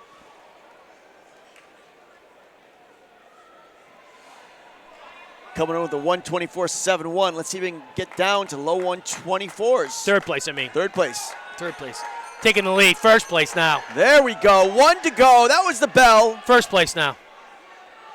Look at him moving away. That's gonna benefit him when he moves up to the longer distances. If he's got that kind of acceleration in the 1600 of the mile, that's going to help him later on. He's got some wheels. Only a sophomore. a pretty good one. Oh, geez, 122. Little Shermanator laid one down. That's about a 2-second better than your seed. Now, that, maybe not score. Top 10, though, definitely. We'll see if it gets in the top 6. But in this heat, Jack Mulcahy from Bristol Eastern. Noah Perriman from Tallinn, Connecticut is in lane 2. Colby Rotsford from Gloucester, Mass. is in 3. Blake Santos from LaSalle is in 4. Luke Pacheco from Shelton is in 5. And Zach McClure from Lunenburg, Mass. is in 6.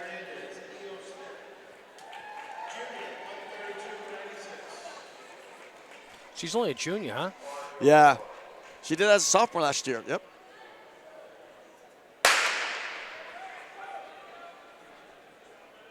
Pacheco's the top seed in this heat.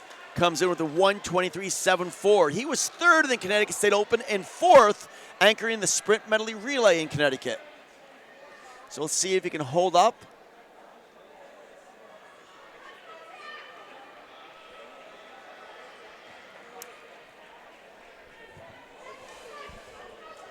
Shelton goes right into the lead now.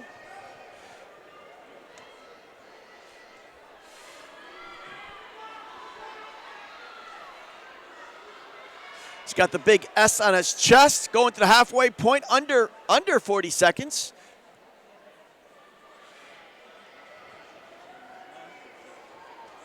Trying to get down to the 123 range or so. Looking smooth at the quarter, 53 seconds for the 400-meter split. But there's a race. Second place is moving on up to the backside. And it's a battle in the back straightaway. Look at that. Look at that. Look at fourth coming up. These guys. Fourth is eating up some ground now. He's in third. This is going to be an unbelievable race. Mano a mano on the home stretch. Not even the fastest heat, but here comes a Shelton Gale right here. Holding on. 122 high approximately. 122.44 was what the little Shermanator did. So we'll see what it comes out to. But moving into lane 5 of 5. In lane 1, we've got Gabe Sisk from Hall High School. In lane 2, John York from Hall. Teammates will be showing up in the 4x4 later on. Sean Clegg from Londonderry is in 3. Tom Spelce from Moses Brown is in 4. Gavin DeMoss from Cole Brown is in 5. And Neil Chowdhury from Andover, Mass. is in 6. DeMoss from Cole Brown is the New Hampshire Division II champ with a 122.74 PR. He's your favorite, but let's see what we got.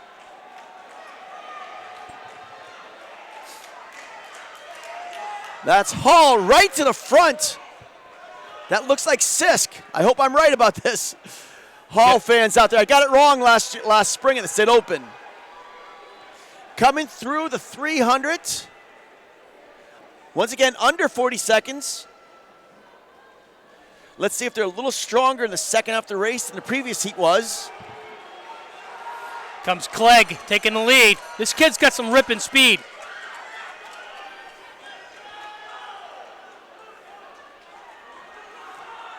Tell you what, second and third are hanging around. Third looks pretty good. They might just come back up on him. Oh, and here comes Hall's holding his own, staying in that second place. 50 meters ago, coming to the outside. What do we got? Sean Clegg gonna take this. And here comes New England York. Look at New Hampshire. Look at Connecticut going 1, 2, 3 right there. New Hampshire, 2 from Connecticut. Sean Clegg took it. Beautiful thing about that, we're going to see that pair of Hall runners in a 4x4 going potentially for the state or New England record. Jeez, that's good.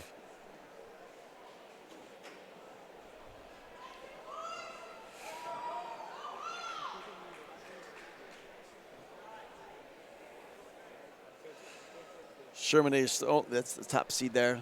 Yeah, So 120. he hit 122.44. So he's going to place, but I think he's going to place top 4.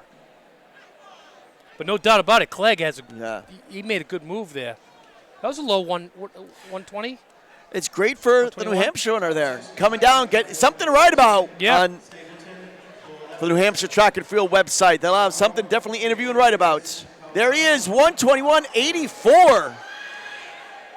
That's almost that's over a full second faster. Sisk was second, 122.10, and York was third, 122.14.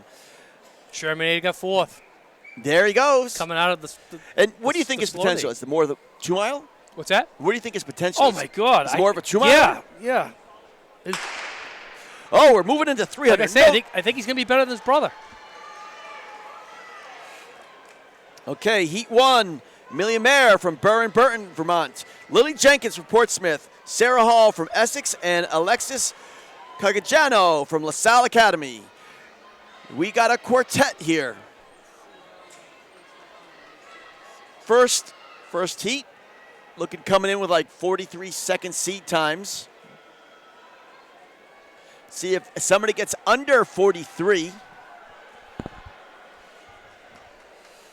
Clock's ticking away. 42.5 approximately. That's a PR, or at least better than her seat time at the very least. It's coming up. Grace Gray, Cape Elizabeth, Maine, will be in Heat 2 in Lane 3. Kylie Raposa from Kingswood, New Hampshire, is in 4. Hannah Sepil from Pinkerton, New Hampshire, and is in 5. And Skylar Bush in Falmouth, Maine, is in 6. Another quartet. Don't want to be running those inside lanes if you can avoid it. Yeah.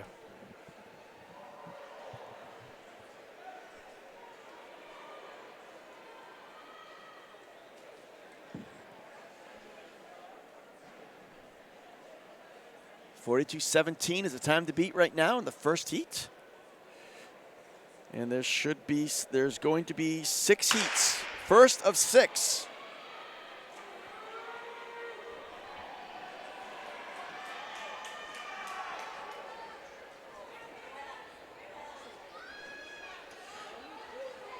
Bush is on the outside looking pretty strong. Now is where you cut in. Will she have the strength to hold on? She's got 100 meters to go now. No cutting in. No cutting in this. Yeah. You know, I was waiting for it. I'm going, no, I don't think so. You know something? Yeah. They never used to cut in a long time ago, and I'm so glad that they're doing this now. This is Sipple from Pinkerton.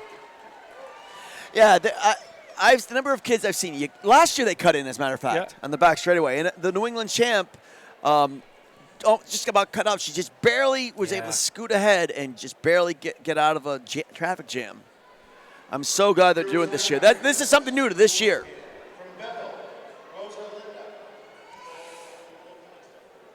No, we got some. In 5th place, from Fairfield Ward, Meg Barner.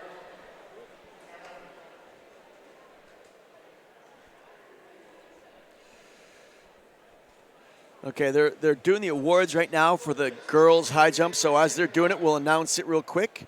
Tia Stapleton from Fairfield Ludlow is in 6th at 5.3. In 5th, across the town neighbor from Fairfield Ward is Meg Barnow. She's in 5th place at 5.3. Victoria Baker from Sacred Heart Academy is in 4th at 5.5.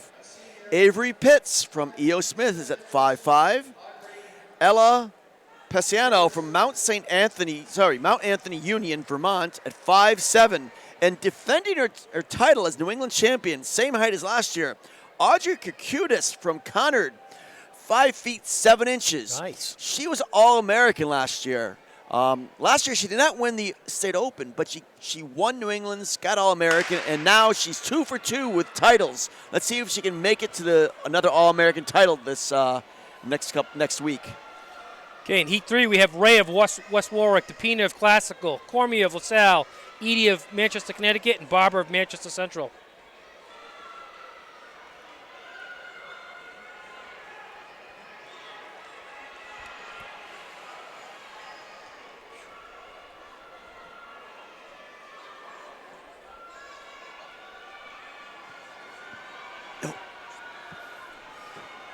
Looks like Edie is going to hold on. Oh, Barbara pulls it out. Barbara of Manchester Central. Manchester, Sampson, New Hampshire. That's where my wife went to school. She did? Yeah. What are they called? Little Green. Yep. They're called Little Green. They were like Dartmouth's feeder program for a long time. Yeah, they were dominant. Oh, yeah. Coach O'Neill, right? Yep. Oh. Yep. My wife didn't run, but she knew of the families. They were, oh, my God. There were so many great runners from Manchester Central.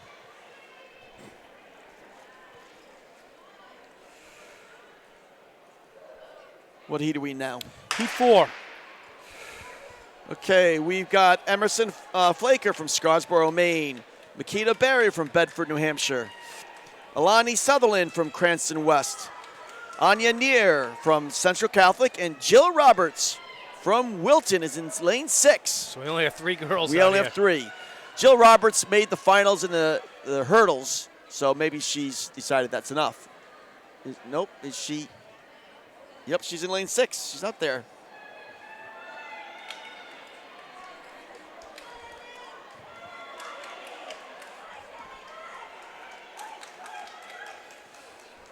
Oh.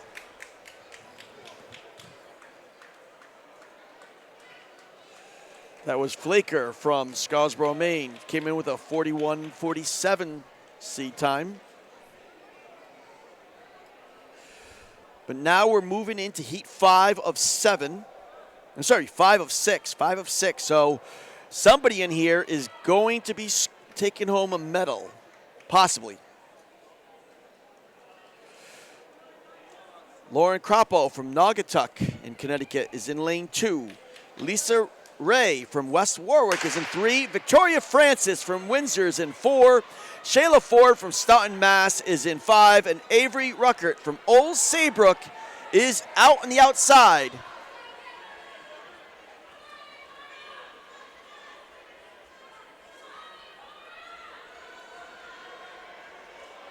Wow, look how he's tightening right up. I'm glad they are definitely Wow. running lanes. If they weren't running lanes, there would be a crash there.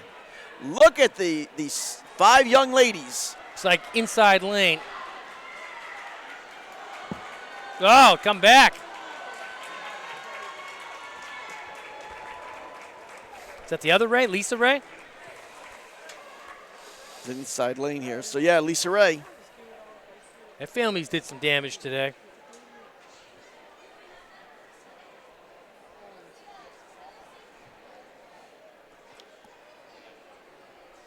And here we go, the hot heat.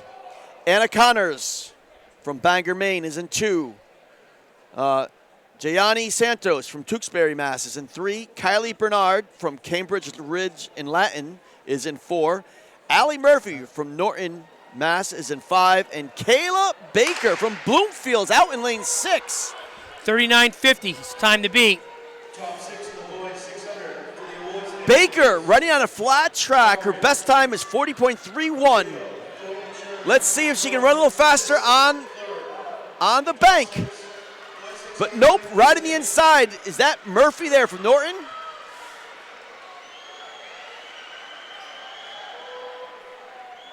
It's going to be a tough time to beat, 39.50. Yeah, I think that's the fastest. Yep. Oh, down the line. Oh, wow. That hurt. Is that Tewksbury? Is that Santos that won that? Oh, I'm glad she crossed the line. But, man, I would love to see the finish line picture of that. That must have knocked the wind out of her. Oh, yeah, it was hot. I don't know. That's going to be close on time, though.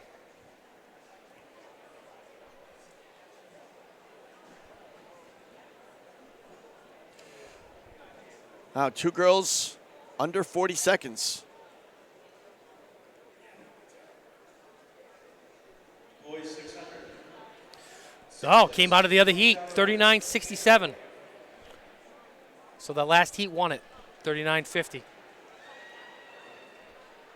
Holy cow. I didn't expect this to happen. Lauren Croppo from Naugatuck. I'm not sure what place she's going to finish. She was second in that heat. Just to show you how deep this was, her time of 39.85 moves her up to number 8 all-time in Connecticut history. Wow. Bumps off some pretty darn good runners. Shania Calhoun from Wilbur Cross. Wow. That was pretty remarkable. Obviously a school record for Naugatuck.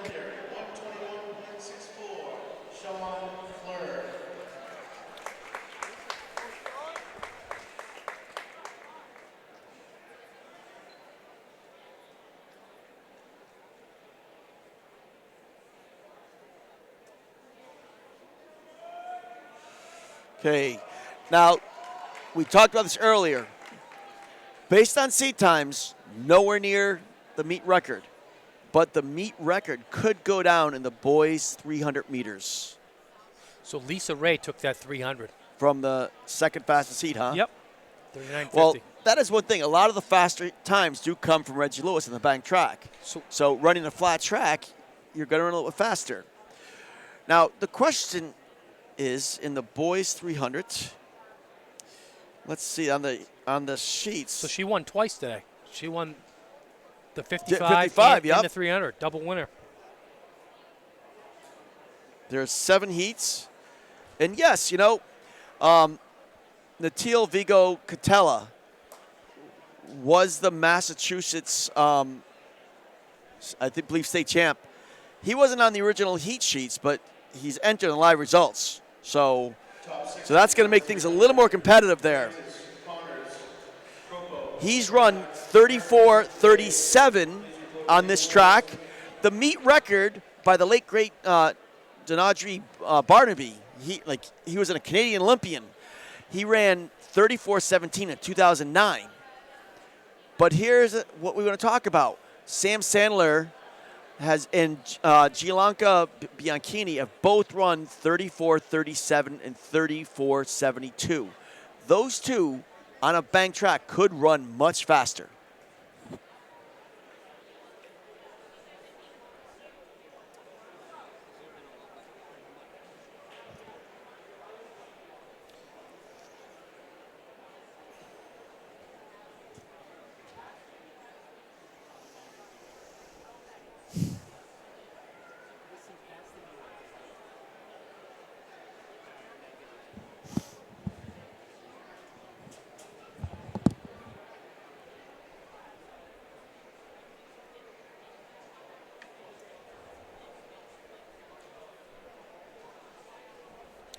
So in this first heat, we got Desmond Snyder of Burlington, Benjamin Dawsett of Burr and Burton Academy, Andrew Bugby of St. Johnsbury, Gabe Gillette of Hartford, Vermont.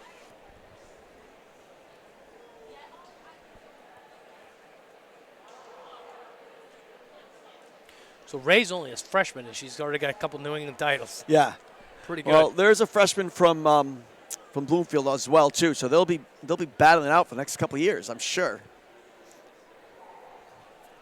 But what's funny is how many returners from last year aren't here this year for various reasons. I mean, there were a lot of sophomores and juniors that I was looking up, and I want to see where they were seated. And just weren't there? They weren't there. I mean, maybe they're hurt, maybe they decided, not to indoor. Who knows? But I noticed a number of them.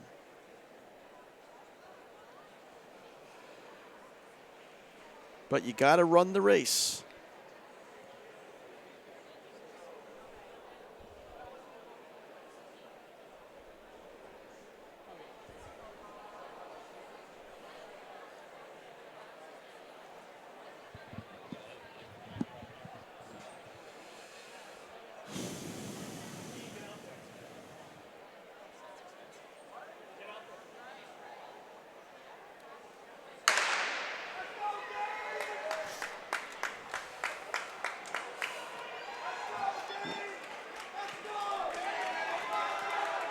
Lap and a half around the track.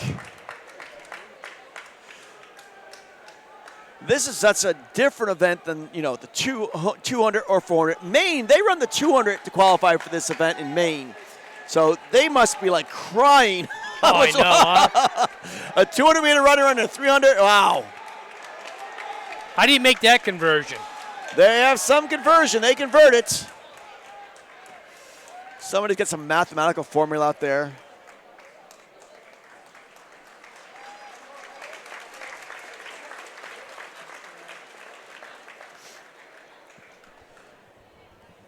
Okay, we got heat 2, right? Yep. Heat 2. Heat 2 of 7. Ethan Knight is in lane 3 from Barrington High, Rhode Island. Evan Bartholomew from East Greenwich is in lane 4. Alfonso Parker Sharp from Cranston West, Rhode Island is in 5. And Camden Morganisos from Dover, New Hampshire is in 6. So remember, all these are from flat tracks. They're all running the 36 high, 37 low. Let's see if we can get somebody how many people can get in the 36-second range in this heat.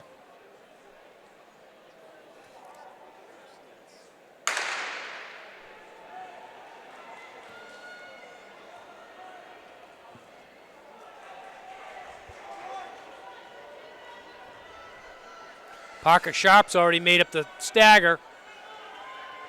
Yeah, he's looking good on the back stretch. Nobody, look at him. He just looks smooth. The Rhode Island boy is looking great.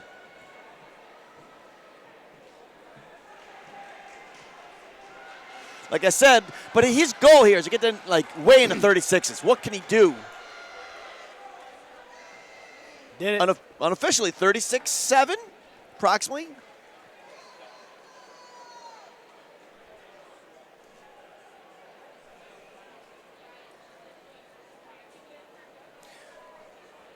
That heat 1 was won by Dawsett in 37 flat. So these guys were in the 36s. Well, that's hope. It's supposed to be each heat's supposed to get a little better. Heat 3, Chris Chong from Bedford, New Hampshire. Leanne DeBoff from Barrington, Rhode Island is in 4. Katana Radek from East Providence High School is in 5, and Jacob Coates from Bishop Hendrickson is in 5.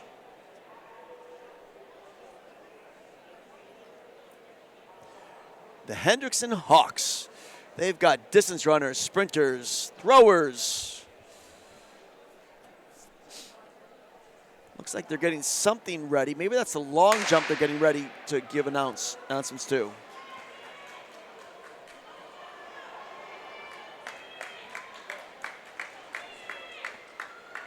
Nobody's made up the stagger yet. Inside, it's looking like he's making up the stagger. That's Chong. But on the outside, it's a battle on the outside. Look at these two. They're superimposed upon one another. But Radek is looking like he's pulling ahead, looking smooth. He's the top seed from East Providence. And here he comes, unofficially, 36-1 or 2. Nice.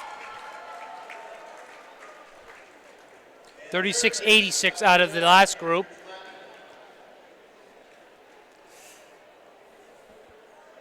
We still got a ways to go in the 300. But it is heating up. It's We are starting to heat up now.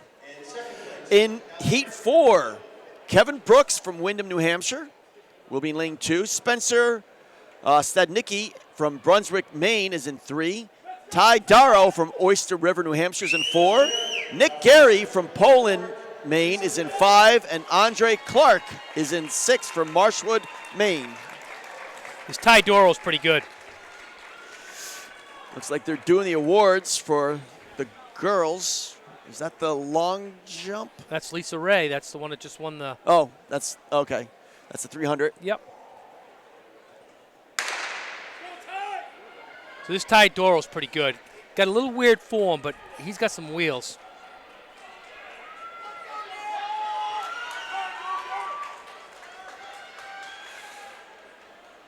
I'm calling a 35. We're going to see a 35 at the finish line. Once again, all these New Hampshire and Maine schools looking forward to this bank track, keeping them on the inside. And it's 4 across. Jeez, look at these guys. Who wants it more? Tight. Looks like, oh, it's a close one. Who was that? Standicki there from Brunswick. 36:44 was a C time. Find out what his official time is in a second. 36:15 out of that last group, Roddick. I think these guys might have been a little higher, maybe. Let us know what the next heat is when they post results up, and I'll read out who's in this one. Jameen Harrigan from Bloomfield is in 2. Chris Stevens from Keene, New Hampshire is in 3. Maxim Copeland from Windsor is in 4. Rowan Carter from Marshwood, Maine is in 5. And Styles Mitchell is in 6 from Xavier. So Stagney takes that 36-14. Doro was 36-18. Brooks 36-22. We're going to see some sub-36 on this one.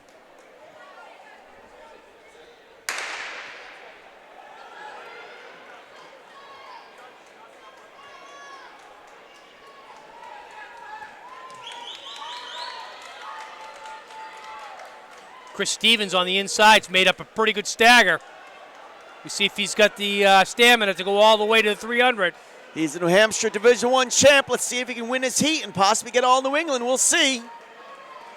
Looking pretty good, but now the field's tightening up. Outside line looks pretty good. Just doesn't have the stamina. Outside lane. That was Mitchell from Xavier. Came in with a 35.73 seed time.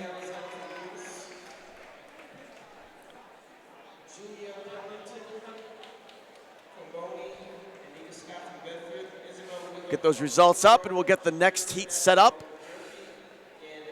Mitchell Kisgin from Xavier Brothers Mass is in 2. Parker Killiard, Scarborough, Maine is in 3. Jordan Rivera Silva, Attleboro, Mass is in 4. Winston Lewis from Springfield International Charters in 5, and Noah Colangelo from Killingly is in 6. So Mitchell took that one 34-94. Whoa! Copeland 35-36, and Stevens 35-62. 34-94. That's our new leader right now. Puts a little heat on. Still got 2 to go. Put a little pressure.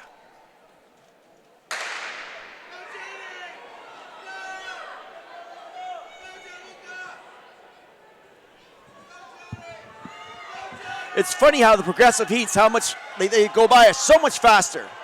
You see them just, the acceleration is just so much more noticeable as we go on later and later into the events.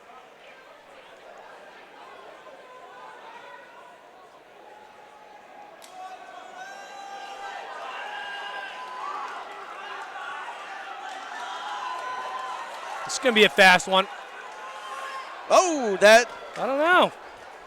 That's looking like lane 5. Winston Lewis there from Springfield. Colangelo from Killingly was second in that section. But now here we go, the hot heat. This is what we're waiting for. We'll see is that New England record going to go down? Mark Doyley, man, that was a pretty good time when he ran that. 34-17. That was Barnaby in 2009. 34-17. Vigo Catala, Bianchi, and Sandler. Those are the 3 we're going to be looking at. Miles Burrs in 2. Sharon's in 3. Sandler's in 4. Vigo Catala's in 5. And Bianchi's in 6. Look at lanes 4, 5, and 6. That's what we're looking at. So 34-94 is still the best time to beat. That should go down in just a few seconds.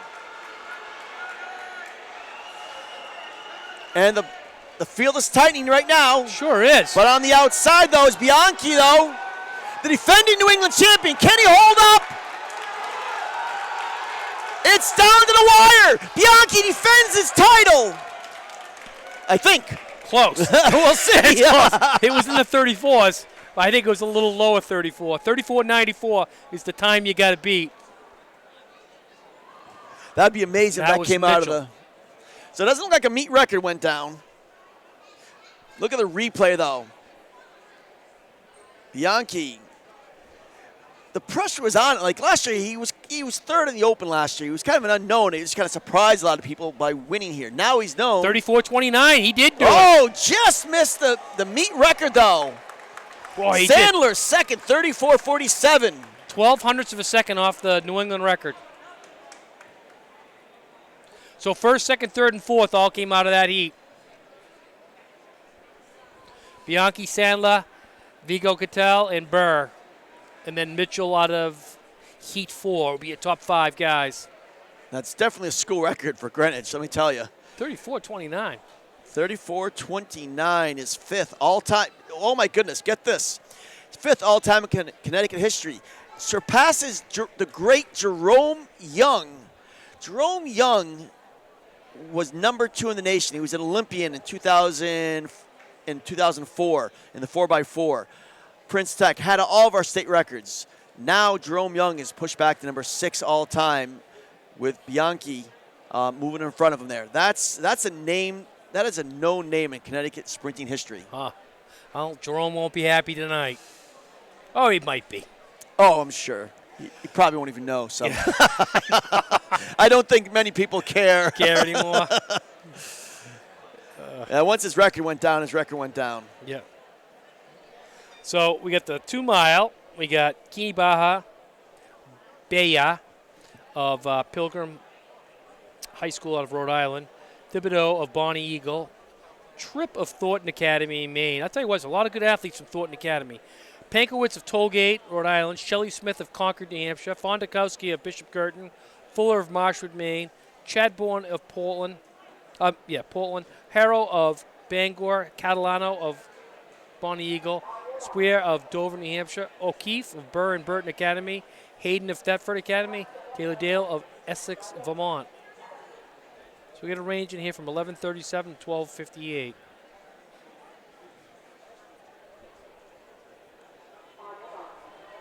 And Sandler moves up to number 7 all-time in Connecticut history there, too.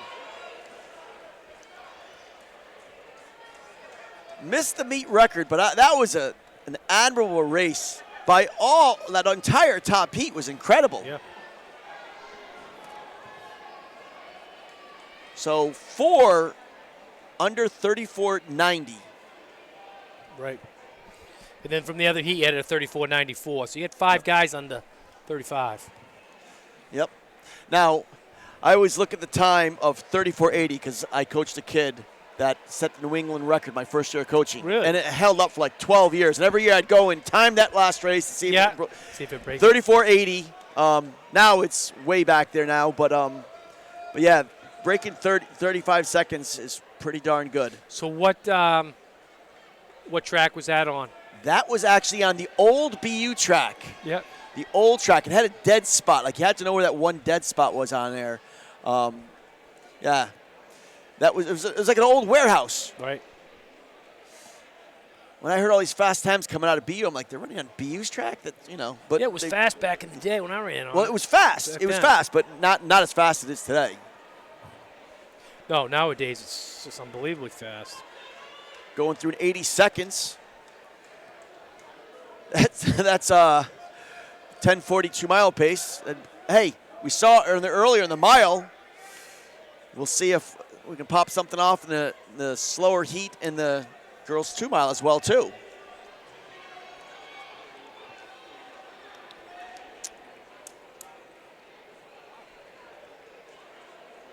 Again, you don't know the history if the girl was quadrupling or whatever and just had to win. Yep, that's true. That is one thing you got to pay attention, like their personal records and everything.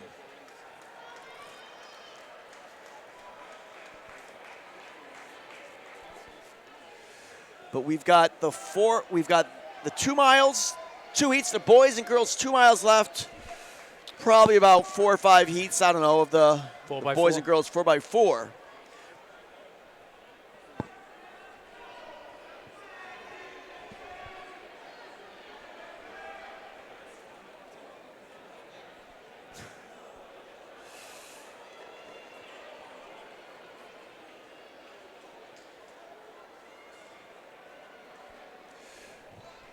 Who do we have in the lead here? Can you see who this is?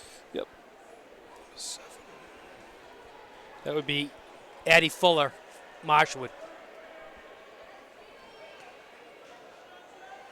She comes in with an 11:58. So I would say she's running much better than that right now.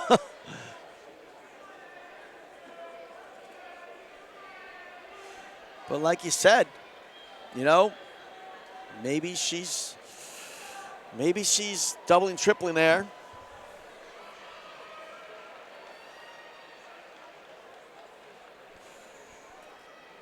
Maybe she ate her Wheaties today.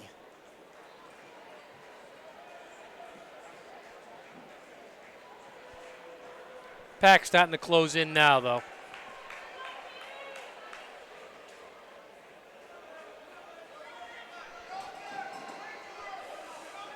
Still got a long way to go, but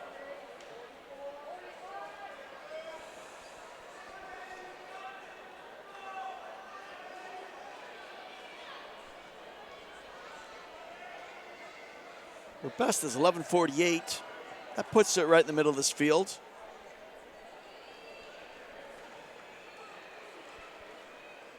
This winter she's running 11:39.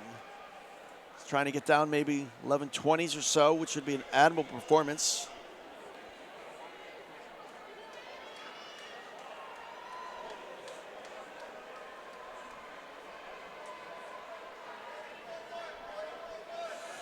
She was also 8th in the main Class A state championship, making New England's, so she's among the best in the region. Right. She's going to have some company here in a little bit. We'll see if the pace can work up. Sometimes you just got to take a chance. Yeah. You know, it's kind of great when you see this, because sometimes, you know, like I always say, you throw spaghetti against the wall and some of it sticks. You get out at a hard pace, and sometimes you feel good and you set yourself up for a great race. So you got Bea, Thibodeau, and Tripp in the second group. Yeah, we're talking about Thornton Academy. It's another school that hosts New England sometimes. They do a great job up in Maine. Nice town. Got to visit a few times. My brother's ex-roommate is the headmaster there. Oh, really? Yep.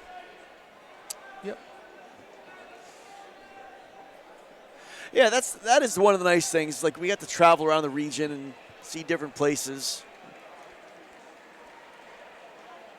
I think New England's outdoors in Massachusetts this year in the springtime. Not sure who's going to host it. They've moved it around a few times. Okay, under 6 minutes, 11:47. So we're just about 11:30 pace approximately for this 2-mile race.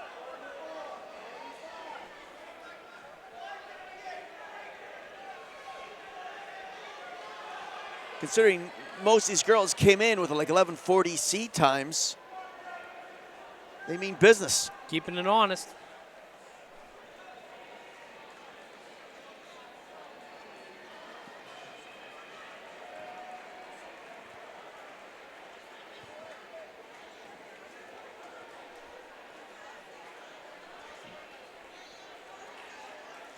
You know, I like how while the pack's caught up, it's not like she's fallen off. No, she's going to hang right She's in there. still hanging in there.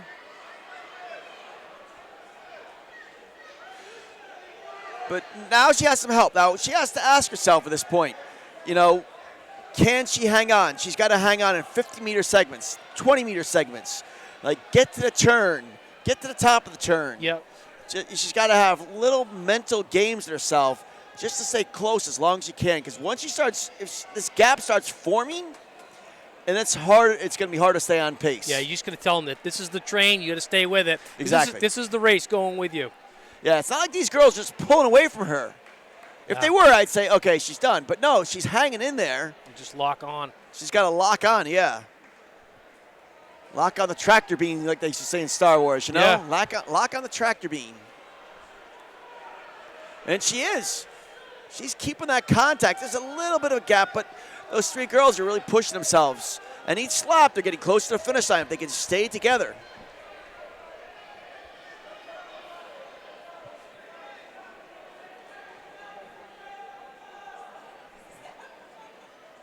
I mean, it's not really opening it up very quick.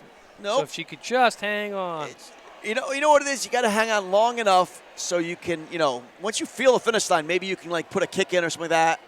You got to hang on long enough. But these three, it looks like it's starting to separate. But we have a pair up front that look really good together.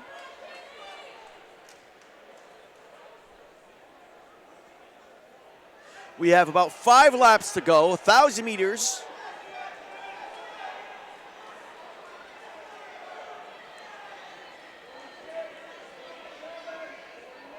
You can see the pair up front noticeably. They're starting to feel the finish line. It's not there yet, but you can see they're trying to get through this middle quarter of every race. Is always difficult. I don't care if you're pro or whatever. It's the middle quarter is where you've got to hang on. And then once you get over the hump, then that naturally, Yep. if you're in the hunt, then the adrenaline will kick in a little bit. It's those middle rounds. Middle to late rounds, you just got to. Yeah, you can't see the finish line yet. You got to get there to feel the finish line. Because everybody's excited the first half of whatever race it is. Everybody's excited. You feel good. You take it out. And then the middle, you're kind of like, oh.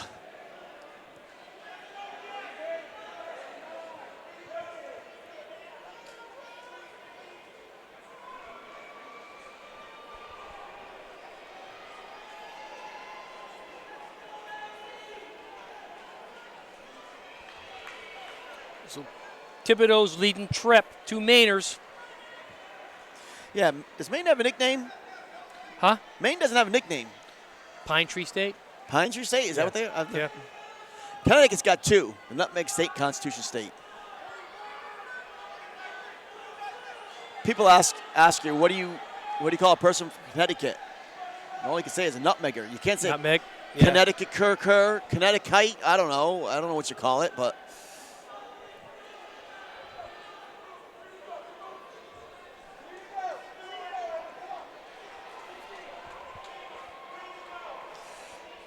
we're still looking for results. Still taking place right now is the girls' long jump and the girls' shot put.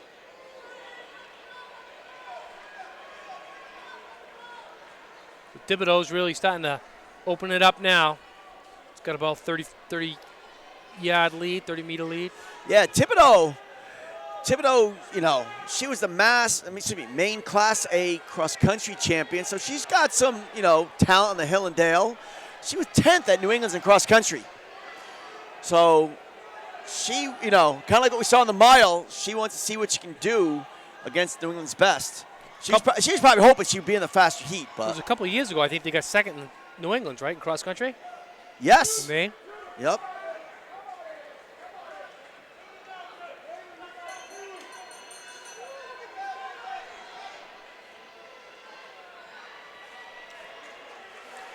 Here we go. Coming on the back straightaway is our leader. Just about the back straightaway in the second to last turn.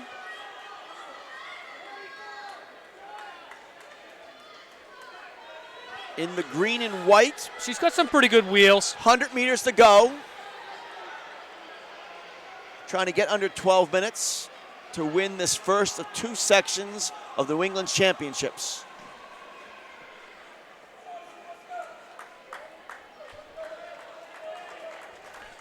Yeah, she came in with 11:41. She leaves with 11:41. There you go. As the runners come across, I want to remind all of you that enjoy the coverage that the State Running Network gives you. A little shout out to Marathon Sports, Runners Alley in New Hampshire, Sound Runner in Connecticut. They're the ones that provide all this to you for free. There's no subscription, and it's all thanks to Marathon Sports, Runners Alley, and Sound Runner. So those of you that listen to us, obviously you're fans of track and field. I don't think we get too many casual viewers watching New England Indoor Track and Field Championship. Yeah. Support them that really do a great job to help us out, to highlight these outstanding performances that we're seeing today.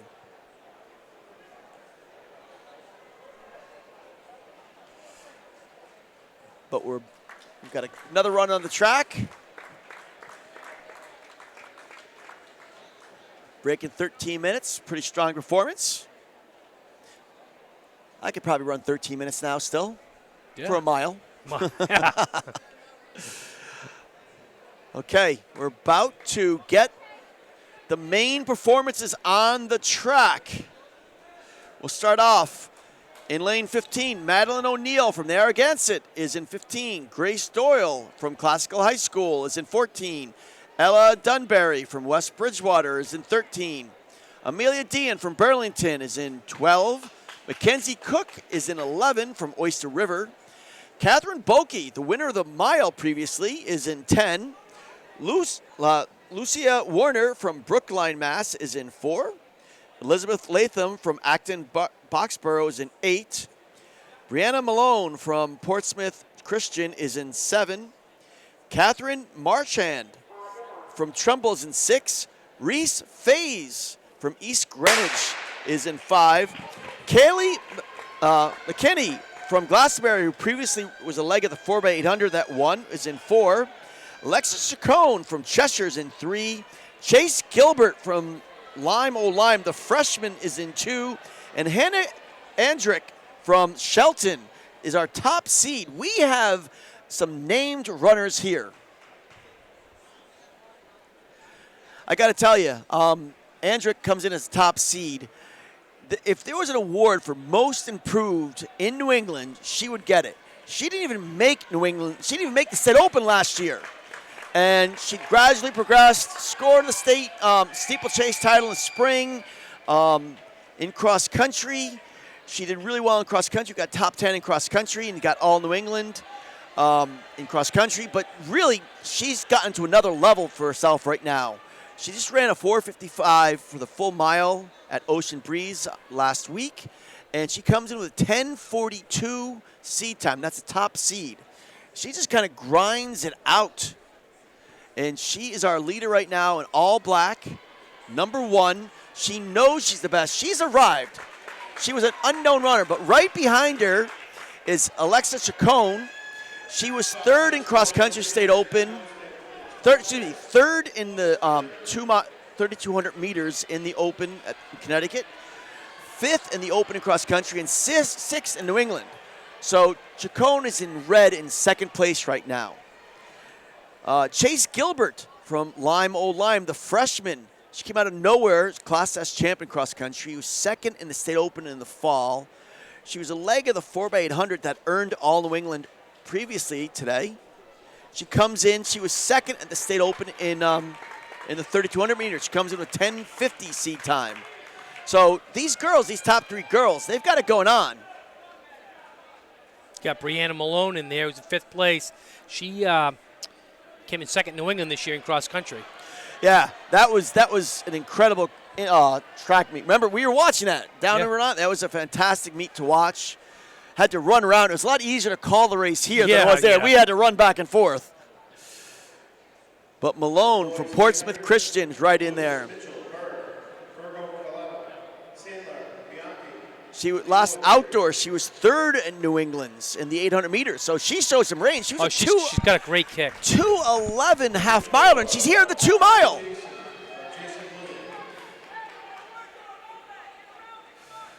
But I like our leader. She looks like a good runner. I mean, I talked to her in the fall. She's just like, well, indoor. She kind of came out for indoor track last year, and she shows some potential. But she started getting more serious about it in the summertime. She just started saying, I'm gonna, get a little better. She put in a real good summer of training. She realized she had a little bit of talent, and she put the hard work in, and nobody would have. She wasn't on my radar in the fall. Let me tell you, really? She was not on my radar at all. But now, look at her. She looks so efficient. Yeah, no, she's good. Not a lot of wasted energy there. Yep. Pretty smooth. Top 3 from the Nutmeg State. In 3rd place, talked about Gilbert there, chasing the leaders. We've already had headlines about that already, how she's chasing the pack and pack's chasing her now. Just a ball of energy. She was so positive about everything she's doing. It's going to be interesting to see how she develops as she becomes more aware of the sport. She's so new. She ran like outdoor track in middle school, but not really anything else. former soccer player. Marchand is in 4th place right now. Katie Marchand. She was the Gatorade Athlete of the Year in cross country for Connecticut. Second to the Open, but she was a top finisher at New England's for Connecticut with like 4th place. She ran 10:36 last spring. Also, Yeah. got some.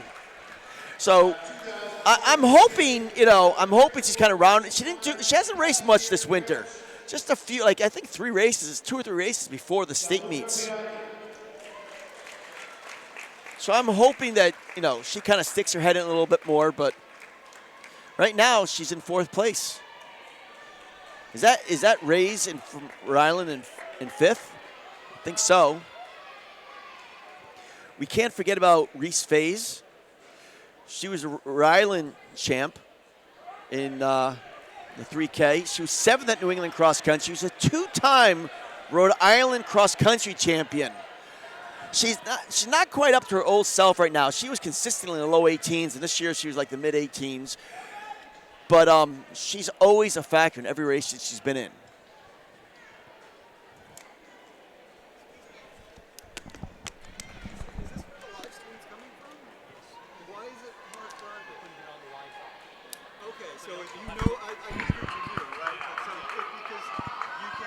The Gale from Shelton just looks like a metronome. She's not making any big moves or anything. She's just clicking off the laps.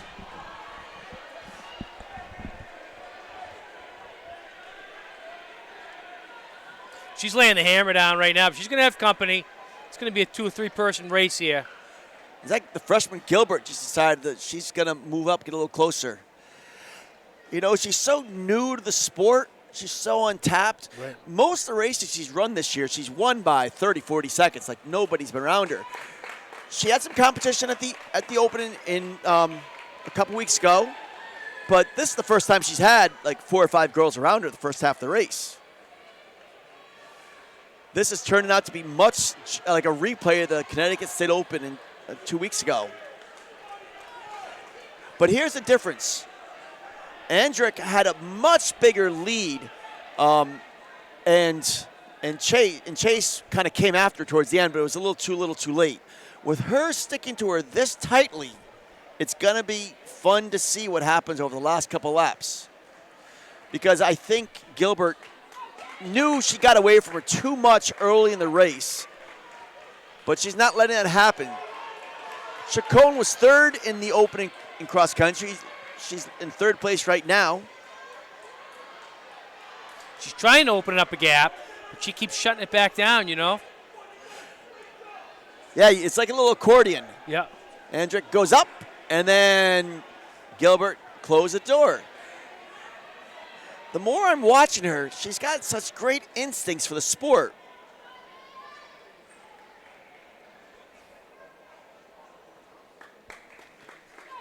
It's definitely putting a lot more pressure on number 1 right now. Yep. 5 to go, 1,000 meters.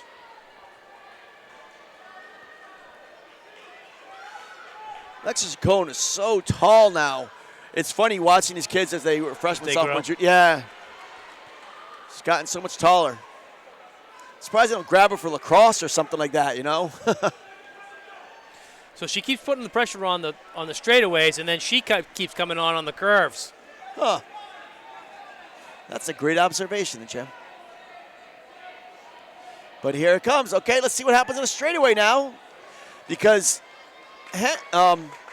Andrick just ran a 4:55 mile. So she's got good speed. It's faster. Gilbert has not broken 5 minutes yet. But Gilbert does have some good leg turnover at the end of the race. I just haven't seen her in anything short. I mean, she's been running the 4x8s. We don't get her splits. Right.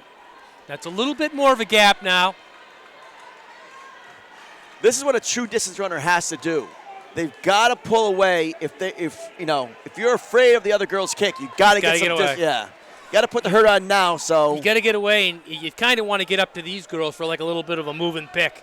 Yeah, use them. Use the lap runners. She did do that. 3 to go, 600 meters.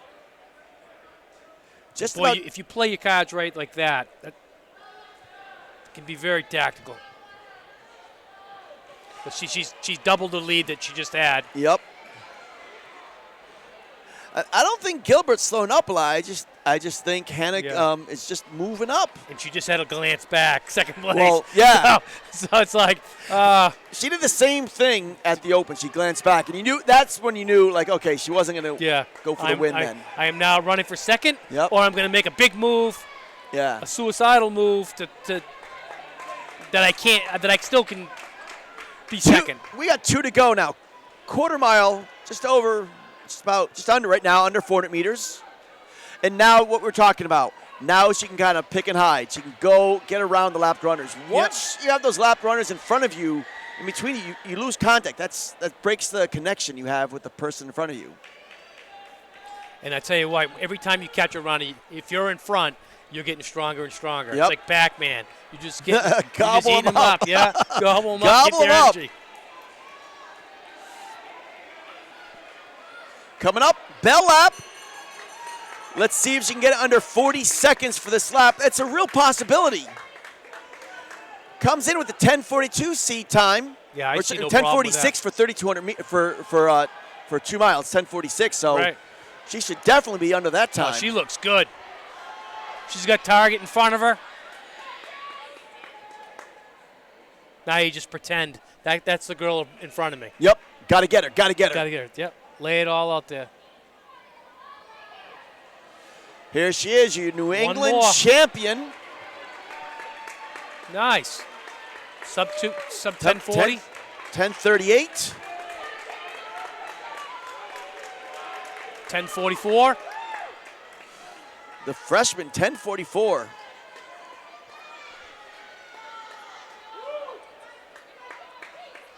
$10.54.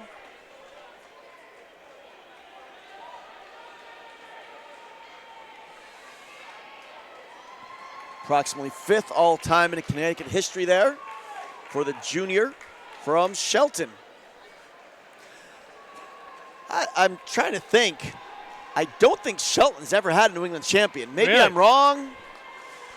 They had a good shot put her a few years back. I remember that. But I don't think she won New England's. And they've had a number of people at New England's. I know that.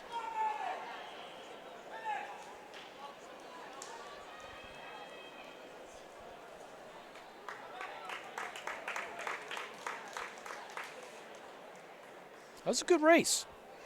Yeah. It was great for me. You know, I knew all these girls, so Right. I'd all met them at one point or another.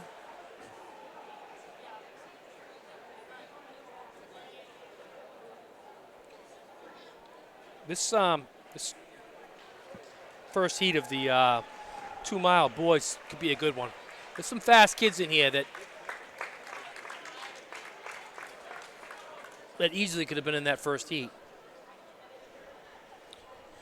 We got Matt Giordana of Bishop Girton, Ryan Fortin of Londonderry, Luke Miklas of Essex, Vermont, Tyler Kasich of Co-Brown, Thomas Wolf of Lebanon, New Hampshire, Mikhail Chavder of Co-Brown, New Hampshire, Avery Smart of Montpelier, Vermont, Xavier Lemieux of Bonnie Eagle, Thomas Sheets of Mount Anthony, Vermont, Carson Eames of St. Johnsbury, Vermont, Brian Stark Chessa of Cheverus, Maine, Caleb Colson of Sumner, Maine, Trevor Parley of Brewer, Maine, and Sam Laverdia of St.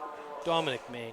We should just call this the Northern New Hampshire. Yeah, State that's all it Champion- is. Yeah, Northern New Hampshire. I That's mean, it all should be it Northern is. New England Championships. Yep. That's what it is. So when I was in high school, I think either my junior year, it was those 3 states for New England's. Oh, yeah. Yeah. It's funny how New England's is like expanded and retracted over the years. Yep. I think that's the only season that has all 6 states. They call it Tri-State New England. Oh, or really? something. Yeah. Yeah, because like Connecticut pulled out in like 67 or so, came back in 87. Is that what it was? Yeah. Yeah, mine would have been 83, 82 and 83 that I was in New England. But this kid's smooth, Giordina. Where Giordina, really? Yeah, from Bishop Girton. He's only a sophomore. He was a Division I state cross-country champion. Actually, both 1 and 2 are very smooth. Comes in with sub 9-minute 3K time. Yep. Tyler Kasich comes in. He run 8:48 earlier this year at one of the BU meets.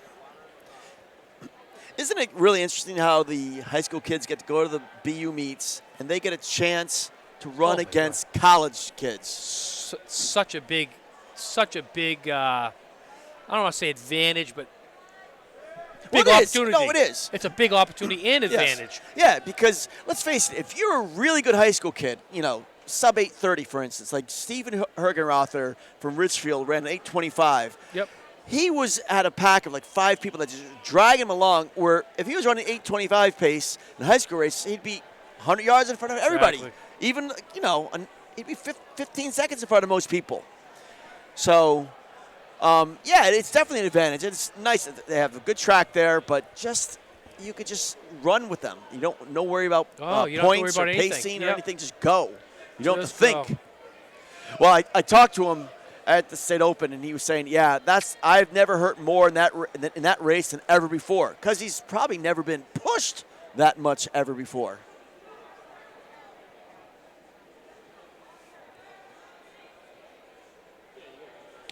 There wasn't a lot of open meets growing up, and man, the last few years, wow, there's just a ton of them.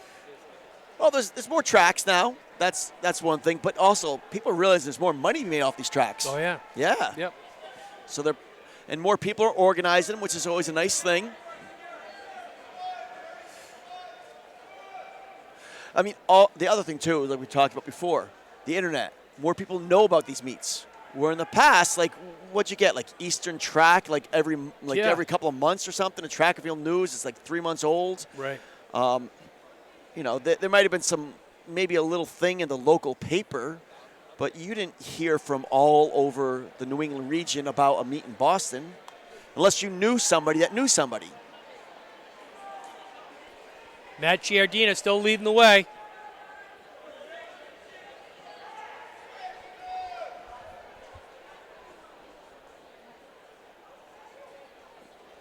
He's followed by Luke Miklas of Essex, Vermont. Comes in with a 9:46 2 mile. Giardina with a 9:42.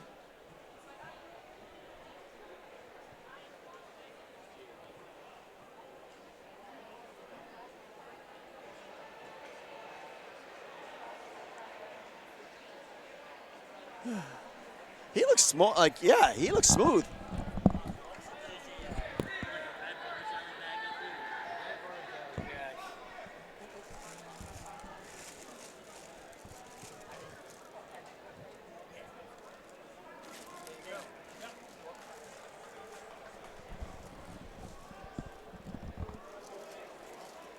Is that it? No?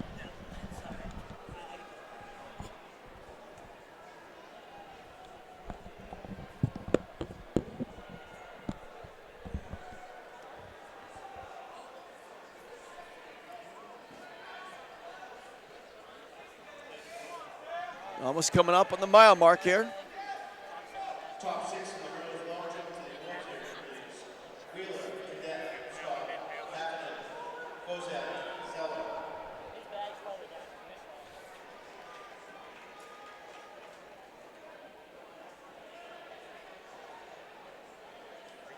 So we got Miklas, Kasich, Giardina. About to come through the mile mark. It's It's halfway between that line right there, Yep, right? yep. So 4:50. So a 9:40 pace. One thing that's important is a lot of people say, oh, you got to get out fast and race pace.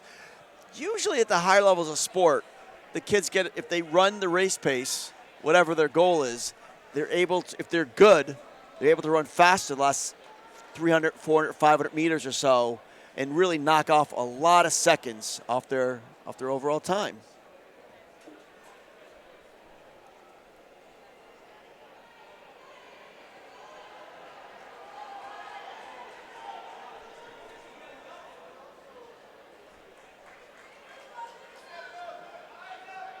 Girls' long jump results. 6th place from Middleborough, Isabella Wheeler.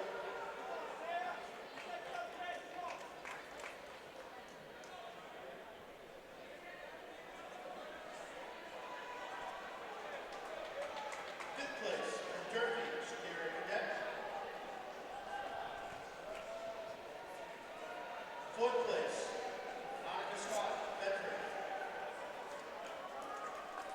Tyler Kasich leading the way.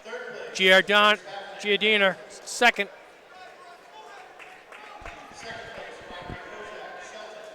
Starting to open up a little bit of a gap. And our 2023 long jump champion from Lewis Mills, a senior, 19 feet 3 inches. Oh, my goodness. That's a good one. Oh, my goodness. That's a big PR for her. Okay, we got to get the results up for see what the long jump here. For our fans at home. If you didn't hear the announcements, they just announced the girls' long jump results. There ain't many that's jumped over 19. Isabel Wheeler from Middleborough, Mass. 17 feet 7 1/4 is 6th place. Shakira Cadet from Durfee, Mass. 17 feet 10 1/2 inches. Annika Scott from Bedford, New Hampshire. 17 feet 11 inches. Grace Hannafin from Burlington, Mass. 18 feet 2 inches is 3rd. Audrey Kozik from Shelton. 18 feet 3 3/4 inches. And a New England champion with a big PR, at least 6 or 7 inches. 19 feet 3 inches. Gabriella Zeller from Lewis Mills. Wow, that was a fantastic jump for the young lady. Tyler Cox has ripped this race open. Girls 2 mile, top 6. He's gapped them and some. 80-yard lead. 2 laps to go. 19 feet 3 inches in the long jump. That is tied for 6th all time in Connecticut history. That is pretty remarkable.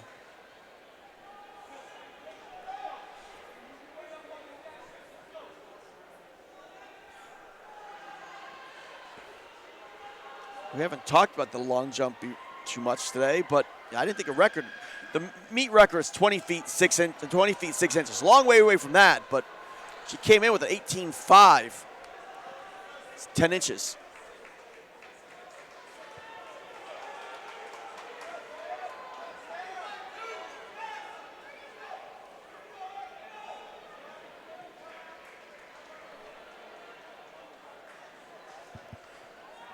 Tyler's putting up a pretty good run here.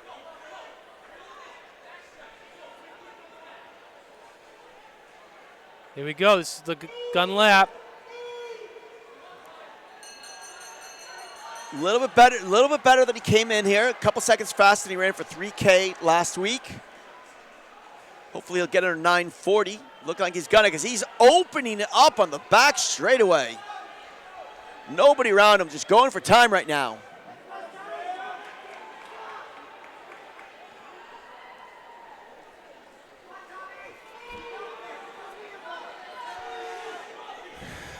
See if we can get 930 something.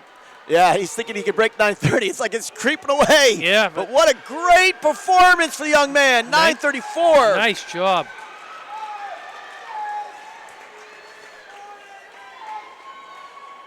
Everybody's getting a PR here. That's great.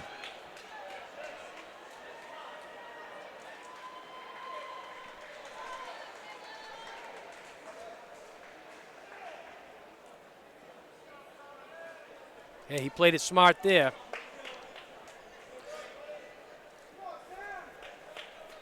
That might be good enough to place. Field separates out. I don't know. Let's see. I'm guessing it's going to be under 930. I'm thinking under 930. There's a number of kids. Yeah, I would think so. Yeah. Well, it all depends on who kind of shows up, you know? Yep. We'll see what happens with this race. 5th place, Catherine Marchand, Trumbull.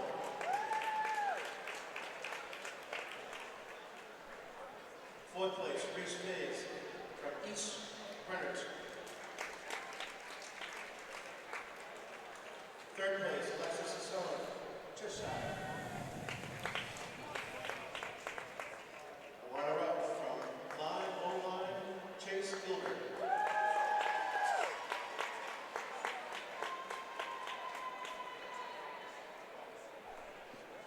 And our winner from Shelton, a junior, 1038.19,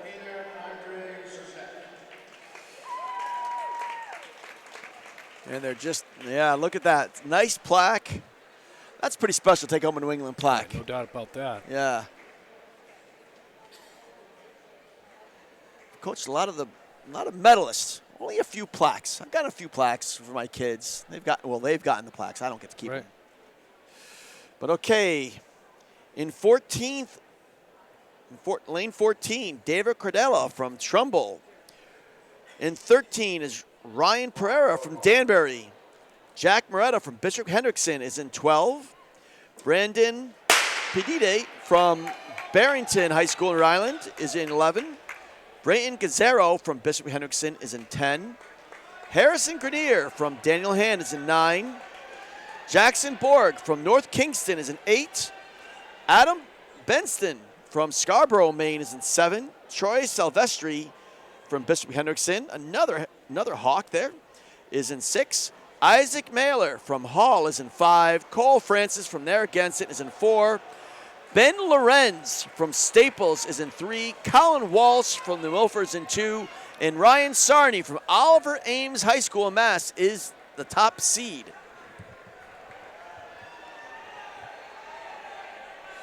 It's funny, there were a few names I've noticed today that were not in the heat sheets that were released this week, but in live results now. Right.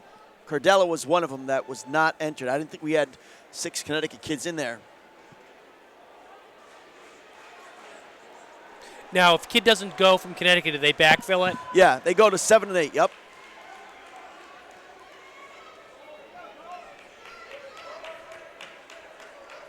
Is that Oliver Ames? Is that Sarney?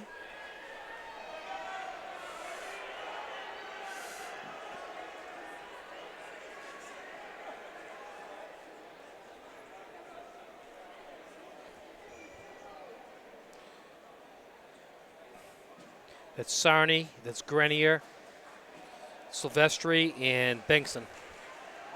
He's looking like he's, usually look a little more relaxed. I haven't seen him run before, but he's looking like he's really straining, where most of the other guys are fairly relaxed. Comes in with a 9:17 seed time. 6th at the Meet of Champions in Mass. So he's got some credentials. He knows what he's doing.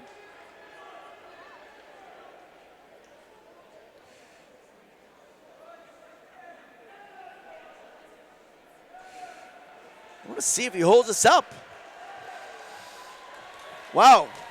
2:16, well, about 2:15 through 800 meters approximately. Yep. Talking like 9-minute 2-mile pace. I mean, you usually don't see people go from 9:17 to 9:05 in the span of a week. But the packs behind him just biding their time, Jim. I mean, I always like to teach my athletes to try to run the first 1,200 meters kind of relaxed. Yeah, I mean, relax. you gotta be fast, but you can't be straining the first 1,200 meters because the race doesn't really start. Well, they're definitely making ground on him, Yeah. led by Silvestri. Yeah, Silvestri, Bishop Hendrickson, like one after the others. They always have 3 guys in here. He was 2nd in Rhode Island State in cross country. He was all New England cross country as well, too. He's got some pretty quick turnover. Not a long stride, but quick turnover. Yeah, they're definitely opening up a little bit now. You can see they're kind of like, no, we don't want him to get too far away from us. Yeah.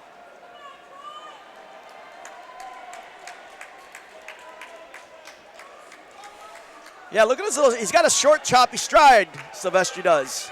It's got to be really efficient for hills. It looks like they're about to envelop our early leader. Lead in the chase pack is Colin Walsh, the Connecticut State Open 3,200 meter champion. I got to tell you, Jim, that was one of the most exciting races of the day for me, that 3,200 meters. Him and Benjamin Lorenz from Staples, they battled out the last 600 meters, came down the last 50 meters. It was great. Huh. With Marr, who's in 6th place right now, he kind of tried to break it open with 400 meters to go, and the other 2 had a little more left. But what an exciting race to watch. If you're a fan of just watching races, not even worried about time or anything, just watching great races. How it went The about. trio that are now in 3rd, 4th, or sorry, 4th, 5th, and 6th place. Had a great race last week.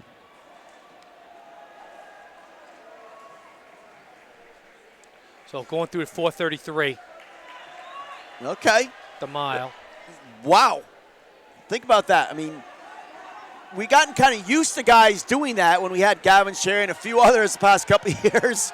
But that's an outstanding performance. If these guys can get under 9:10, that is a fantastic time. Like I said, we've gotten spoiled because of Gavin Sherry and Aiden Puffer and those battles they've had.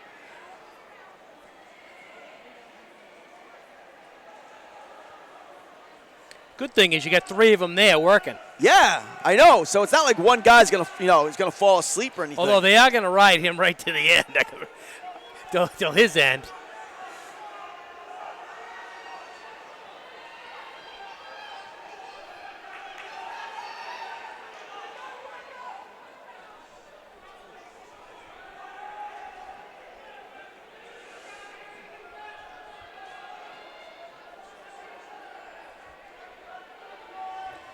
Right now in the nationally, breaking 9:10 will put them 12th nationally. That'll set them up real nicely going into nationals next week. Most of these guys will probably be at the track at New Balance track next week. But they So also this have to be Bendison kid comes in with a 9:31. I don't know anything about him, from Scarborough, Maine, but he looks pretty good. He's going to take the lead. Well, he's the main 2-mile champ. Yep.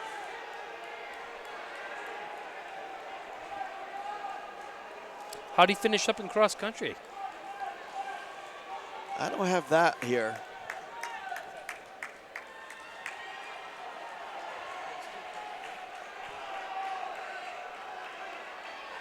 Well, this group is definitely, they're working. I'm just amazed. Like, if they do get down to like 9:05, 9:08, somewhere, I'm just amazed how they make such a big jump in 1 week. Sarni took the lead over, so you know he's got some fight in him.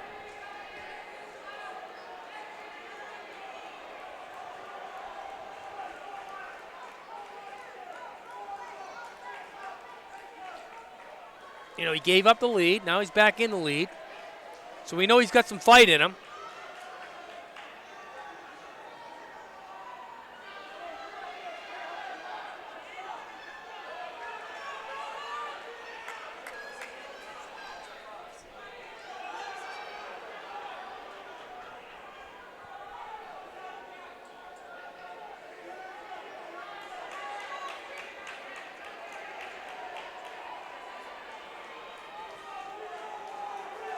What is he now right now? Is he in the lead still?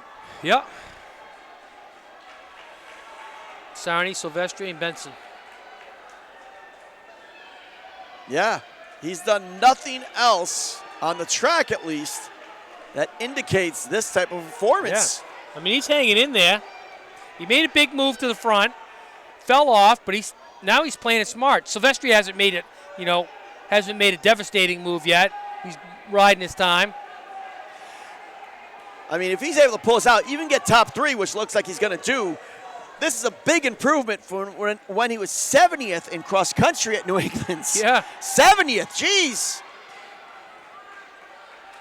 He's making another move.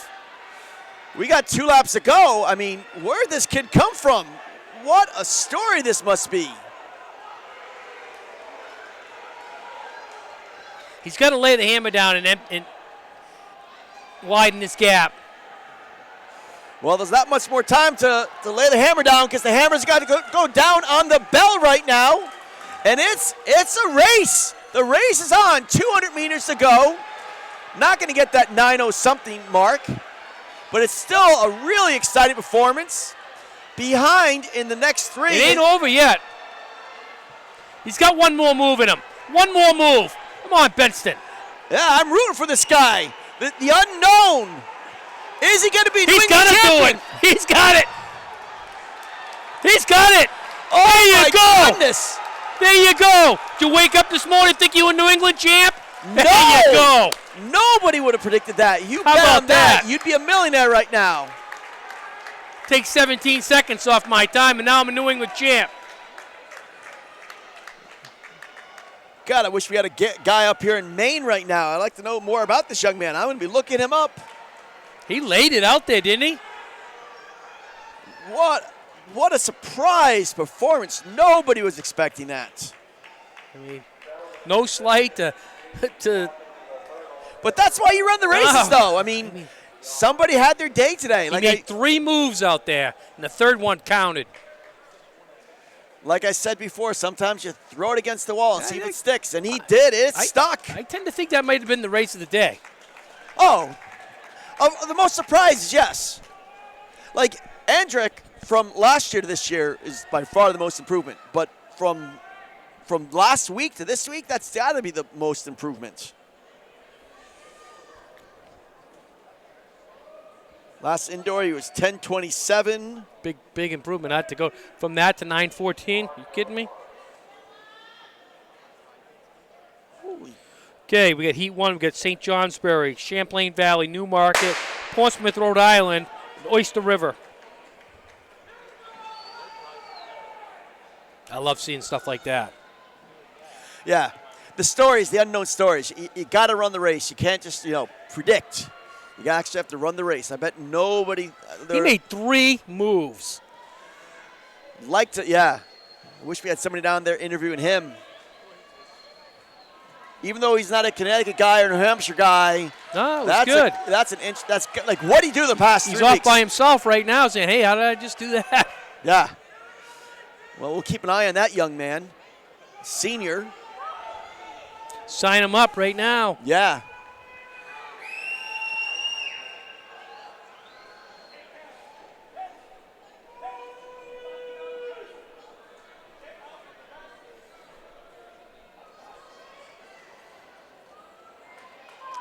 So we're in the girls 4x4. First heat, St. Johnsbury, Vermont. Champlain Valley Union in 3. Newmarket, New Hampshire's in 4. Portsmouth, Rhode Island. And in 6 is Oyster River. We're trying to get a team under 4:20. That's 65 seconds a leg.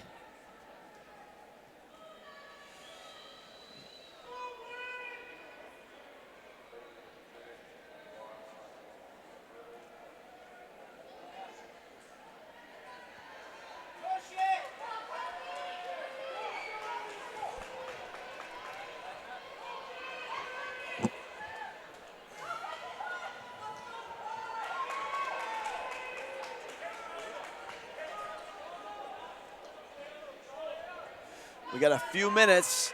We're going to see if we got history here. 9:13.99 he ran.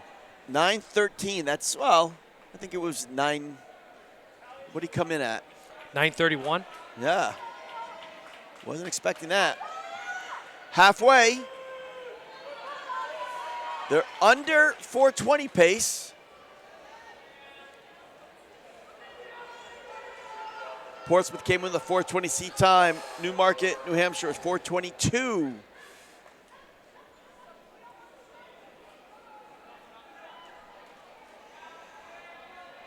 Yeah, a lot of guys are saying they're going to get his Instagram handle.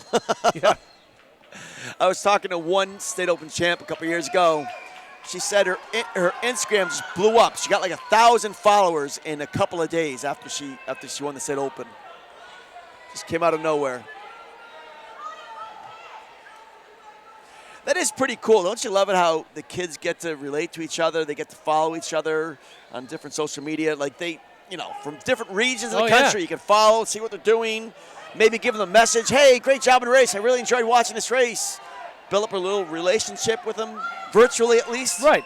Yeah. You can talk to them, get advice. You can all sorts of things. I saw a runner go up to Aiden Puffer when he was a junior. Now, Aiden Puffer had the national high school record for 5K as a freshman, like ninth grade record as a freshman. Very well, great. And kids came up to him or asking him advice. It's got to be so weird to be a high school runner and have other high school kids come up asking you advice. Man, I'll tell you what, he was as smooth as any runner I've ever seen. Perfect form. Yes. While I was disappointed not seeing Gavin Sherry last spring because he had an injury, Yep. one part of me was also happy to see that he got to take Yeah. a couple wins in the Right. state open. He got to do some big things himself. And I'll tell you something about Gavin Sherry. He's the toughest I've Oh. ever seen of anybody. Anybody in New England, you can mark it down. He is the best all-time cross-country runner Yeah. in New England. Like the way he would just He would have take it won out 3 out of 4 so and won hard. in the second Yeah. place. Took it out so hard, and he stuck it. All right, under 420. And at 420, those are some pretty good battles for these teams. We're building up, though. We've got 4 heats. That was the heat 1. Now we're going to heat 2. We got Exeter, New Hampshire, Cranston, west of Rhode Island, Pinkerton, New Hampshire, South Kingstown, Rhode Island, Westerly, Rhode Island.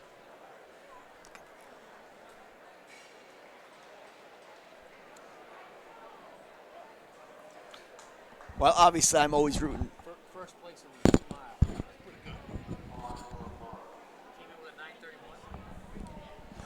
Yeah, well, obviously, I'm always rooting for Connecticut. I'm looking forward to watching Sophia Goran and the entire Moses Brown team see if they can break that state record. Oh, that'd be nice, huh?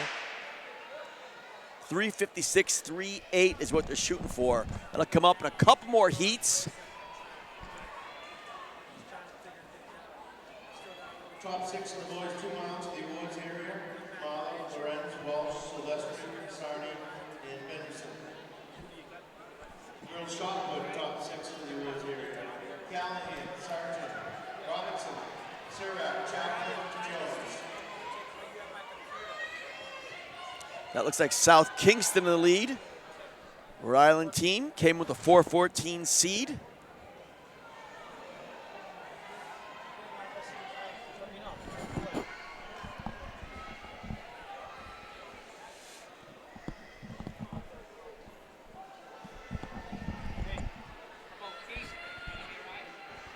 Yeah, top 6 boys, 2 miles to the Woods area. And we got a stick. Should have been moving a little more than that. Still about a 102 first leg.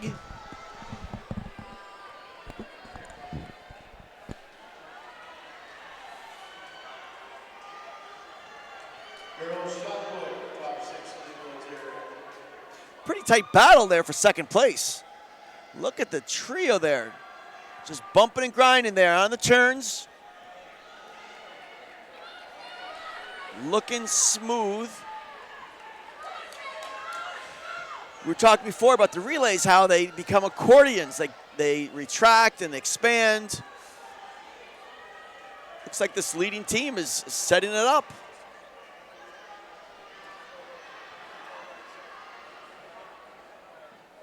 Ooh, second place just broke away, though, from the pack and moving up into the exchange. It's going to get exciting in this exchange.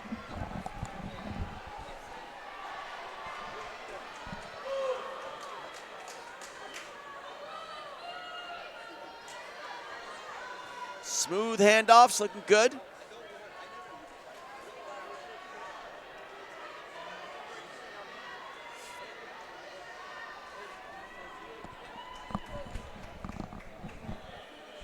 Girls shot put the Woods, 6th place. Allow Callahan, Peabody. Oh, 5th place, Catherine Sargent, Denham. they're calling out the girls' shot put right now. Place in Millhouse, Shaylis Robinson.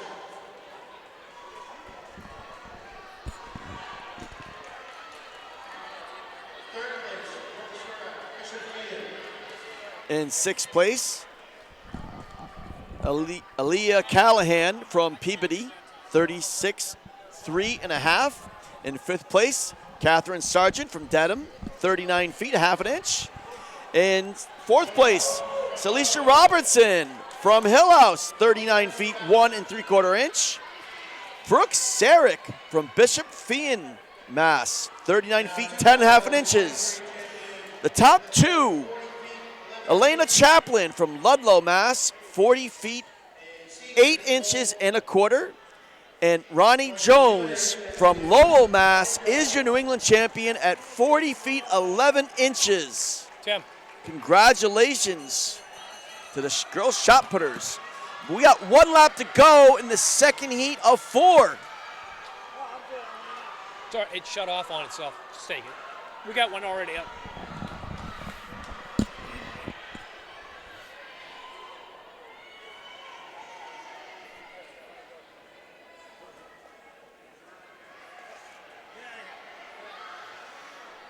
See it?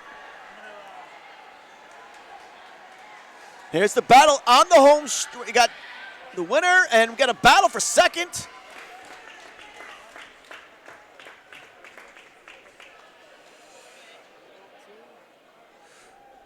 We talked about before how there's oftentimes there are winning, or not winning at least, but placing teams from some of the second and third sections.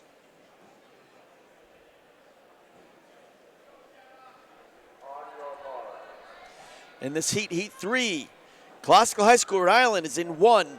Naugatuck from Connecticut is in 2. Bedford, New Hampshire is in 3. And 4 is Weston, Mass. And 5 is Greenwich. And 6 is Brookline. What's going on? You're back? I can hear you. How about now? I think now. Now you can hear me. Thanks, Mr. Hall. Hey, I've never been able to hear it. Can you hear me now? I can hear me. Never.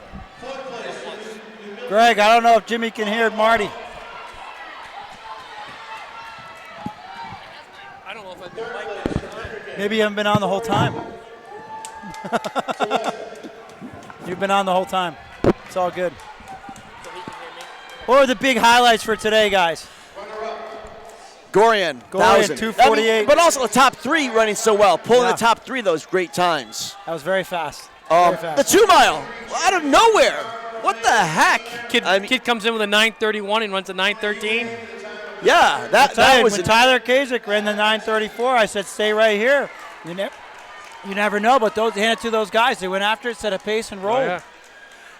There's a kid from New Hampshire, Cox. I don't know. He's pretty good too. He ran a great mile right there. Yeah. He ran that despite his father and coach. He looks so smooth though. I gotta he tell you, did. Tim. He really looks so efficient. When he's on, he's on. Yeah, You know. sure. You know, I He'd be know. the first one to tell you that. Yeah. Yeah. I mean, I know he's had some injury issues, but Yeah. he's such a beautiful runner, and he's got such a great potential Yeah. in the future. It's the first season in 2 years he's had a full cycle of training and a full racing schedule, so he's feeling pretty good going into next week. Well, he should. Yeah. I mean, the relays, the teams from the third and fourth heats making their way in, the improvements we see were just fantastic. That's awesome. Glastonbury set a Connecticut state record, all-time state record in the 4x800s. Wow. They came from 9. They replaced their team. They had 3 new legs on there. I figured when I heard that they were replacing them, figured 9-10 might be a chance, but running 9:05 just blew me away. Yes. Xavier on the boys' side did the same thing. They came in with 8 flat seat time, came in with 7:52. That was their school record. Oh, wow. That's right. I was hoping the 55 would be a little better, but still, Noble Gongon won as expected. Mooney in the hurdles won as expected.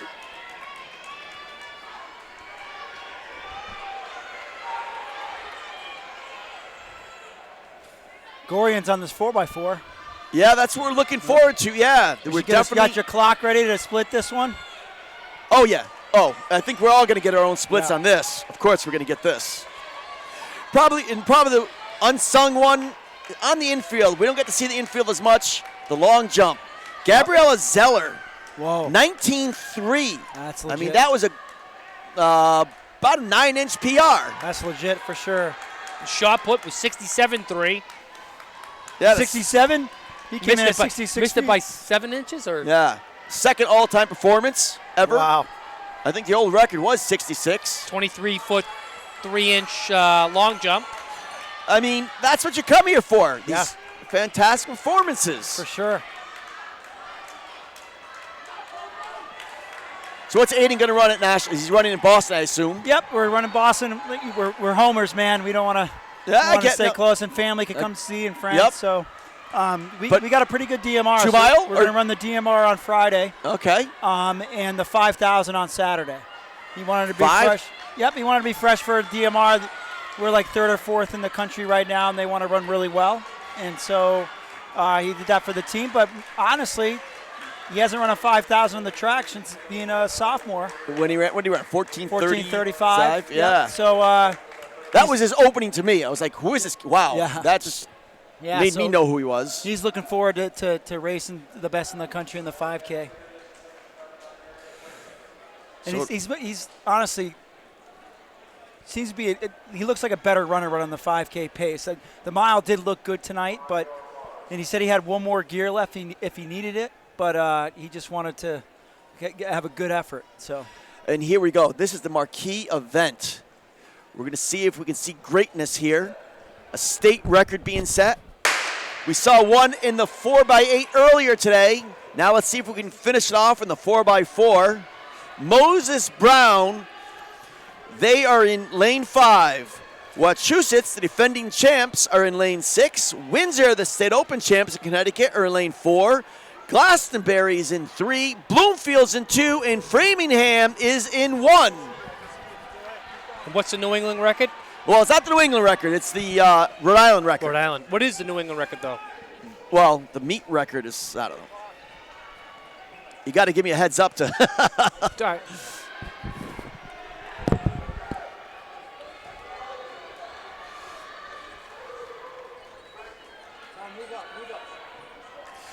.353 from Wellesley back in 2018. Wow. Is that Moses Brown in the lead? No, that's Windsor in the lead. That's Windsor. 58.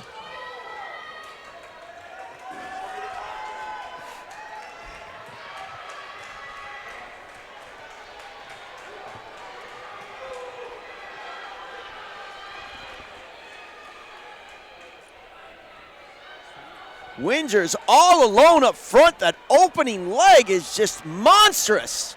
I think that was Westbury. She was second in the state open in the 600. And they are extending their lead. Moses Brown's going to have to start moving it up if they want to try to win this. They might break the record, but Windsor is just all alone up Hammering it, front. huh? Yeah. They do so well indoors in the relays.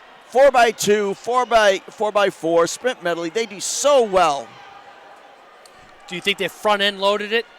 Well, Westbury's, I think, is their top runner. So, yes, I think they did. Which uniform is Moses Brown? Right here. Right there? Okay.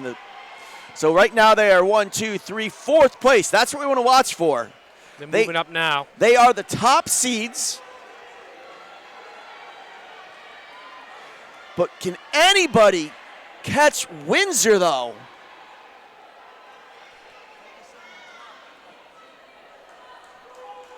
You know she's running scared.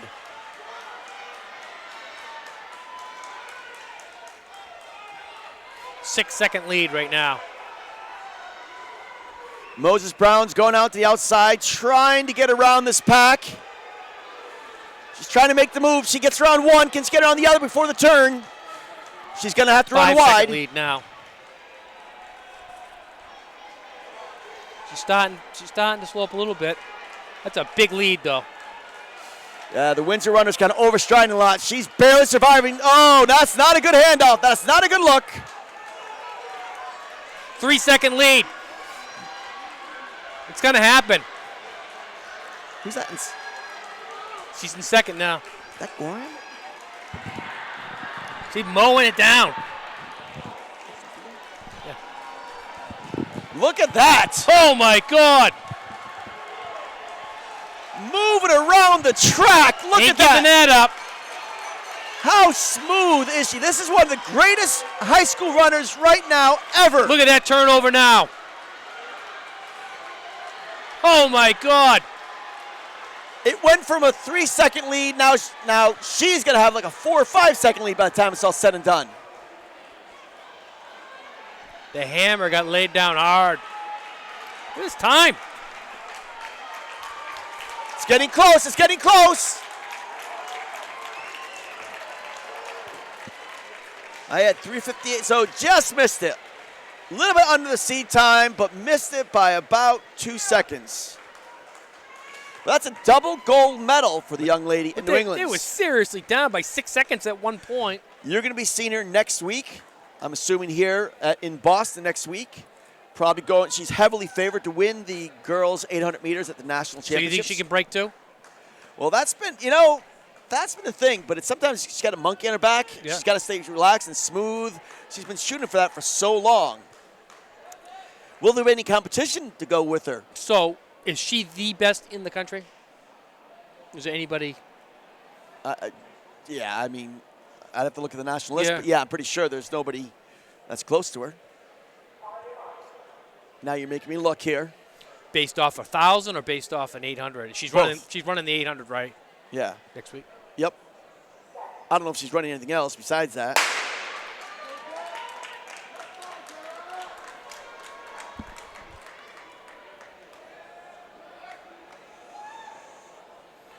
So we had Champlain Valley, Hartford, Vermont, Merrimack Valley, New Hampshire, Exeter, New Hampshire, Allis Brookline, New Hampshire, St. Johnsbury, Vermont.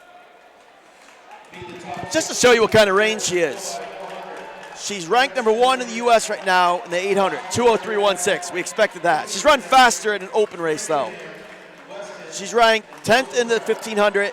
She's ranked 1st in the 600 nationally, the 127.51. That would make it here for, as a boy. Yeah. In the 1,000, she's run 239.83. In the 300 even, she's run a 39.47. I mean, the girl's got wheels. She's got range. Yeah. She's good in cross country. And where's she going? She's going to Harvard. Harvard. Yeah. So she must not have done so good on her SATs. She's not so smart, no. Oh. She's not so smart, I bet. Huh. Man, they're good. Lucky to get her. It's like a pretty good community college there, I heard. Yeah. Good for her. Congratulations. The real deal. Yeah. Incredible.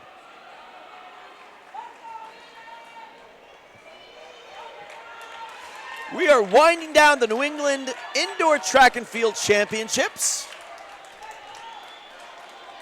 Hey. Sponsored by the State Running Network with Marathon Sports.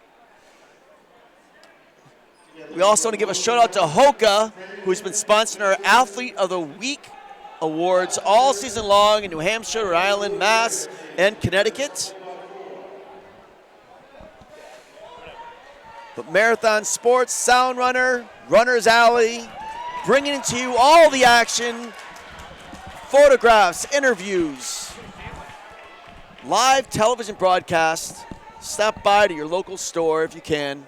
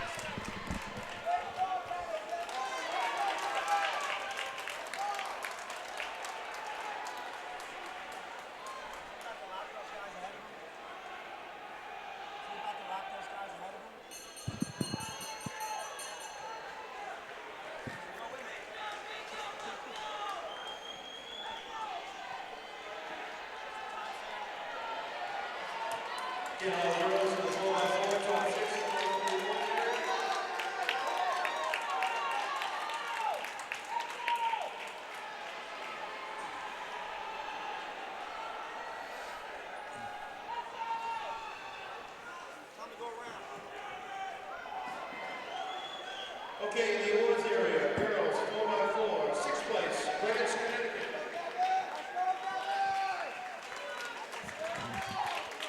3:58.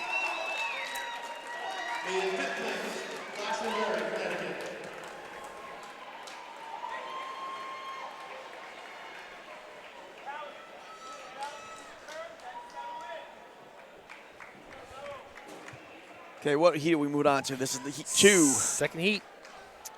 Oyster River from New Hampshire. Classical High School, Rhode Island.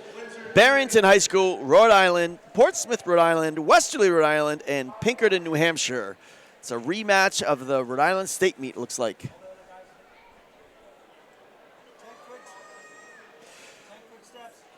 This is the second of 4 heats.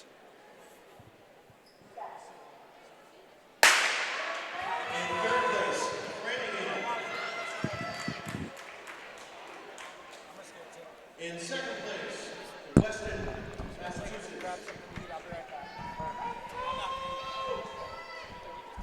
And our winners, the time of 3:58.39, Moses Brown.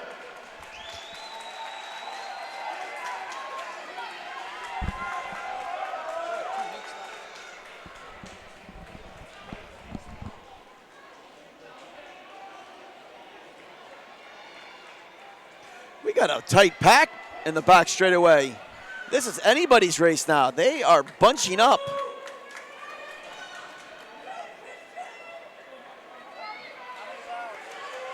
Coming on to the first exchange. About a 53-second split. Oyster River leading the way.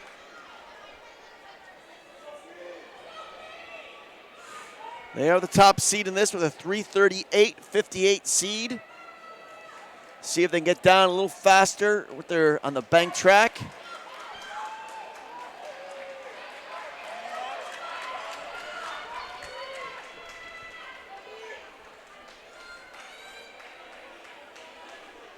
Really running upright a lot. Great arm movement.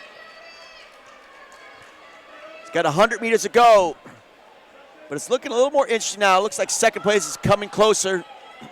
They got to run through the line.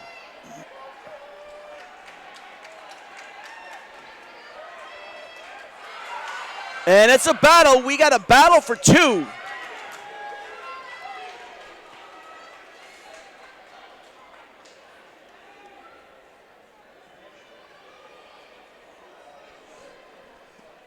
Is that classical in second right there? You got Oyster River and Westerly. Westerly. They've had some great races up here over the years. Oh my God, they're always performing at this level.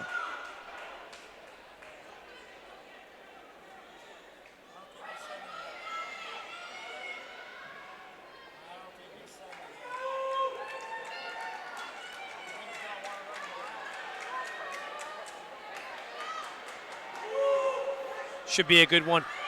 Oyster River closes with a 49 guy, so should be interesting. A 49 guy indoors? Yep. Oh, that should make things interesting. That's kind of what we saw in the girls 4x4 with Gorian.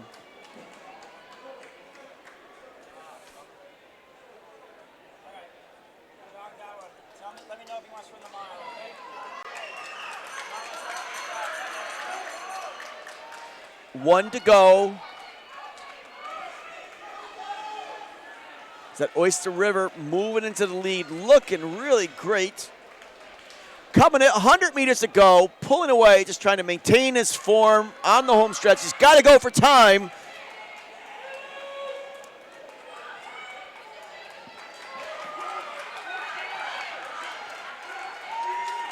Just about 3:30. That's a significant improvement from the New Hampshire team.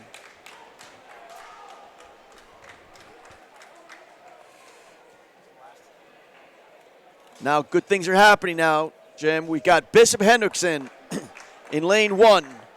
Coming out to heat 3.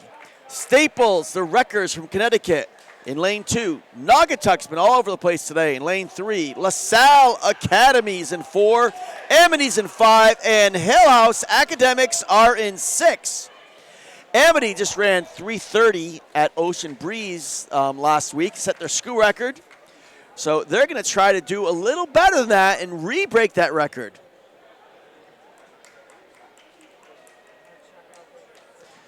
They ran 3:30.10 at Eastern States.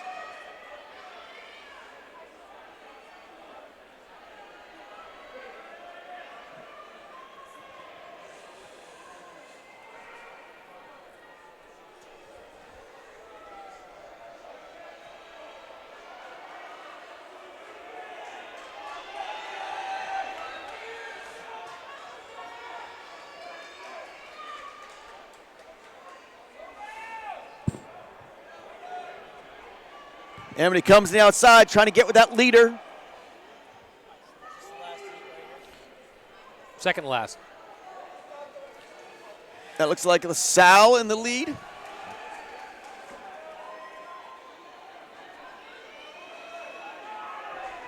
Stick and about 51 high. We got a duo up front. It's a battle.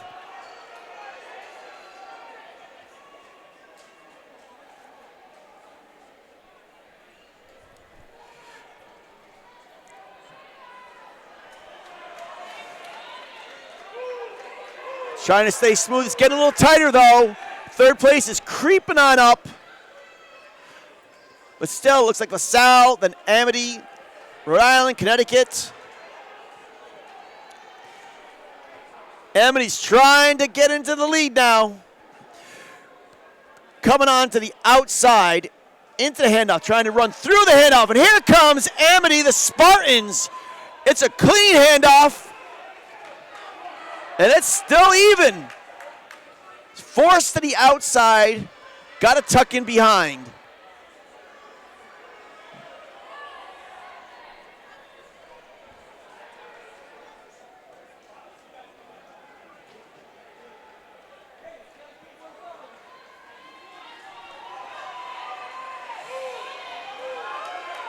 Bishop Hendrickson moving into third right now in the green. Third, fourth, and fifth are making their way right back into the fight. Amity's falling off the pack a little bit, off the lead. It's going to make a big charge, let's hope. But here comes Hendrickson, though. The Hawks from Rhode Island moving into second place. Still LaSalle coming into the final exchange. Nice lead. Hendrickson, Amity. Hendrickson takes over second. LaSalle has this going away right now. But Hendrickson's looking. Hillhouse. What's up? Hillhouse. Oh, that's Hillhouse. Sorry, that's the hometown. Oh, man, I should know that. Sorry, Coach Moore. Hendrickson charging into the lead. Hillhouse trying to hold off. Wow, he fought him off. He's trying to build it up a little bit. Hendrickson's not giving up. Hillhouse. Here comes the Academics. If they can get in, win this heat, maybe they can get a medal. Easily under 3:30. Wow, 3:27. What a fantastic time. Nice. They were fourth in the Open. Let's see what they finish at New England's. But this is the last meet, and we're saving the best for last in this race. It's going to be another rematch between Hall and Greenwich. Hall's coming in with a 3:24 seed time, but they've got more to go. They've got some people that haven't been doubling, tripling. They've been running great the past couple weeks. They're going to go for that meet record, 3:21.49. That's the game plan.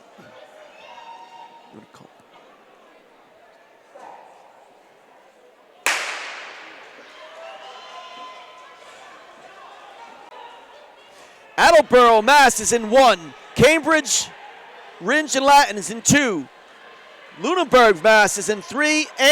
Amesbury, Mass is in 4. Hall's in 5. And Greenwich is on the outside in red in 6. And here we go, folks. Greenwich goes to the early lead. Hall's trying to tuck in there, but all went down!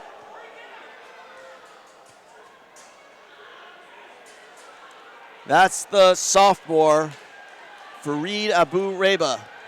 But still, Greenwich is in the mix there. Oh, that stinks, huh? That's 3:27 is the time to heartbreaking. beat. That's heartbreaking. It is.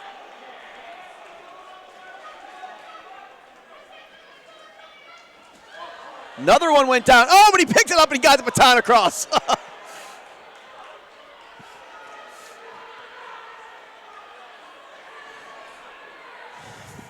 That's too bad, huh? Ugh. Nothing worse. The Cardinals, though, taking the lead. They've got the New England champ, Bianchini, defended his title, 300.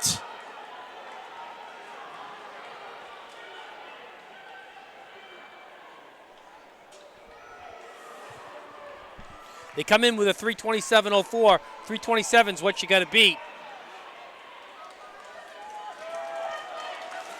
That was a 50 flat for the Greenwich come on, runner. man.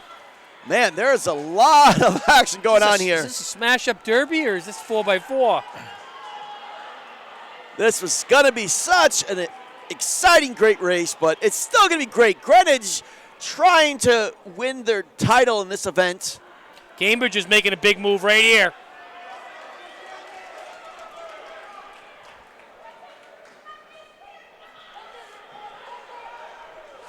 Greenwich comes in with a 327. They should be good for a 324 at least, I'd have to say.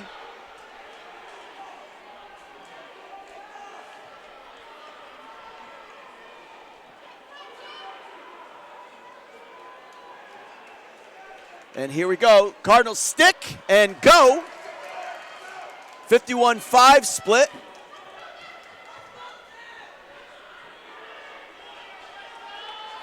They've got a big lead now. 300 meters to go from glory.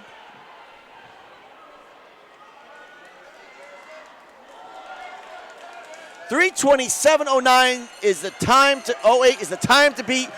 1 to go.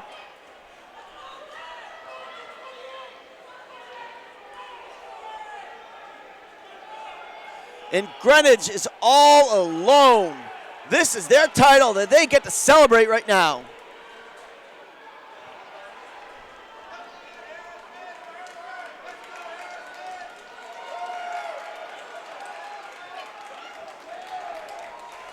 .324.3 approximately hand time. That was a 50.5 anchor.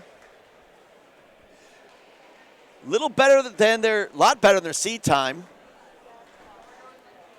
And the Cardinals are your New England champions. That was too bad for Hall, though. That was, yeah. That's what happens in the relay. All them, that's probably the one I'm going to be most disappointed about. But that's why you're on the races, unfortunately. Yep. Hopefully for Reed, this is a young man with a bright future in front of him. He is just coming on like gangbusters, doing a lot of relays this year. So you probably don't know his name, but he is one to look for in the future. I hope he gets healthy, and he's ready to go for next week at Nationals. Right.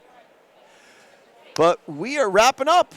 We are all done. As the saying goes, you don't have to go home, but you can't stay here. It is closing time. So I want to welcome you for the State Running Network. You know, for all of us here, welcome to the New England Indoor Track Championships, and we'll be seeing you in the springtime and outdoors. Looking forward to it. Okay. This is Marty Ogden Jim McKenzie. for State Running Network and Greg Hall, our producer. Thank you.